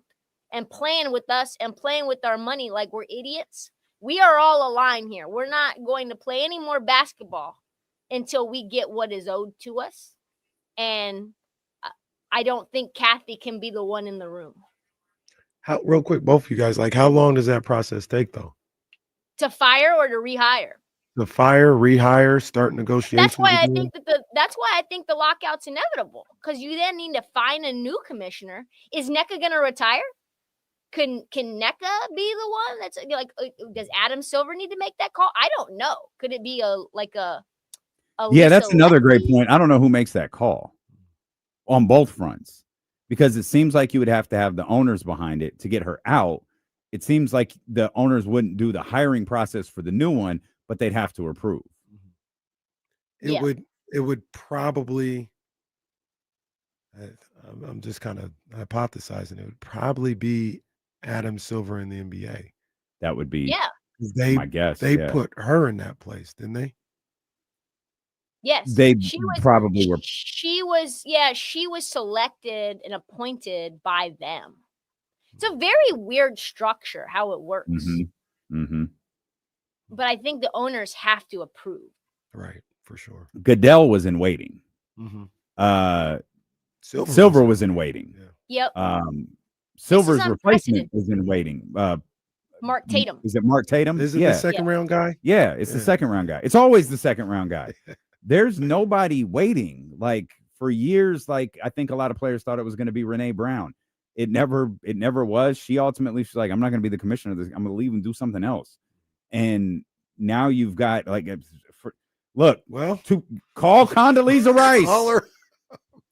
Call Condoleezza Rice and let her run this league. If Pete Carroll Call the guy who turned around Red Lobster. Have you seen this guy? I don't. His the name young is- brother. Yeah. Yes. The young brother who did it. Yeah, that's He Kamara's came from owner. the mayor Texas. of Baltimore.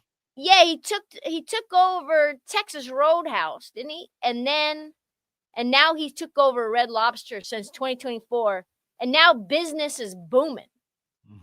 Maybe it was PF Chang's. Where did he come from before? He was the CEO of PF Chang's, and now he's the CEO of Red Lobster. Now we want him to run the W. Demola, because it's all about dollars and cents and people, and making the customer feel important. That's just off the top of my head. It's relationships. It's understanding that the product is of paramount importance. It's making the assets, the players feel empowered and a part of this and invested. It's making them feel valued and cared for. I think in general, like the sentiment is that they don't care about us. If I'm a player, I don't feel that the league really cares about us. Yep.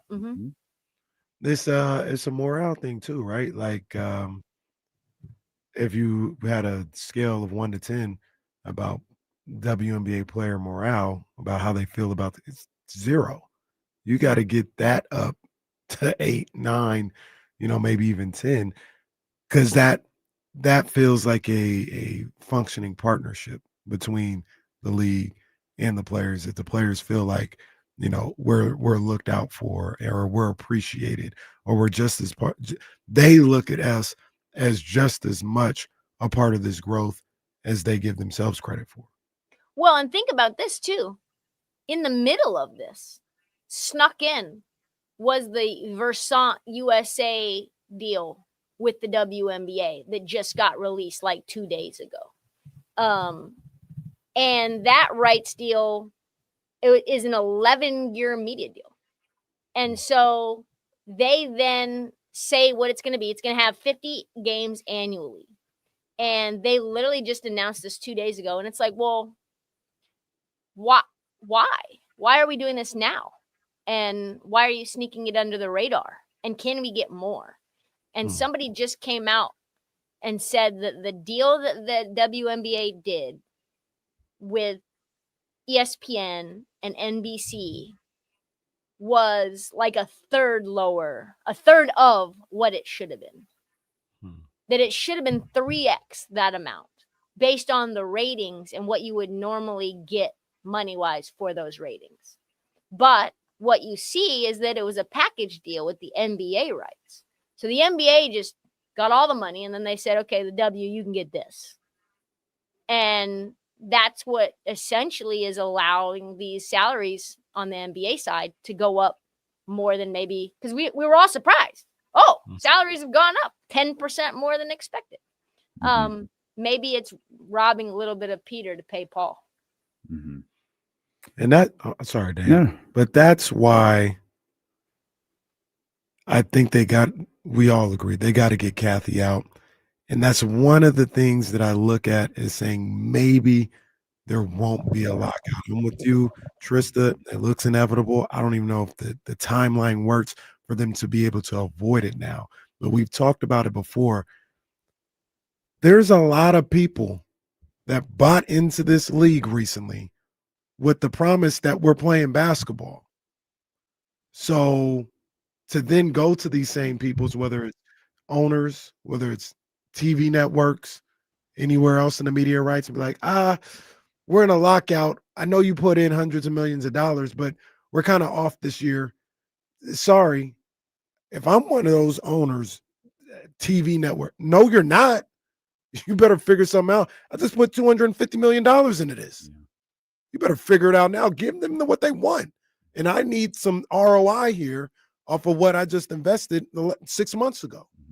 So that's where I think maybe, money talks. And that money might start talking in a second to say, no, there ain't going to be no lockout. You guys figure this out. It's a tough scene. Well, we've got a finals coming up tomorrow night, actually. The Mercury and the Aces. And you tell me if you know this off the top of your head. I don't think this is wrong. There's not much to add here.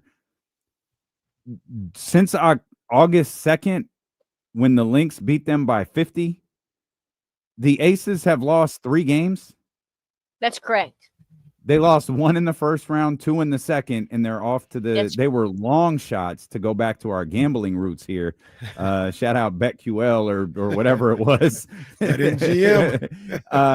They were long shots to win, obviously, back in August. And since then, what would we did 21 and 3?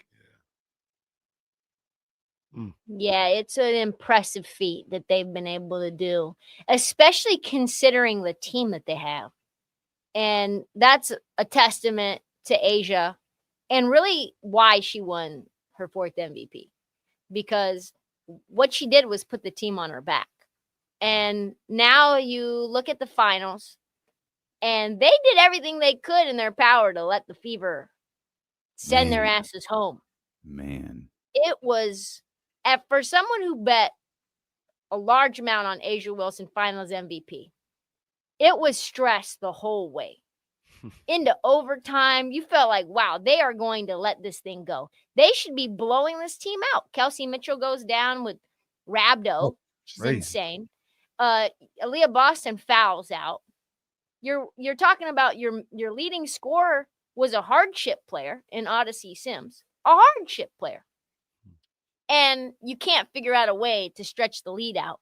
So I'm very concerned for the Aces. I think this is a bad matchup just based on the physicality. I don't know how much you guys watched of the semifinals. They really did not want to play Nalissa and Asia at the same time. Nalissa is like not a great foot speed player. She's one of those players who racks up fouls really freaking fast. And you can't really have Asia defending Alyssa Thomas. You saw what happened with that matchup between her and Fee. You saw what happened in the matchup between Asia and Aaliyah Boston. I don't think Asia really wants that level of physicality, especially when she on the other side of the floor has to handle the offensive load. Pause.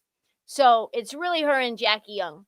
You've got Satu there playing the best of her career, hitting 3 after 3 after 3. Kalia Copper has figured out a way to get hot again. Joanna Bonner was in a slump, and then the most critical time, she's hitting multiple logo threes. Sammy Whitcomb is basically on fire at all times. Mm-hmm. And Makoa Akani is one of the best perimeter defenders, and she's already a rookie. That's a really, really, really hard matchup. I don't know how they're going to be able to withstand it. Let me ask you a question real quick, because you would know this a little bit better than I would when you talk about style of play. It felt like going up against Indiana, and I think you could even put Seattle in there to a certain degree, having to listen in there because she isn't as quick-footed as you mentioned earlier, was a negative. Phoenix, a little bit more physical based, a little bit more slow it down based. Maybe you can get an Alyssa in there for this type of series, trying to go up there against Alyssa at the very least, having somebody, like you mentioned, that Asia can, hey, you guard her for 7 minutes or something like that. Because Phoenix won't run up and down the floor and run you out of the building with their speed, maybe would this be a better series for Alyssa to be in that front court with Asia Wilson? Yeah, that's a good question. I'm going to actually look at the pace of play rankings in the W, because I want to say that Phoenix can kind of give you whatever depending on. Yeah, Phoenix was third fastest team in the league. Up and down. Mhm. They get out. Those girls can get up and down now. They just, depending on the matchup. Pause. Was that needed? Oh, put a pin in this. I watched Sinner over the weekend. Speaking of getting up and down, so I don't know why. Well, there was yeah, I guess Yeah. so. Okay. come Yeah, on now. well, popped Yeah. off a couple of times. yeah, it did. It Come did pop on off. now. So, anyhow, this is a team that can play slow, but they can also push the pace too, and they can get out into transition.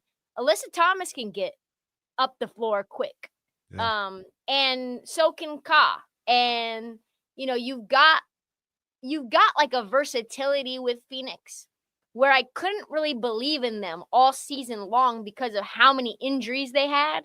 Cleo was hurt for the first third of the season. Mhm. Alyssa Thomas got banged up. Then they acquired Duana Bonner, and then integrating her into the lineup was sort of clunky. And so they played down to the competition a lot. But you could see their upside, and you could tell that this was a contending team. Satu, remember, she was away from the team indefinitely, and we thought that maybe there were some issues between her and Duana Bonner because of, like how she was taking a lot of the touches from Satu. But they figured it all out at the right time, and they can give you any style of play that you want. And even through all of that, they weren't a bad basketball team. No, they were not. 27-17 basketball team, loaded with talent. And it's funny, as you were talking about her, I didn't pull up numbers because I just wanted to. I think Duana Bonner's a Hall of Famer. Feels like Yeah, it. I think Like when I think about the Feels like career that she's had, how long that she's played at this level, like she's not the player that she was.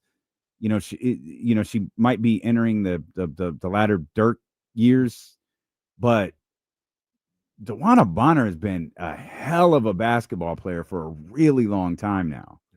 Like, Yeah, I remember her. I think she was at Auburn. I think it was Auburn. Just skinny as could be. But a bucket. Yeah. But an bucket. absolute bucket. Could shoot from anywhere on the floor. Can still shoot from anywhere on the floor. Auburn, yes, correct. And think about this. Not The to only women's basketball player I can think of that went to Auburn. That's why I think that's the reason I remembered it. and like, not to derail us from giving Duana and Alyssa their flowers. Speaking of derail, because I'm gonna tell Jesse, we're just gonna have to go long because I can't let you go without talking about Happy Valley. So we're just Okay. we got to keep going. So, not to derail us in terms of talking about the careers that they've had together as a duo, because it's tremendous, and I agree that they're both Hall of Famers. But if you look at the men's game and a player that's on par with Duana Bonner, a max player coming towards the twilight of their career that's already a championship winner, just getting to go and leave in the middle of the season and choose whatever team they wanted to go to, and then just going to a contender for basically you turned them into a buyout candidate, but you didn't buy them out because you paid every dime of their contract for that 1-year deal. It's maybe one of the most mind-blowing things. And then that team ends up being a hospital wing that lets you go for free and could have made you the focal point of the offense. Mm-hmm. Yeah. Kind of, I mean, imagine if just Phoenix allowed Kevin Durant to just like leave. He left the team indefinitely, said, I'm not coming back. Don't want to play with whoever, Devin Booker, Grayson Allen. And it would be Grayson Allen. And he's just out, like, we don't know what's, and then all of a sudden it's like, well, I'm only going to play for the Thunder or the Golden State Warriors. Those are the only two teams I'll play for, but really I want to go and play for the Thunder. It's like, okay, done. Cool. That's just an insane thing to happen. It is, like, and I just looked up DeWanna's numbers. She's a Hall of Famer. Like, it's crazy. Like, she is a Hall of Famer. Also, she's a Hall of Famer because, to the best that I can think of, she's the only player in league history to marry two different teammates. Did not know that. That has to be. I did not know that. That has to be a that. Who that, was that the other one? Candace Dupree. Oh, yes. I had Yeah, no she was idea with about Candace that. Dupree. I totally forgot about I love Candace. Like, Candace is dope. But yeah, that was her first wife. My first love. You So, and pretty sure. only you. You know about that? That's What good. you know about my first love? My girl Kiki. I'll keep you low candy coated Every- Valentine. Talk to her. Memories of you. Yep. God, this is the worst rendered. Kiki Kiki and Yvonne are just rolling over in their grave right now. Me I and mean, Trysta they're alive and Singing well, my but- first love. No one wants it. No one asked No for one. it, but No they one. got it. Can you please? So the WNBA finals get underway tomorrow night. Tap Aces- in the Daily Aces. W. Let her shoot. I'll be In a there. gener- I'll be in there a- in game a- 6 and 7. Aces, don't worry about it. Get the refund. In a gentle women's sweep. Aces and 5. I hope so. I'll It's I'll win a lot of money unless Jackie Young goes crazy, which she could. Jackie Young is She bailed out balling. Asia. By the way, before we pivot, Oh yeah, Jackie We Young talked- bailed out Asia Okay. 2 times. No, look, because I didn't want to say this. I didn't want to say this because that's my girl. Yeah. And she's one of the greatest to ever do it. Aces for life. Yeah. Aces for life. But sometimes in crunch time, Come on, it just Say it. don't. It just don't happen. Oh, Man. Asia. Oh, Asia's a Like, choke artist. No, I'm Oh, not wow. saying that. I'm Well, just saying. I'll let Trysta do it because I'm not gonna do it. listen. I want to know what that field goal percentage is in crunch time. Wow, what a That's heel a turn. great question. She didn't do a single thing in the fourth quarter in winning time at the very least, and did absolutely zero in overtime, and was missing bunnies, and was not getting rebounds, and was allowing Jackie Young, Jewel Lloyd, and Chelsea Gray to save her. And I was freaking the F out. You can't allow that be when you like lower your game. That just cannot be. And it happened in the Storm series, in game 3 as well. Game That's 4, whatever it was, yeah. Game 3. It's It not was gonna just- happen in the final. She's gonna do work in the final. She gonna remember this. She's gonna watch this clip, and she's gonna go to work in crunch time. Come on, Asia, let's Listen, go, bro. Let's Listen, go. I think even if she was to do what she did in game 3 and in game 5, the voters, the Asia Hive is like nothing I've ever seen before. I mean, they're like the other side of the Caitlin Clark coin. You know what I mean? Like they're like I don't know really how to put it in a politically correct way, but they're out there stumping for her. And if you're not thinking Asia's above Nafisa in your MVP vote, you are racist. That's what they were saying online. It was crazy. The things that the Asia Hive can do, they got her that 4th MVP. They're gonna bully all the media members to give her Finals MVP as well. Because remember, Chelsea Gray won it in 2022, 21. So I mean, it's a Well, I'm tough part of city. the Asia Hive. I'm not gonna bully nobody, but no, I'm part of the Asia. That's my girl. It's like the That's my Beehive. It's a girl. very strong contingent. So My I girl. think Jackie Young will have to do a lot to win Finals MVP, but she could. If she does that little extra layup that misses the bunny and she wins that series because of her, 25-1 for Jackie Young to win Finals MVP. I'll say this about Asia though, even though it was getting a little tight, crunch time, and then I'm glad you saw that. she had I told her on the show. I didn't see initially who went for that steal, and I got mad. I said, It was her. Dana, you got to know better. And then I saw the She replay. jumped the gap. What are you doing, Asia? You're that. up You can't 2. do that. But even with all that said, and you talk about Finals MVP, at that point she had like 33 and 13. Yeah. Yeah, she gonna win Finals MVP. She had 33 and 13.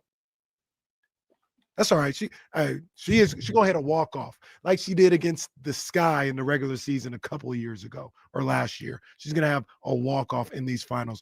Book it. You heard it here Oh, first. I have a question. Sorry, I have a question because who was it? It was Terrence Ross asked me this question via DM. I know, very random. Oh. Do you think that there is any This NBA is a very different player? sliding into your DM situation. Very, very different. No, not like that. Do you think there's any NBA player, current NBA player, that Asia Wilson could beat one-on-one? And if so, who is it? And it's like 3 dribbles only. 3 dribbles max from the post or from the wing. No. I think maybe Kyle Lowry. Was after what we saw on media day. He doesn't look like he's ready for the season. No, I think maybe Kyle Lowry, maybe Jose Alvarado. Because Jose Alvarado is like 5'7", 5'8". He's physical. You don't like the question. He'll keep her on Davey the doesn't like perimeter. question. Asia could absolutely beat an NBA player. Who? She absolutely could. I don't know. She can't be an NBA player. I don't know. She can't be an NBA player. Yeah. That doesn't mean like she wouldn't like. I'm have not some saying good that she'd moments and get stuff. smoked. Yeah, but I it ain't saying would be that. very difficult. Game to 11. I said it. Oh my God. I said it.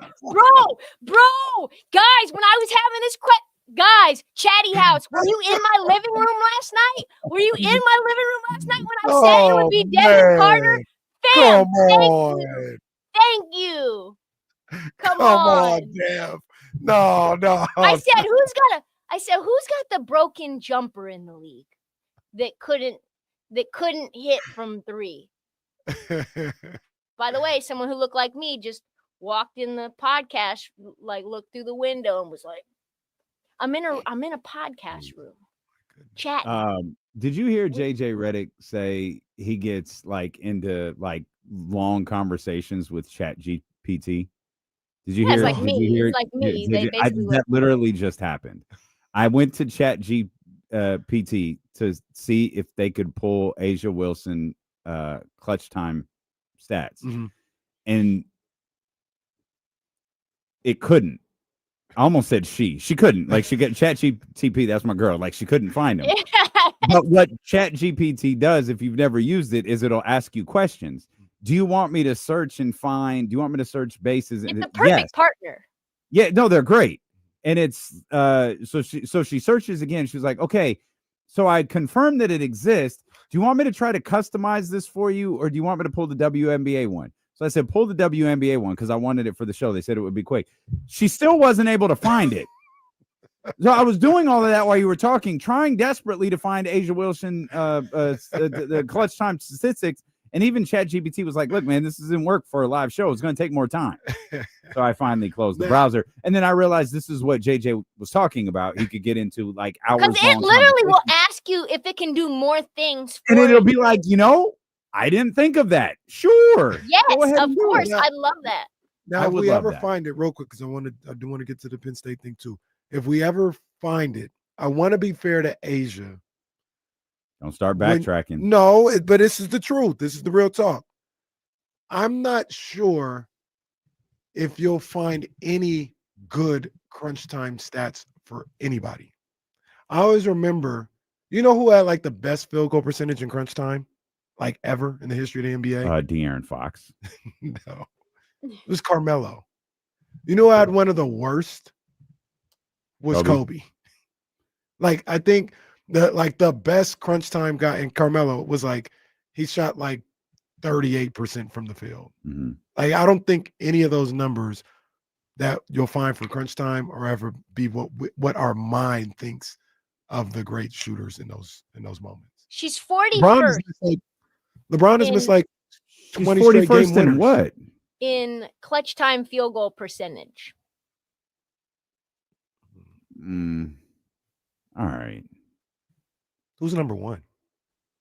Well, it's hard because It's there's probably only someone like you've never heard of. yeah, exactly. One of exactly. one from the field. It's like yeah, it's exactly. You need to like change the tape. You know, Paige Beckers is sitting there at 60%. Rakia's pretty good. Angel Reese is pretty good. Leah Boston's very good. This is fun. I need to know about your experience at Happy Valley. That looked crazy. Okay. So first and foremost, did you get arrested running on the field like that? Well, let me first and foremost just give everybody we'll give them some free game. NBC, I got an email from a colleague at NBC, and he was like, hey, me and Eric are going to the game. I think we're getting field passes. And I said, well, if there's field passes, I'm there. Just pencil me in. Only though, I'm not sitting in a press box. I'm done with that. I can't be me in a press box. It's very clear I'll get kicked out. Police and all. So we ended up getting the field passes. So I was on the field the entire game. And guess who was there? Worldwide Wes was there as an Oregon Duck fan. And he was like, we were just pumped. He had his Oregon Duck stuff on. Kenyon Barner and I were chatting. Kenyon Barner's a legendary Oregon Duck running back. So we were chopping it up. And so I was pretty convinced we were going to lose that game. First and foremost, about the Penn State environment. I've never been to a whiteout before. I would say it's peak. Those kids understood the assignment. 111,000 people, all in white. And more outside as well. Tailgating that didn't even get into the stadium. Flew into Pittsburgh. Flew into Minneapolis, into Pittsburgh. Couldn't get a car at first. Finally found a way to finesse my way into a car. Drove 2.5 hours to Happy Valley. Yeah, that's what it is. On a red eye. Get there at around 11. End up getting to Happy Valley at 2:30, something like that. Get to the stadium. We're doing everything. I'm ready to crash. But I'm pretty convinced we're going to lose this game just because it's a night game. Because the fans, it is the loudest place I've heard. They pump in the biggest subwoofers you've ever seen. And they're everywhere. You can't do a video and think it's going to come out crisp unless you have an external mic or something. They're just bah, and they're playing Mo Bamba and they're playing everything. They've got like 5 songs that they rotate through. And the fans are super loud. So when we got to overtime and we threw that interception in the 2-point conversion, I'm standing there with this other Duck fan. There's probably like 15 of us outside of the team. And I'm like, we're done. What we need is an interception as well. And she's like, we do need an interception. And then the very next play, we intercepted. And I was already filming. Just see the sadness mostly. It was going to be like, let's show the sad Duck fan crying on the field. But the elation, just running, ran into the AD. He gives me a huge hug. Me and the Duck are embracing.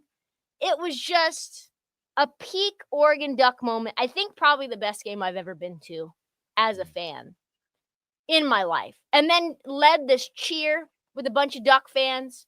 They were at the end zone, like at this little gated area. And I'm just dancing around. I'm dropping all my stuff. I don't care. And they're like, let's go, Ducks. Let's go, Ducks. So it was probably one of the best 24 hours I've had in a long time. That's awesome. That was That's awesome. The best Oregon victory. I'll say it was a top 3 Oregon victory since they became Oregon, which was like 20 years ago. What was the other one that you think? I'm thinking Mariota in the Rose Bowl to get you to the national championship game. But that's really the only other one I could think of. Well, we've got a week to think about it because we have to let Trysta go because we kept her for 45 minutes. I love y'all. You're the Love best. you too, TK. Your adventures are next level, and I can't wait to watch everything that you do for the finals coming up here. So we'll be tapped in. For sure. Talk to you soon. Love All you, right. Chatty House. Take care, TK. All right, Mr. Girl, Trysta Krick right there. Make sure you're following the Daily W and, of course, the podcast. Let Her Shoot as the WNBA Finals get underway tomorrow. We'll come back. Matt George coming up in about 30 minutes. We'll get back to Kings practice. And, man, got 49ers football tonight. 49ers and Rams kicking off week 5 in the NFL season. The Steelin' with KC on Sacramento Sports Leader, ESPN 1320.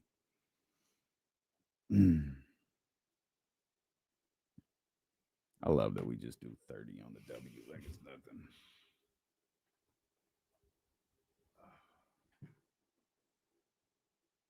My phone is like, get up, you lazy bastard. You haven't moved.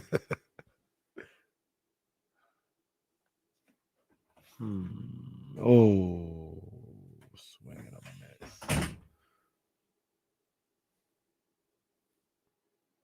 This Cubs game is in danger of getting out of control early. The Tigers game is in danger of getting interesting again. Tigers up 6-1 right now. Runners on second and third. Oh, that looked like a strike. Runners on second and third, 1 out. It is the bottom of the 8th inning. And in Chicago, the Cubs are up 1-0. Bases loaded. Nobody out. Bottom of the 2nd. 2-2 pitch in Cleveland. He got him. Same pitch. Went right back to it. Got him looking. First one was a strike, too. Now we're here in Chicago. Estrada, 3-2 to Dansby Swanson. Bases loaded. Nobody out. It is loud in Wrigley Field. Swanson calls for time. Let's go back to Cleveland. Inside, ball 1. 2 outs now in Cleveland. Runners on second and third. Ramirez at the plate at the big RBI single earlier. Now we're back here in Chicago. 3 balls, 2 strikes. Dansby Swanson at the plate. Bases loaded. The pitch.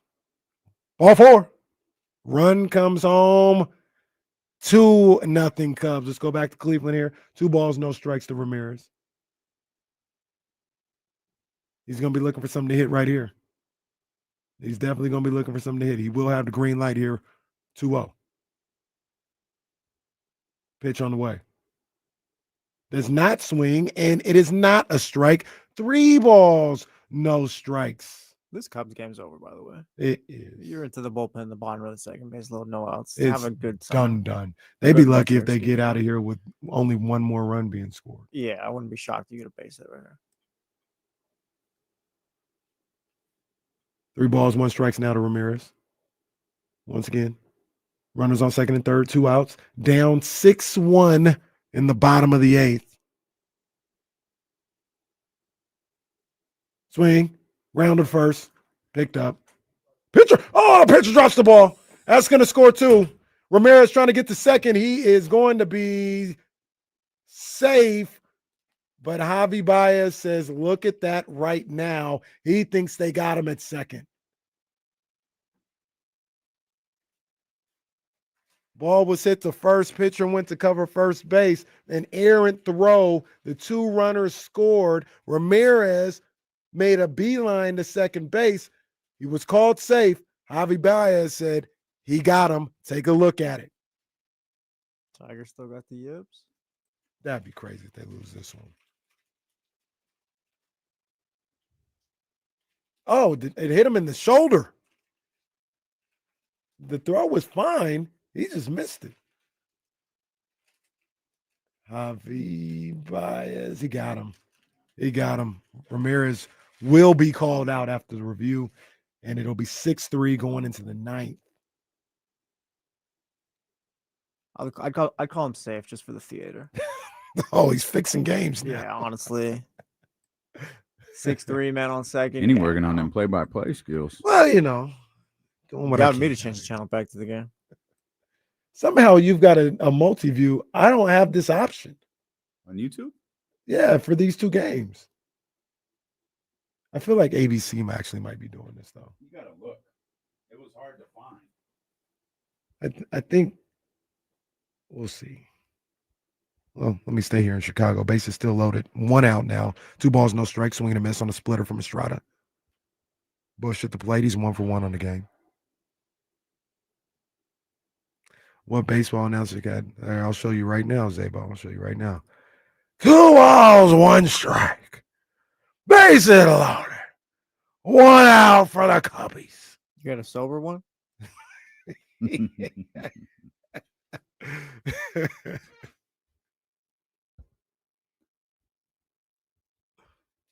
Casey over here drunk calling games. Harry was not drunk. Drunk calling games. 2 balls, 2 strikes. Bases loaded for the Cubbies. All right, let's see what we can. Let's see what Matt George. Oh, got going on. Wait, what the hell was that? No, what was that on your screen, bro? What was Did it? you see that, Jesse? Did you see that? Yeah, what the hell's that? Whose side is he on? He's Wait been, a sec. yeah. Why is that on his feed? Wait a I got second. the same thing in my notifications as well. Yeah. Nice try, pal. Also, Gino, Yankees suck. Nice- All right, nice Gino, try- Yankees nice suck. try, pal. Nice try. That Gino, is- go hang out with Jake Gate, and then you want to be on that side. That's who he's responding to. Wow, what a disgusting display on your part. Yeah, that was crazy. You should be ashamed of I yourself. was just trying to figure You out what should was be going ashamed on. of That yourself. was the I'm trying to figure out whole- what's going on. He said he was Red Sox, but here he goes talking about let's go Yankees. No, you threw the chair at Damon. He caught it, and then he fell down. He did the Eddie Guerrero. And the referee caught you do it. Yeah. Caught you doing it. Show some respect. Look at Doug's face, the way you act, and look at that.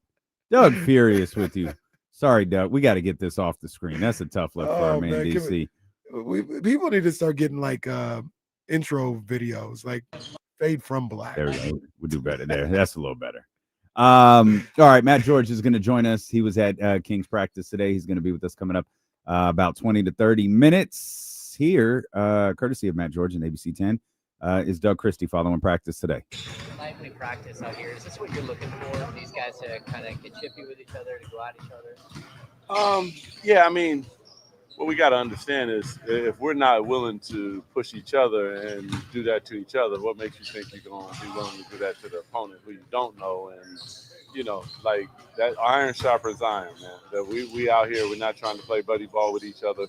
We need to get after each other and make each other better.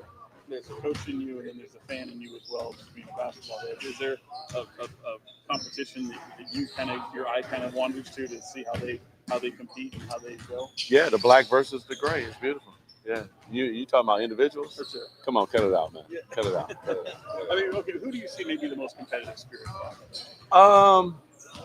You know, Dennis is highly edgy and competitive. Malik is. You know, he's talking, playing, but there's a lot of guys. I mean, the spirit of what we're doing is about competition.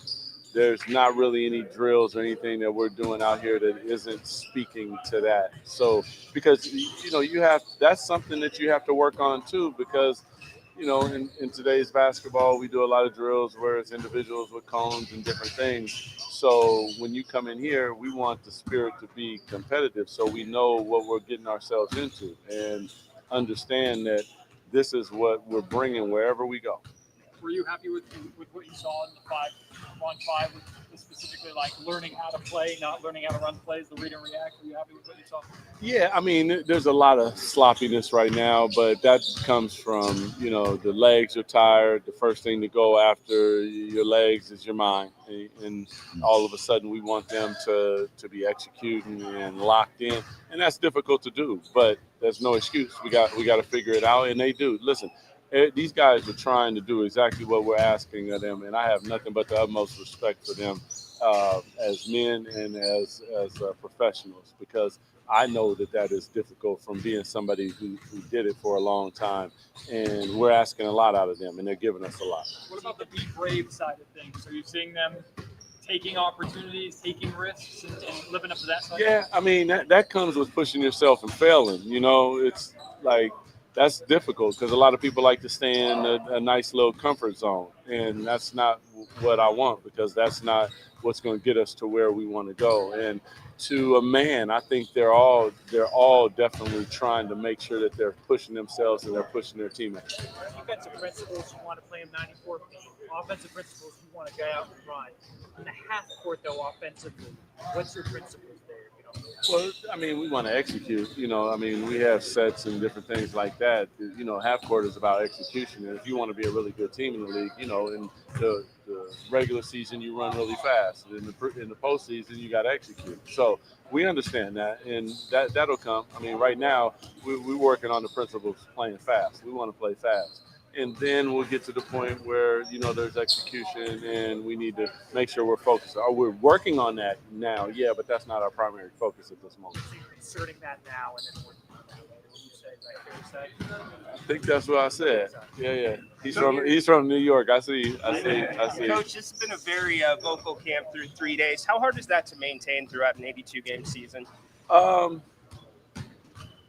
mean, it's a staple of what we want. So whether it's hard or not is not an excuse. It's what we need to do. Like one of the key tenets of being a good defensive team is communicating and early communicating and continuous communication. Like those are things that we have to do. So whether it's hard or not, doesn't really matter. We got to do it. Emphasizing free throws a lot. How much does that have to do with wanting to play with pace and that defensive orientation? Well, we want to get to the free throw line. I think, we got guys who know how to draw fouls. We want to get downhill. We want to make sure they're putting pressure on the rim. But then also another thing the free throws do is they allow you to set your defense. So the more times that we can set our defense, the better position that we put ourselves in when we're not in transition. And we want to be a good transition defensive team. But if you're at the free throw line, it also allows you to get set and pick up 94 feet. So there's a lot of things there, but one thing that I do know about free throws is you can get back in the game, but you can also kill a game at the same time. So we need to figure out a way to knock them down. And to their credit, they're shooting those while they're tired, and that's what they're supposed to do and lock in and make them. Talk about Keegan hunting shots. How much does that include him getting the free throw line? Yeah, I mean, the weird thing is it's like a yin-yang thing. Like if he hunts the shots, the guys are running at him because he shoots really well. Well, if they're running at him, then he gets downhill. Well, if he gets downhill, he's getting on the rim. Well, if he's getting on the rim, they're stopping him and they're fouling him. So there's a give and a take to that. So one thing helps the other thing. He just has to keep on working on it, and he is. So I'm excited what I see from Keegan. Doug, you always hear. We'll end it there. From DC, you can see/hear the rest. That was a good chunk of it, but you can see the rest of it if you'd like to over on Matt George's Twitter account. As he's got it up as always. Matt George will be with us coming up in about 15 minutes. We were watching the free throw videos earlier, not just analyzing jerseys, but a lot of body language there, and you heard Doug reference it. Yeah, these guys are shooting, free throws when they're tired. Like that's the goal. You often see free throws to end practice with running involved because they want you in that game state, right? They want you in that state where you're at your most exhausted. I mean, there's legendary stories of Steph Curry's workouts, of LeBron James workouts, Jordan's workouts, where they'll do, these back-breaking 90-minute workouts, and then they got to hit, 500 threes or 100 threes or, something absurd, and then close it out at the foul line. When they're at their dead most exhausted after they've done all of this stuff, they have to hit their threes, and then they have to hit their free throws. And Doug really emphasizing the free throws. And obviously it was a tough day for them today because our man Dennis was gassed. Our man Dennis was fed up. But you heard him use that familiar line of iron sharpening iron. Yeah. And which I believe is the line we used for TT and Marvin Bagley. Oh, yeah. Could be wrong, but yeah. But I think the results of this team and this iron sharpening iron will be better than the one with TT and Marvin Bagley. I do believe that. Couldn't be worse. But I love everything that I'm hearing from this camp so far. It's only been a couple days. It's all talk. We haven't been able to see them in real game action. So I get that. But I think there's a renewed sense of energy going through that building right now. Agreed. And once again, energy only gets you so far. You got to actually be able to do some things. But there's maybe been questionable energy in that building for maybe, is it fair to say 2 years? Yeah, I think that's perfectly fair. And that's something that they've had to combat the entire time. If I don't know, we don't know. I'll speak for I don't know. It felt like the Duarte Kevin Herter thing, which was in camp, started it. Whatever caused that, well, we know what caused it. The meeting between coaches and players about the offense that Domas referenced very, very early in the season. That wasn't the first time it came up. Like, it got to the point where they said, we've got to talk to the coaches. It got to that point, which means it's not like first sign of something wrong, we talk to the coaches. And I think the way Doug talked today kind of made that clear that that's not what happened. That means it had been happening, lingering, and then bubbling. Again, the meeting happened really, really early in the season. So you combine that with the Chris Duarte stuff, you immediately have stuff there, right? And then you have, the Herter being in and out of the starting lineup because of injuries. Then you have them seemingly chasing their tail for 45 wins? 46 wins? 46 wins. God, 46 wins feels so great right now. But it felt in the moment, it was like, God, they can't get going. Like, it just felt like a constant, like, start, stop. They just couldn't, they couldn't get downhill. And then, that led to 6 losses to the Pelicans, play-in loss, the Mike Brown offseason with the contract stuff.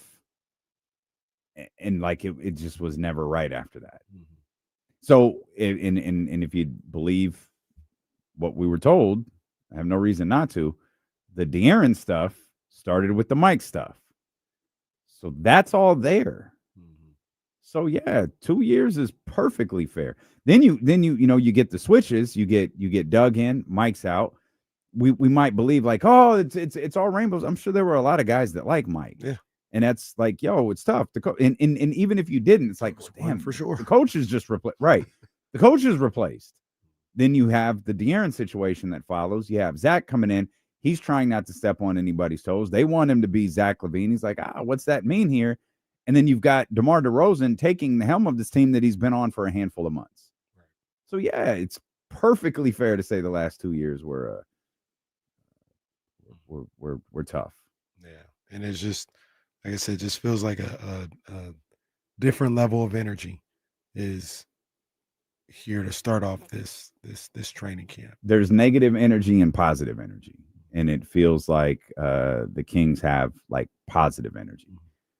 It feels like they're all working towards something in the early stages of this training camp. Well, we also we don't have to go over every single thing, but there was also the frustration, at least Domas had, with the front office always talking about trades being done and not getting done. Right. Another thing we learned. So how long did that happen? That Yeah. happened for a year and a half, 2 years. Yeah. Oh man, we thought we're getting some people in here because that's what they told us. Siakam and OG were midpoint of the previous season. That quote came out after DeMar signed. So that was the off season. So that had been around at the very least for a year and a half. Right. So, yeah, like I said, vibes, new energy, and it doesn't win you basketball games, but it's a nice start. Thank God no one was here to tell Domas that the Kuminga deal was done. Oh, man, how you think that would have played out? That the old regime was here and they were dealing with Kuminga. Oh, man, they would have told him 4 different times that deal was done. Could Dylan Dinger have been anything other than a baseball player? Excuse me? That brother's name is Dylan Dinger, isn't Do I it? need to throw a flag right now? I don't think so. What is your guys' problem? That's, mean- is it? Am I wrong? Is that man's name right there? Yeah, it looks like it, but I don't know. Did I get that Jesse. wrong? No, I mean, yeah. You can't be Dylan Dinger, attorney at law. You can't be Dr. Dylan Dinger. Like, you got to be a baseball player. Look, I know you want to throw a flag. I'm not doing anything wrong. The man's team just advanced in the playoffs. I wonder if He's a catcher. He's feeling good. his family origins has anything to do with the home run call. Like this Is it Dingler or Dinger? Hold on. Dylan Dingler? Is that It's what Dingler. Oh, okay. That's not any better though. That makes a little Dylan more Dingler. sense, No, it though. doesn't. Yeah, Dingler sounds worse. Does it sound worse? Yeah. So you're telling but the question stands. Can you be Dr. Dylan Dingler? Sure. No, you cannot. Where are you going, Dr. Dinglers? No, you can't. This man had to be a baseball Well, player. Whatever you have to do to make your marriage work. Go ahead, sir. Where are you going, Dr. Dingler? I understand. You're not alone in this situation. Oh man. I'm glad you're taking proactive steps to make it work. Your Honor, this is my attorney, Mr. Dingler. Mr. This is Dylan Dingler, PhD. So you tell me he had no choice but to be what he ended up being. He had to be Major League Baseball. He had to player. be a baseball player. Had to be a baseball player. Tigers win, by the way. Tigers. Well, that's beat why the Dylan Dingler was Guardians. getting interviewed. Yeah. What? Keep saying his name. I mean, there's no flag. He's a Play on, baseball yeah. player. Like, what are you doing? Grow up. Just all right, man. I'm just checking. I see his intent, but it's within the rules of the game. I have to put that in front of the rules committee this offseason, but there's nothing we can do about it right now. No, it's The tug rule. It's the tush push. Like, it just works, man. Hey, you got to execute it better. Hey, that was cold when the Eagles had that little handoff to Saquon on the Oh tuck. yeah, that was nasty. I said, oh man, Yeah, if they it's got that over. in the tuck, I don't know what you do. They're gonna start running the tush push on first down and just throwing it to Saquon. Oh man, they got that in the tuck. Oh no, that's why you just got to start hitting people, because now you really can't stop them. Man, we'll talk more. Dr. David, 1025 DJ Dr. Dingler or DJ Dingler. He comes on right after DJ Oasis. I've never met. DJ Ding was probably late night, huh? Oh Saturday man. nights. He's Saturday nights. Oh man, in the mix, huh? Oh. In the mix with who? Dylan Dingler, DJ Dingler. In the mix with DJ. Oh man, I don't know. He does not have a name where you could take him seriously in another profession. So shout out for Oh, making it as a he hit the very game. high Hit level the game winning home run today.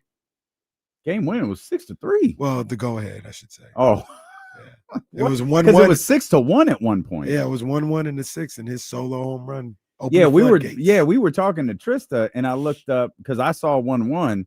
We were talking to Trysta, or maybe I saw 2-1. Someone hit a solo home run, right? Yeah, he 'Cause hit Dingler. hit it. Oh, he hit the solo. Yeah, and that Oh. opened the floodgates. Oh, okay. So I saw the solo home run, Mhm. but that made it 2-1. Mhm. And then I was talking to Tristan, and all of a sudden I look up and it was 6-1. Yeah, that was a 5-run sixth inning, I think. for him. Goodness gracious.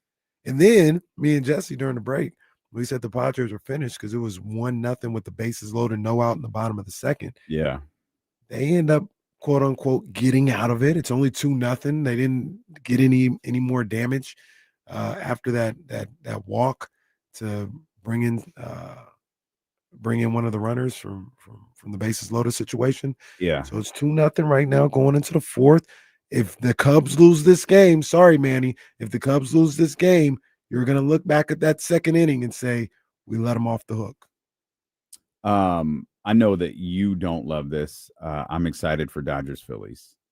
I'm excited that's for it gonna be a too, good because that's a series. team that could beat the Dodgers. Oh, okay. What was that, Jesse? That's gonna be a good series. Yeah, like I don't watch series with spite. For spite. I'm genuinely looking forward to the series. I know you do. We all know that you do. I would be disappointed though if the Padres lost. Well, get ready to learn Chinese. 'Cause I don't know. Yeah, I don't know if it's gonna happen for them. Yeah, we'll see. But that I guess we could take this too. That's gonna be a good series. I mean, either way, it's gonna be a good series. Padres Brewers is gonna be good, but Cubs Brewers is gonna be the real deal. And obviously, Phillies Dodgers in LDS best of 5. Yeah, that's gonna be from the get go. I think Otani's pitching game 1. Okay, so from the get go, it's gonna be on and popping. Great playoffs so far. We're covering everything because Matt George is going to join us in a few minutes, and we'll shift our attention back to the home team here. Also, I'll mention that Sports Talk on ESPN 1320 is presented by Paramount Plus. You can't count on much, but you can always count on Sundays with the NFL on CBS and Paramount Plus. Watch your local NFL game live every Sunday all season long. Visit ParamountPlus.com/NFL to get started today. So we'll shift our attention back to the Kings when Matt joins us. We've got Thursday night football that kicks off with your San Francisco 49ers taking on the Los Angeles Rams. Mac Jones, starting quarterback tonight with Brock Purdy out. Juwan Jennings out. Ricky Pearsall out. It sounds like his primary target is going to be Kendrick Bourne. Who lines up on the other side of Kendrick Bourne? Oh, Sky Moore. Well, no, right? Demarcus Robinson. Oh, Demarcus Robinson. And then right. Sky Moore. This Valdez Scantling or Sky Moore as your – Sky Moore probably will be your slot guy, though. I don't feel as bad about this game as you do. I think the division plays around. I think the rivalry between plays a role. Excuse me. I think the rivalry between Sean McVay and Kyle Shanahan plays a role too. I do also understand the sentiment. There's only so much you can overcome, and it feels like they've already dealt with a lot. Asking them to go in and play one of the teams that is playing as good as anyone else in the National Football League it's a tough task. Thursday night on the road, but I think this is a well-coached team. I think Mac Jones is a good quarterback. You still got Christian McCaffrey there, which I think is the ultimate wild card. You still got Robert Saleh in that defense there. So I'm not giving up on this game for the San Francisco 49ers. That's the thing right there. I feel like I'd probably maybe feel closer to you if they were actually running the ball this season. Like the fact that they've been struggling, I mean, up to today, I don't know if I can give them the benefit because me and Jake and James were talking about this morning, like how do the 49ers win? Like CMC would have to run for 100 plus. Defense stops the run on the other side. You get to the quarterback a bit, but I don't see how, just given how it's looked this season, how they're able to fix that up tonight, given you're down your top 2 receivers and your top quarterback. Yeah. I think they got a shot tonight. I really do. I think this game is tailor-made for them to play a good game on both sides of the ball. They're going to have to play a clean game when you talk about turnovers and you talk about penalties. They have to be as perfect as you could possibly get in those 2 areas. And when there's opportunities for big plays and opportunity for game-changing plays, they got to take advantage of them. They have to. There's no room for error tonight for the 49ers going into Los Angeles to take on the Rams. I think it'll be a close game. I think they have an opportunity. I don't think they're going to win, but if they are going to win, it's going to have to be pretty much a flawless game on both sides of the ball for the 49ers. It might be like the good old game in 95 when Elvis Gerback was starting going up against the Cowboys. Deion had gone to Dallas. It was looking bleak, and I ain't talking Memphis. I think the Niners were 5-4 going into that game. And Gerback went into Dallas Stadium and got that one. Do you stick with these lines like, Memphis Bleak and $2 steak because they become like trademarks? It's like JR say, business is about to pick up, or Stone Cold. Like trademarks. Do you use signatures? Do you use these lines in everyday life? Absolutely. Yeah, it's a staple. Hopefully, you've never had a steak as tough as a $2 one. I didn't, but I did have $4 steak and eggs way back when I was like 16 Mhm. in Las Vegas. $4 steak and eggs. It was like 4 a.m. I'm sure I've had a $4 steak that I bought and cooked myself and thought that I was, saving money and being smart instead of just ate trash for dinner. Well, literally, you were. Yes, I recognize that. I recognize that trash. now. It wasn't good. Wasn't good. You mean one that you bought and you cooked, right? Yeah. You can cook, yeah. Yeah, no, it wasn't good. It's still a steak that cost $4. And I probably didn't know how to cook back then. Not probably. I didn't. I definitely didn't. We'll come back. Matt George joins us. He was at practice. He caught a good amount of the 5-on-5 that went down today. We'll ask him about that and his thoughts on Jersey Watch. What he's got to say about all that. So Kings Talk with our man Matt George of ABC 10 and Locked On Kings next here on Sacramento Sports Leader ESPN 1320.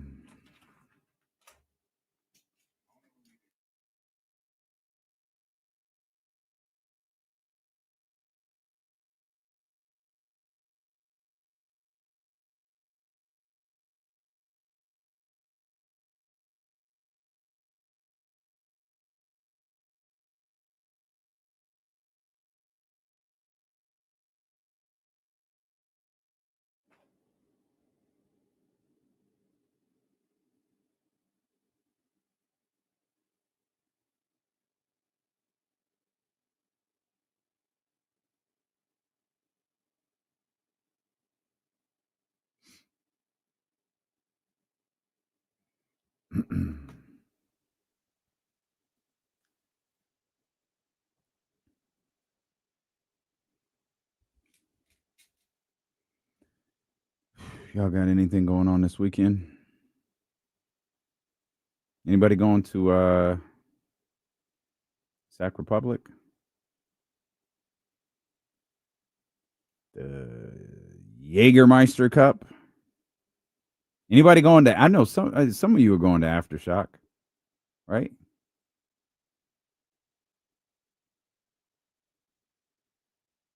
Someone messaged about Aftershock earlier. Forgive me if I can't remember who it was. Watching the Bucks beat the Seahawks. Yeah, I hope so. I'm with you on that, Zay. With you.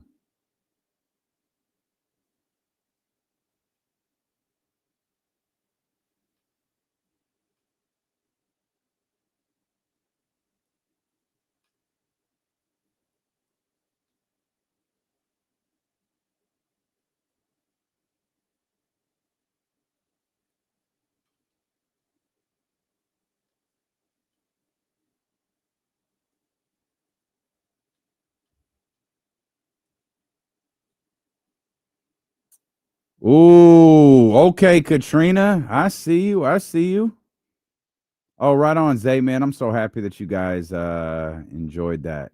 I'm happy you enjoyed that spot in Monterey, man. That's great. So good. So good. Oh, well, your girl's going to Aftershock. That's cool.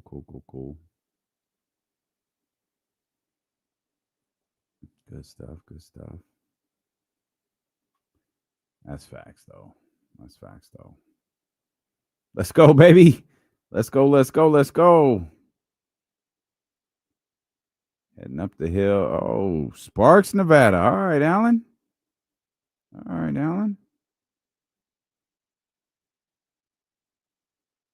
Oh, that's pretty cool. I love that spots have, watch parties like that for fan bases.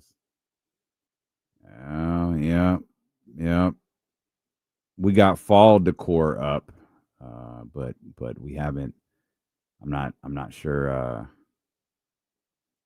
not sure how Halloweeny it's gonna get, but we definitely got the fall decor up. You gonna be carving pumpkins this year? Pretty good chance.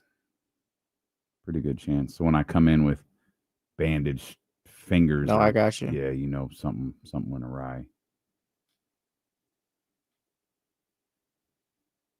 Today's got big Friday vibes.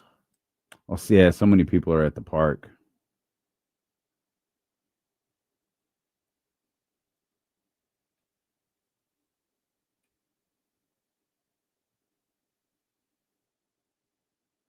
Yeah, so many people are at the park. At least it looks like it stopped raining for them. Well, that's here. I don't know if it stopped raining in Sacramento or not, but.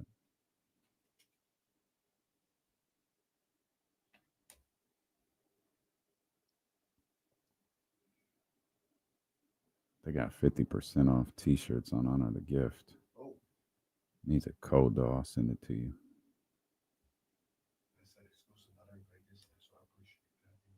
I'm sure you do. I've just signed up for all of these emails.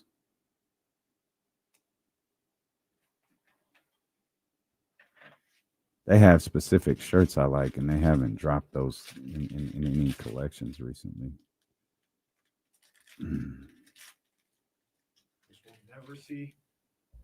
Never see Russ here to let him know. We got love. Yeah. Yeah.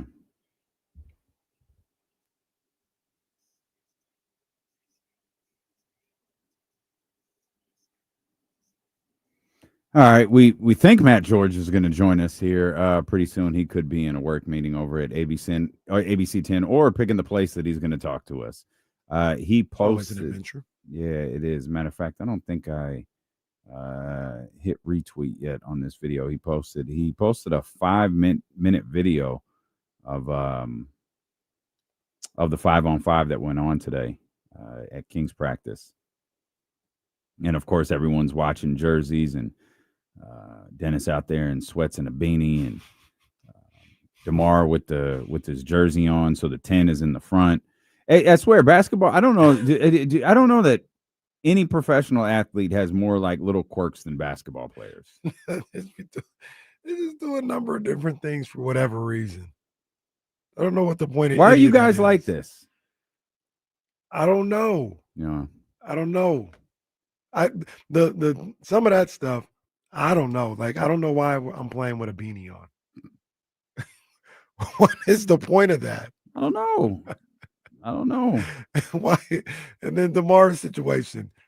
Just put I don't know. I got on. the jersey on backwards. And that's why basketball players are hella funny, though. Oh, They're no. hilarious. Ooh, Dennis at the rim. I haven't watched this yet.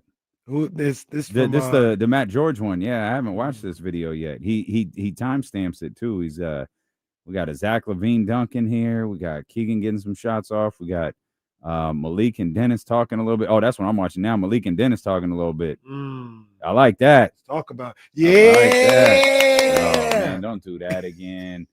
Don't do that again. That went so bad the first time you did it. Can't go any worse. That's a great point. It literally can't get worse than when you did that with Tristan Thompson and Marvin Bagley. What do you think about Doug talking about playing with speed, tempo, and all this other stuff? Because I know a lot of people like scoff at that and like, oh, how can he say that with guys like DeMar DeRozan playing? Like that won't work. Like I feel like DeMar DeRozan's not just as stiff who's not going to go up and down the floor. I think people sometimes maybe purposely don't understand what the word tempo means.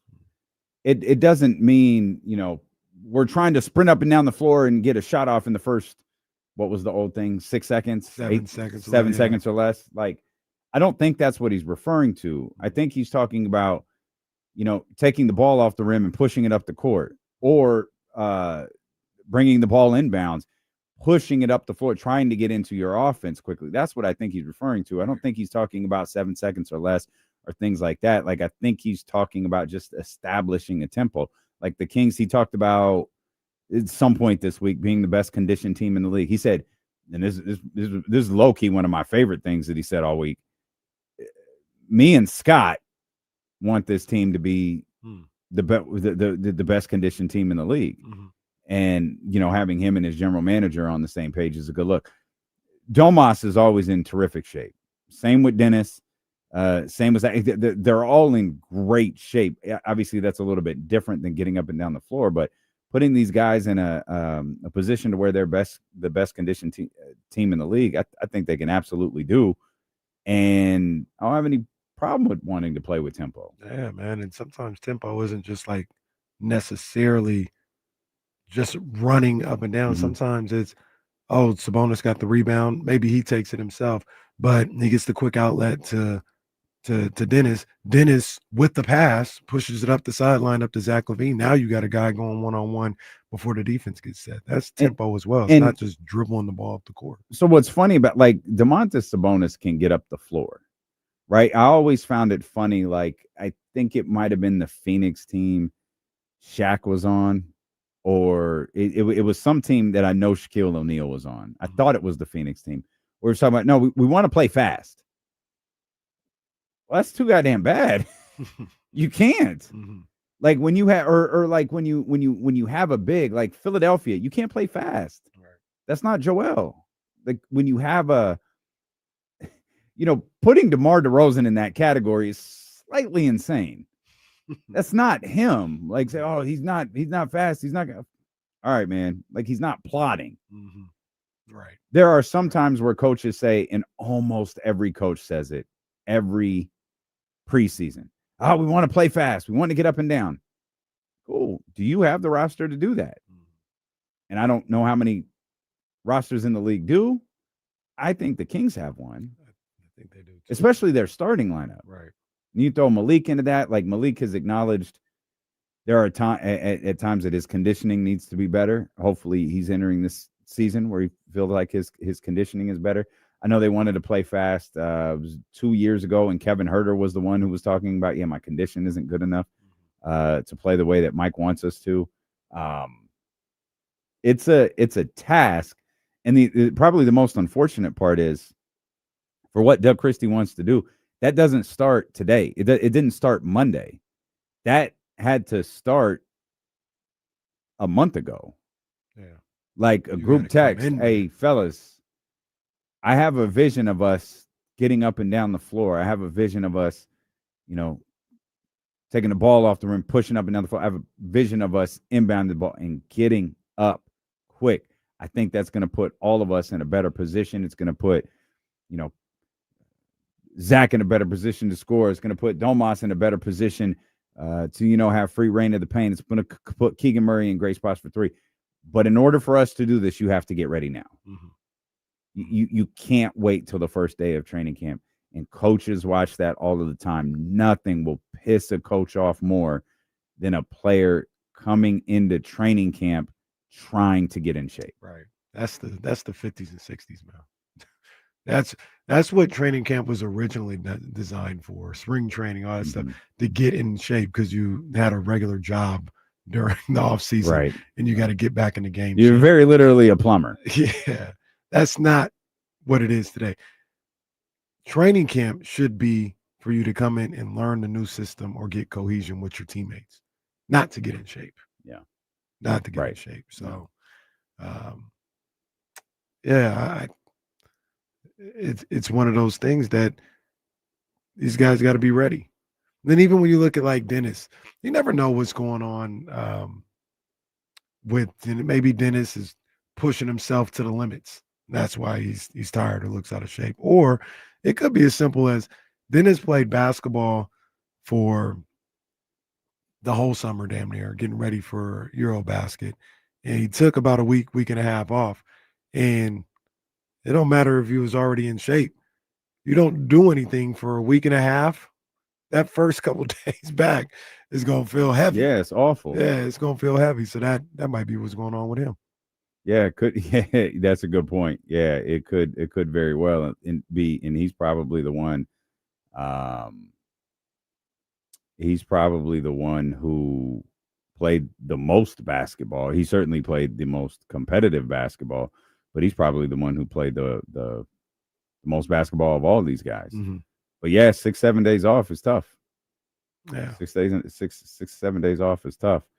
You got to wear beanies and long sleeves to to get back going again. Maybe it's cold in the Golden One Center. It might I don't be, know. man. It might be. They weren't. know. Maybe he wasn't ready for the rain, and they didn't get the heat on in time. I don't know. You never know. Matt said Matt's a little blacker than we think. Matt texted us at 3:19 and said, "I'm on my way."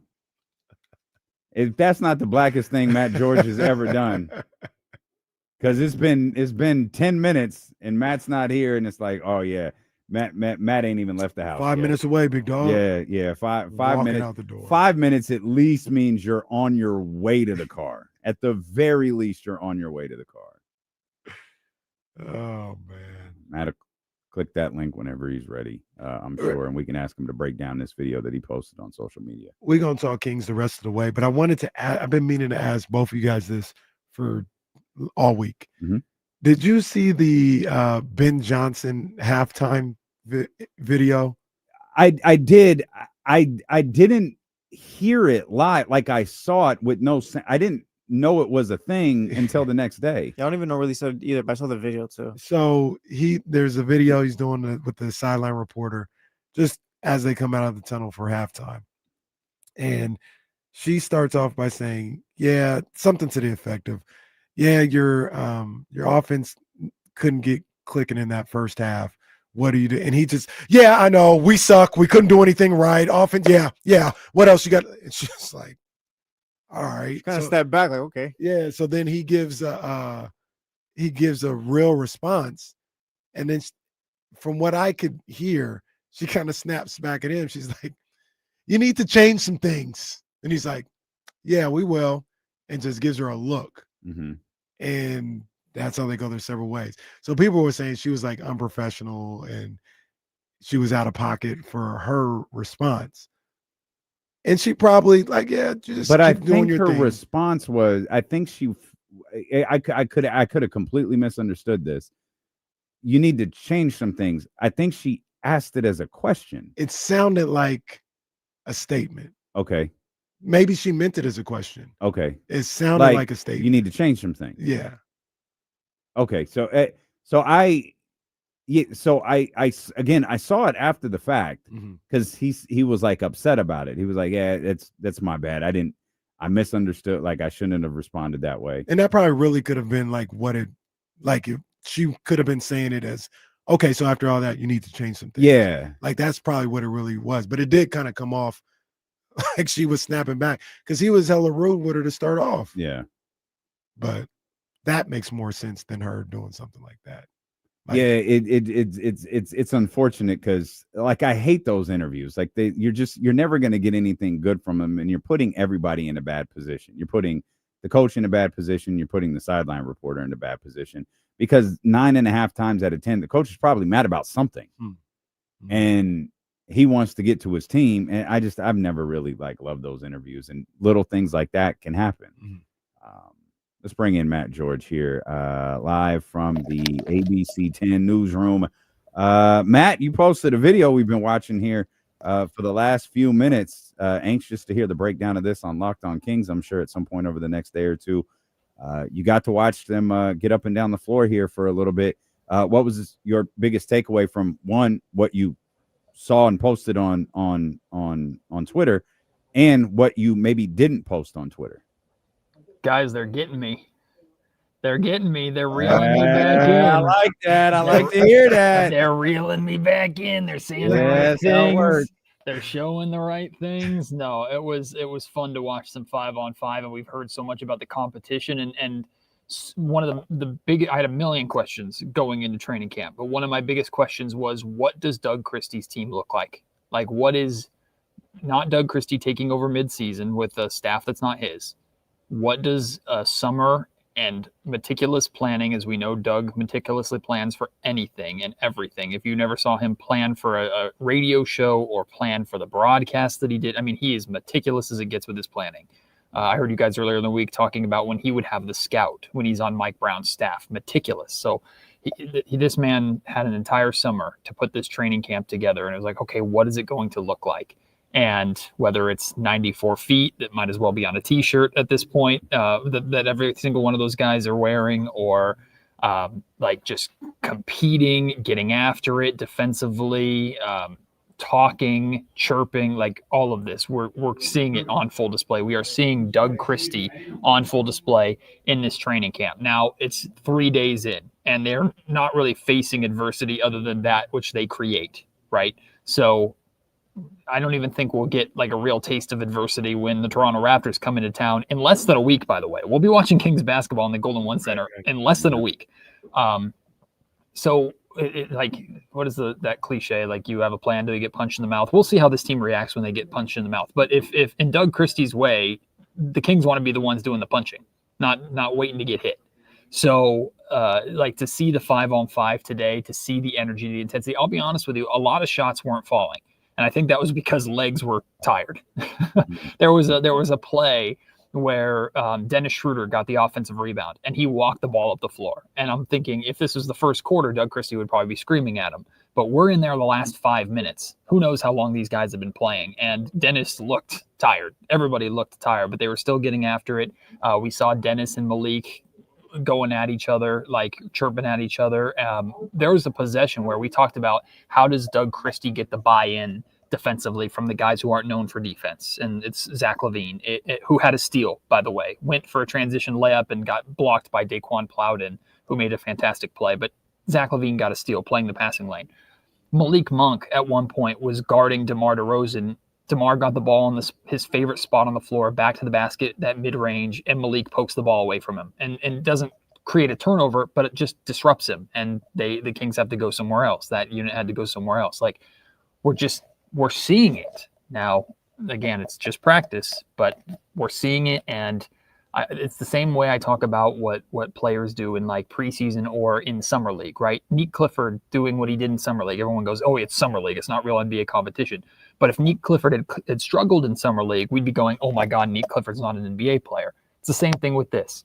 We're seeing them do the right thing. Oh, but it's just training camp. Yeah, but if we weren't seeing them doing this in training camp, we'd be concerned. So I'm like I said, they're reeling me back in. I'm very impressed with Doug Christie and the, as Domantas Sabonis puts it, strict and professional training camp that he's running. Love it. Real quick, spell Daquan. D-A-U. Nope. Nope. Go ahead. Not even close. Well, see, now I forgot the original because I'm just focused on the QWON. So I forgot the first. I forgot the first one. D-A-E. D-A-E. Yeah. D-A-E. Yeah. Okay. Sorry. Touch on that a little bit, Matt, because I was listening to Locked On and you talked about that, but Sabonis and his evaluation of what this training camp has been so far about, would you say, strict and professional, huh? Yeah, Domas played it safe because I think Jason Anderson yesterday asked him a follow-up to that.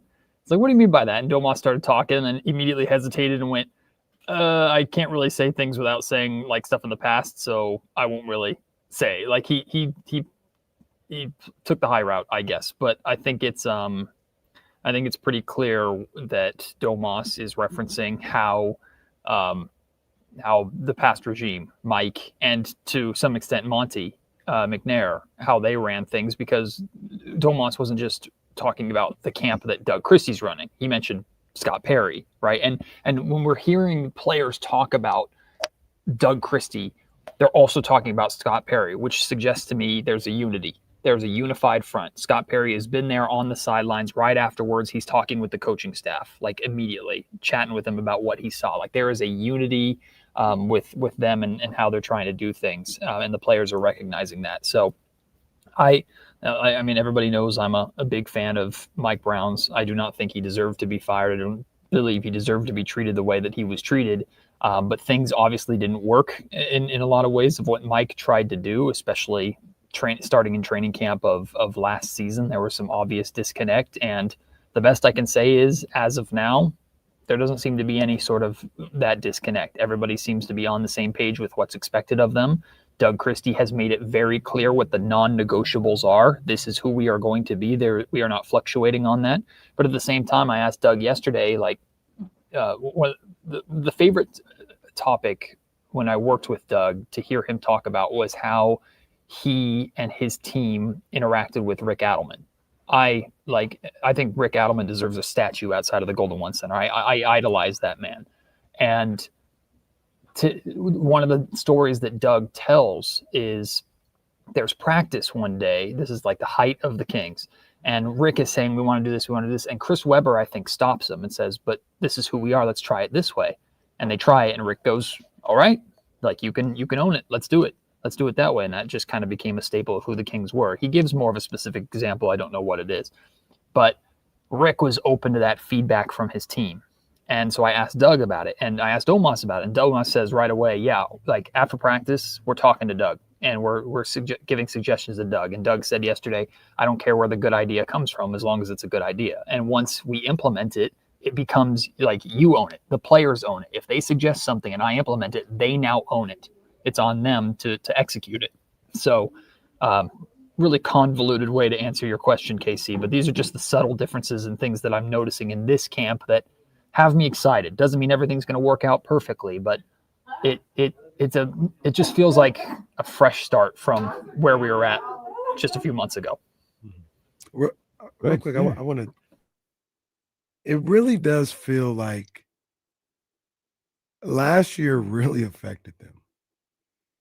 There are a lot of references and kind of like even Domas saying like I don't want to say anything because I'm gonna keep saying stuff about last year. But last year really affected these guys.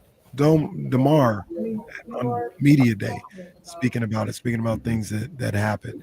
I hear little things like you talk about these guys talking, and I started earlier in the show talking about I don't believe it's a conscious shot at Mike Brown. I don't think that's what Doug Christie is doing.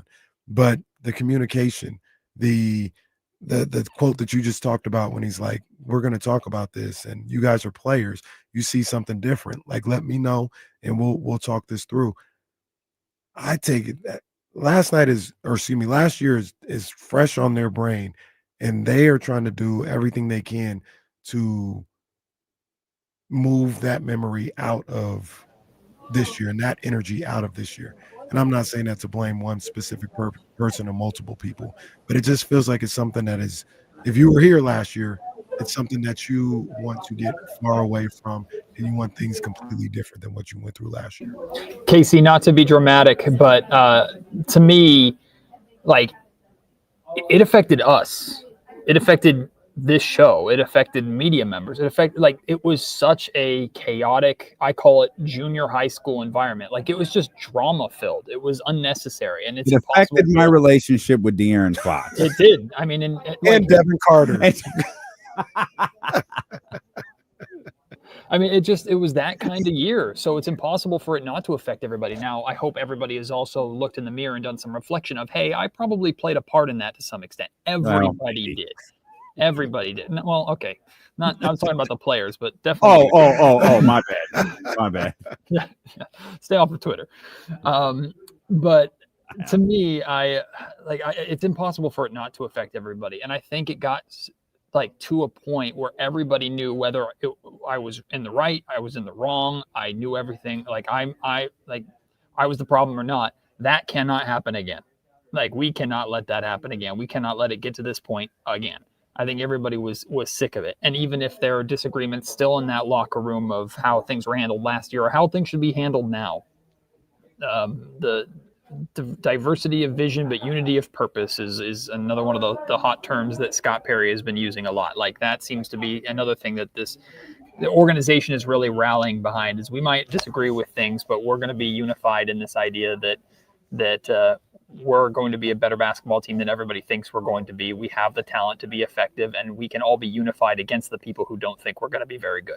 Like that's just the vibe, the energy that I get, and that's very much that's Doug Christie energy, right? That's just a Doug Christie like F everybody else. We're going to do our thing.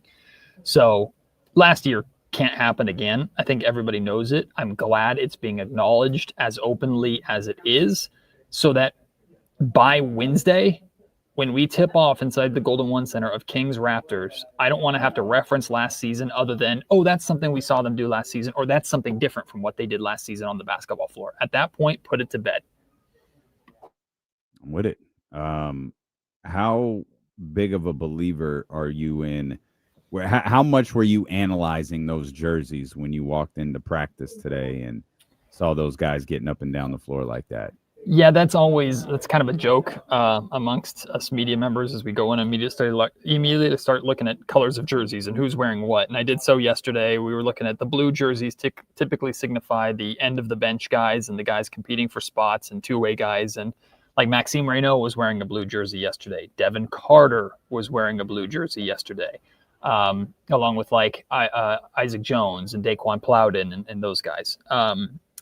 Today, it was very much like starter versus perceived bench unit. So the starting five is as we expect. And then the bench unit when we first walked in was Malik Monk running the point. And I think that's going to be something we see a lot. Malik Monk running the point. Keon was at the 2, although Keon was switching defensive responsibilities between Schroeder at times, mainly Zach LaVine, a little bit of DeRozan. And then Dario Saric was playing the 4, I believe, when we first walked in, although he was subbed out for Daquan Plowden pretty quickly. And then you had Maxime Reynaud at the 5 guarding Sabonis, which I was really, really excited about. And I'm forgetting one under. Oh, Nique Clifford Nique was playing the 3.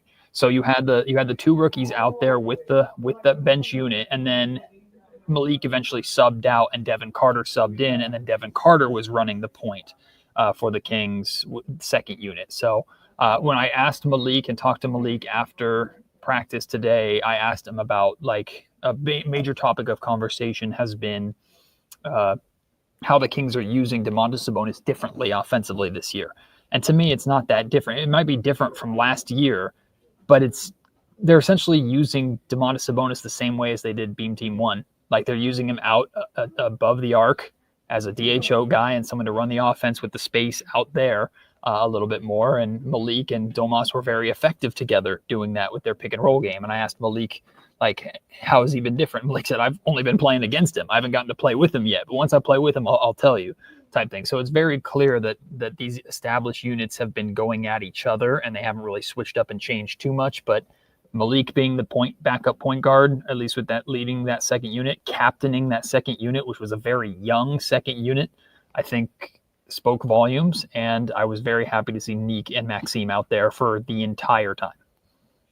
I want to ask you about Devin Carter, because we spoke about him a little bit earlier, and we both kind of agreed. I don't necessarily see a pathway for him to get meaningful minutes with the way the roster is right now.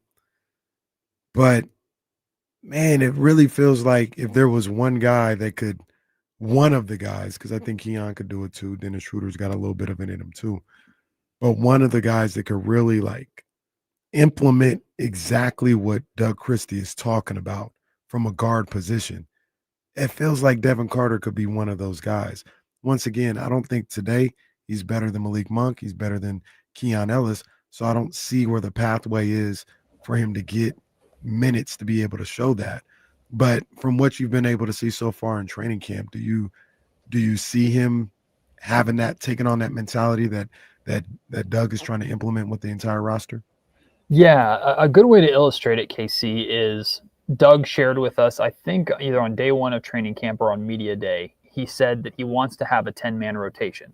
And the reason why he wants to have a 10-man rotation is because the way he's asking every single guy to play when they're on the floor is hard and exhausting. It's that 94 feet. It's all-out effort all the time. So I need that 10th man because I need to give these guys some rest. And I think the best way to illustrate that right now is if there's a 10-man rotation, I couldn't tell you who all 10 guys are, but I can tell you who's 11. I think it's Devin Carter. And I think he's just right there to where if anything changes, he's going to be the first guy to get the call. He's going to be the first guy to get the opportunity. So he has to be ready, right? But if Malik Monk is who we expect Malik Monk to be as the 6th man and the leader and the veteran of that second unit, and he's playing on the defensive level or end at a level that we saw today consistently, doesn't mean he's going to not going to get beat or anything like that, because this is the NBA. Everybody can score, seems like, in the NBA. But Devin's going to have a hard time breaking in. But where Devin can embrace, like you're talking about, Doug Christie's identity is when Devin is on the floor, 94 feet Devin Carter can stick to whoever he wants to. Like the ball hand, he should be a nuisance to everybody. And that was originally a role that I would say, man, this is what Keon is born to do. But now Keon has taken over more offensive responsibility because his shooting, to where I wonder if Keon's still going to be asked to do a lot defensively, but I don't think Keon is going to be expected to give 110% on the defensive end because of what he can do offensively versus Devin Carter. It's like when you're out there on the floor, you should be exhausted and also exhausting whoever you're guarding, whoever the opponent is. So that's what I think Devin Carter's role is, and I look at it as a card for Doug Christie to go to and play at any time. Oh, Steph Curry is we need someone to chase Steph Curry around a little bit and tire him out. Devin Carter, here's 3-4 minutes, just go out and make his life hell and even pick up some fouls while you're at it. Like that's, as of right now, what I see Devin Carter's role being. But again, I think he's the guy that he's the first one I think that is going to be outside of the rotation that Doug Christie will call on when needed. That's a tough role. That's a tough role for Devin. What was it you said at the beginning of this with this big stupid grin on your face? I think they got me. What was it? What was it today, or what has it been the last few days that's got you back in this mode where you're excited about the team? There's a lot of little things that would take me half an hour to lay all out, but it's Doug Christie.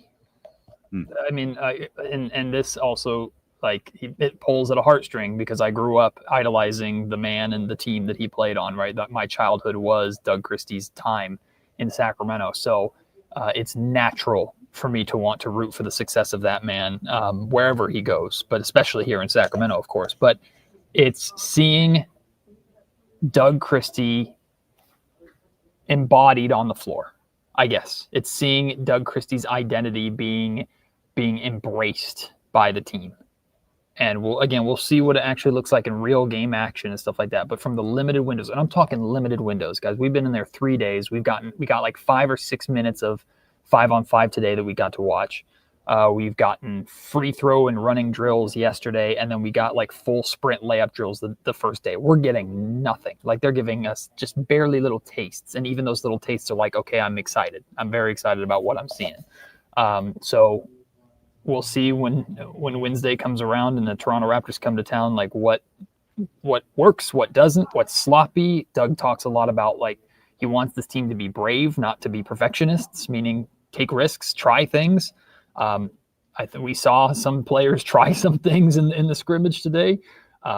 So that probably means there are going to be sloppy moments when you're playing as fast as the Kings are playing. And Malik Monk said the thing he thinks that will surprise the team or every team in the league this season is how fast the Kings are playing on both ends. There's going to be some sloppiness to that. So I don't think it's going to look perfect or pretty all the time, but I see Doug Christie and how the Sacramento Kings are trying to play and trying to operate, and it just feels more than talk. And that's what's getting me. That's like there's something there to be excited about and to rally behind. I still have major questions about how this works and how good this team can be short term and then whatever the long-term plan is. But step one is getting a head coach in there and establishing an identity. That is what this season is quite literally all about. And you're getting off to a flying head start with that in training camp, I feel. You see this a lot in sports and basketball, even in football and hell in baseball in certain situations. And I think that's what's going to be the key this year with this Kings team is taking on the identity of the coach. The team plays like you would imagine that coach to play, whether it's Doug Christie or we used to do that for Taylor Jenkins and what he did in Memphis. Oh, yeah. And grit and grind and all this other better stuff. ending than that one. Let's But, pray. yeah. That's right. But these teams that Joe Mazzulla, who's the other? Ime. Houston took on that identity. Now, part of that was the GM getting players in there that could to do that, could execute what the vision was for that coach. But that may be something that we're seeing here in Sacramento is this team taking on the identity of the head coach. Yeah. And I think that's what Doug is going to try to implement during this training camp. And again, let's be perfectly clear, too. There are still major question marks about how this is all going to work, and 3 days of training camp doesn't decide a season, but it's about getting off to a strong start. And for my money, it's harder to do any better unless, like, even if they hit every single shot they took in this scrimmage today, I would then go, okay, maybe the defense wasn't as good as it was supposed to be. Like, it's hard to imagine a better start to training camp and to this new regime than what we are seeing over these first few days. And I just hope that carries through the entire training camp. And I hope we really get a glimpse of that on Wednesday, because the crowd that's going to come into the Golden One Center is going to be, one, ready and starved for Kings basketball because we had no California Classic, and two, is going to be incredibly curious. And I think if what I saw and what I've been seeing in training camp and hearing in training camp conveys itself on the floor on Wednesday, I think a lot of people are going to leave that arena, regardless of the final score, going, I'm back in. Like, I just have that feeling. I love that. Preparing everybody to get hurt again. I know. He's going to break my heart. Doug Christie's going to do it this time. Live with an optimistic viewpoint. We're only 3 days into this, so it's going to get worse. The great part is by like Sunday, there's probably going to be a fight. There's going to be a fight at practice, and Doug's going to say, "Oh yeah, they're just tired of seeing each other." That's what they're just. We need to play somebody else. We need Toronto to get here because these guys are, they're getting after it. They're playing hard. They're tired of each other, and so we'll hear about the Malik Dennis fight or the Devin Carter Malik Monk fight or something like that, and that'll be all right. We're here, everybody. But I like what Doug's saying though. He says if you're not willing to go at your teammate, how the heck are you ever going to go at somebody else like that way? You have to. It starts here, right? And to see, there was never any concern at all of things getting physical between Malik Monk and Dennis Schroeder today. Never, not even remotely close. But Schroeder fouled Monk, didn't agree with the call. Monk went right back at him and said, "You hit my arm," and they just jawed at each other. Like, there's that competitive fire, and that's while both of them are probably pretty exhausted because they've been scrimmaging for a while. So again, it's just a glimpse of that competitive fire, and Doug Christie sitting there on the sideline nodding his head going, "This is what I want." So I say fatigue makes cowards of us all. Fatigue makes us all cranky. That's what it does. And some of you are suggesting that Devin Carter's already in a fight. You guys need to stop it. That's inappropriate. Man, come on, man. I might be in the same fight. Head over to Baker. Oh, it is not the same. There are different levels to this, buddy, and it is not the same. Well, we're both losing. Head over to BakerFamilyWines.com right now. Join Dusty's Clubhouse for exclusive releases and tasting room specials. That tasting room is in West Sacramento. It's an amazing place. We had a great time there on Sunday. Bottles of that 755 to honor Hank Aaron were consumed, but nothing like that rosé. Check a Nugget nearest you. There's one in Granite Bay. You can check Rayleigh's and Bel Air. KC said the Nugget in Elk Grove's got it. We know that the Rayleigh's in Elk Grove has got it as well. Whatever your local Rayleigh's or Bel Air are, whatever your local Nugget is, look for that wine bottle with the familiar baseball stitch and enjoy Dusty Baker and Baker Family Wines. Hope you enjoyed today's show. Big thanks to Matt George for being with us as always. Thanks to Trysta Krick for being with us. Thanks for Jake Gaden for filling in on the Insiders, and make sure that you tapped in tomorrow beginning at 10 a.m. here on Sacramento Sports Leader ESPN 1320. Vamos. I ain't even going to say it, dog. Red Sox. See you guys tomorrow. How about 49ers? Oh, yeah. Jesus. Thursday, it's like donuts. You were so hell-bent on being a hater, you forgot your team is playing. It's like donuts. I forget they're playing Thursday. I'm like, oh, man, it's I don't know what to say. I don't know, man, what? Great stuff, Matt. Sorry I was a little bit late, guys. Fine. You're working. Guys, we're going to run forward. Enjoy all the games tonight. We'll recap it all for you tomorrow.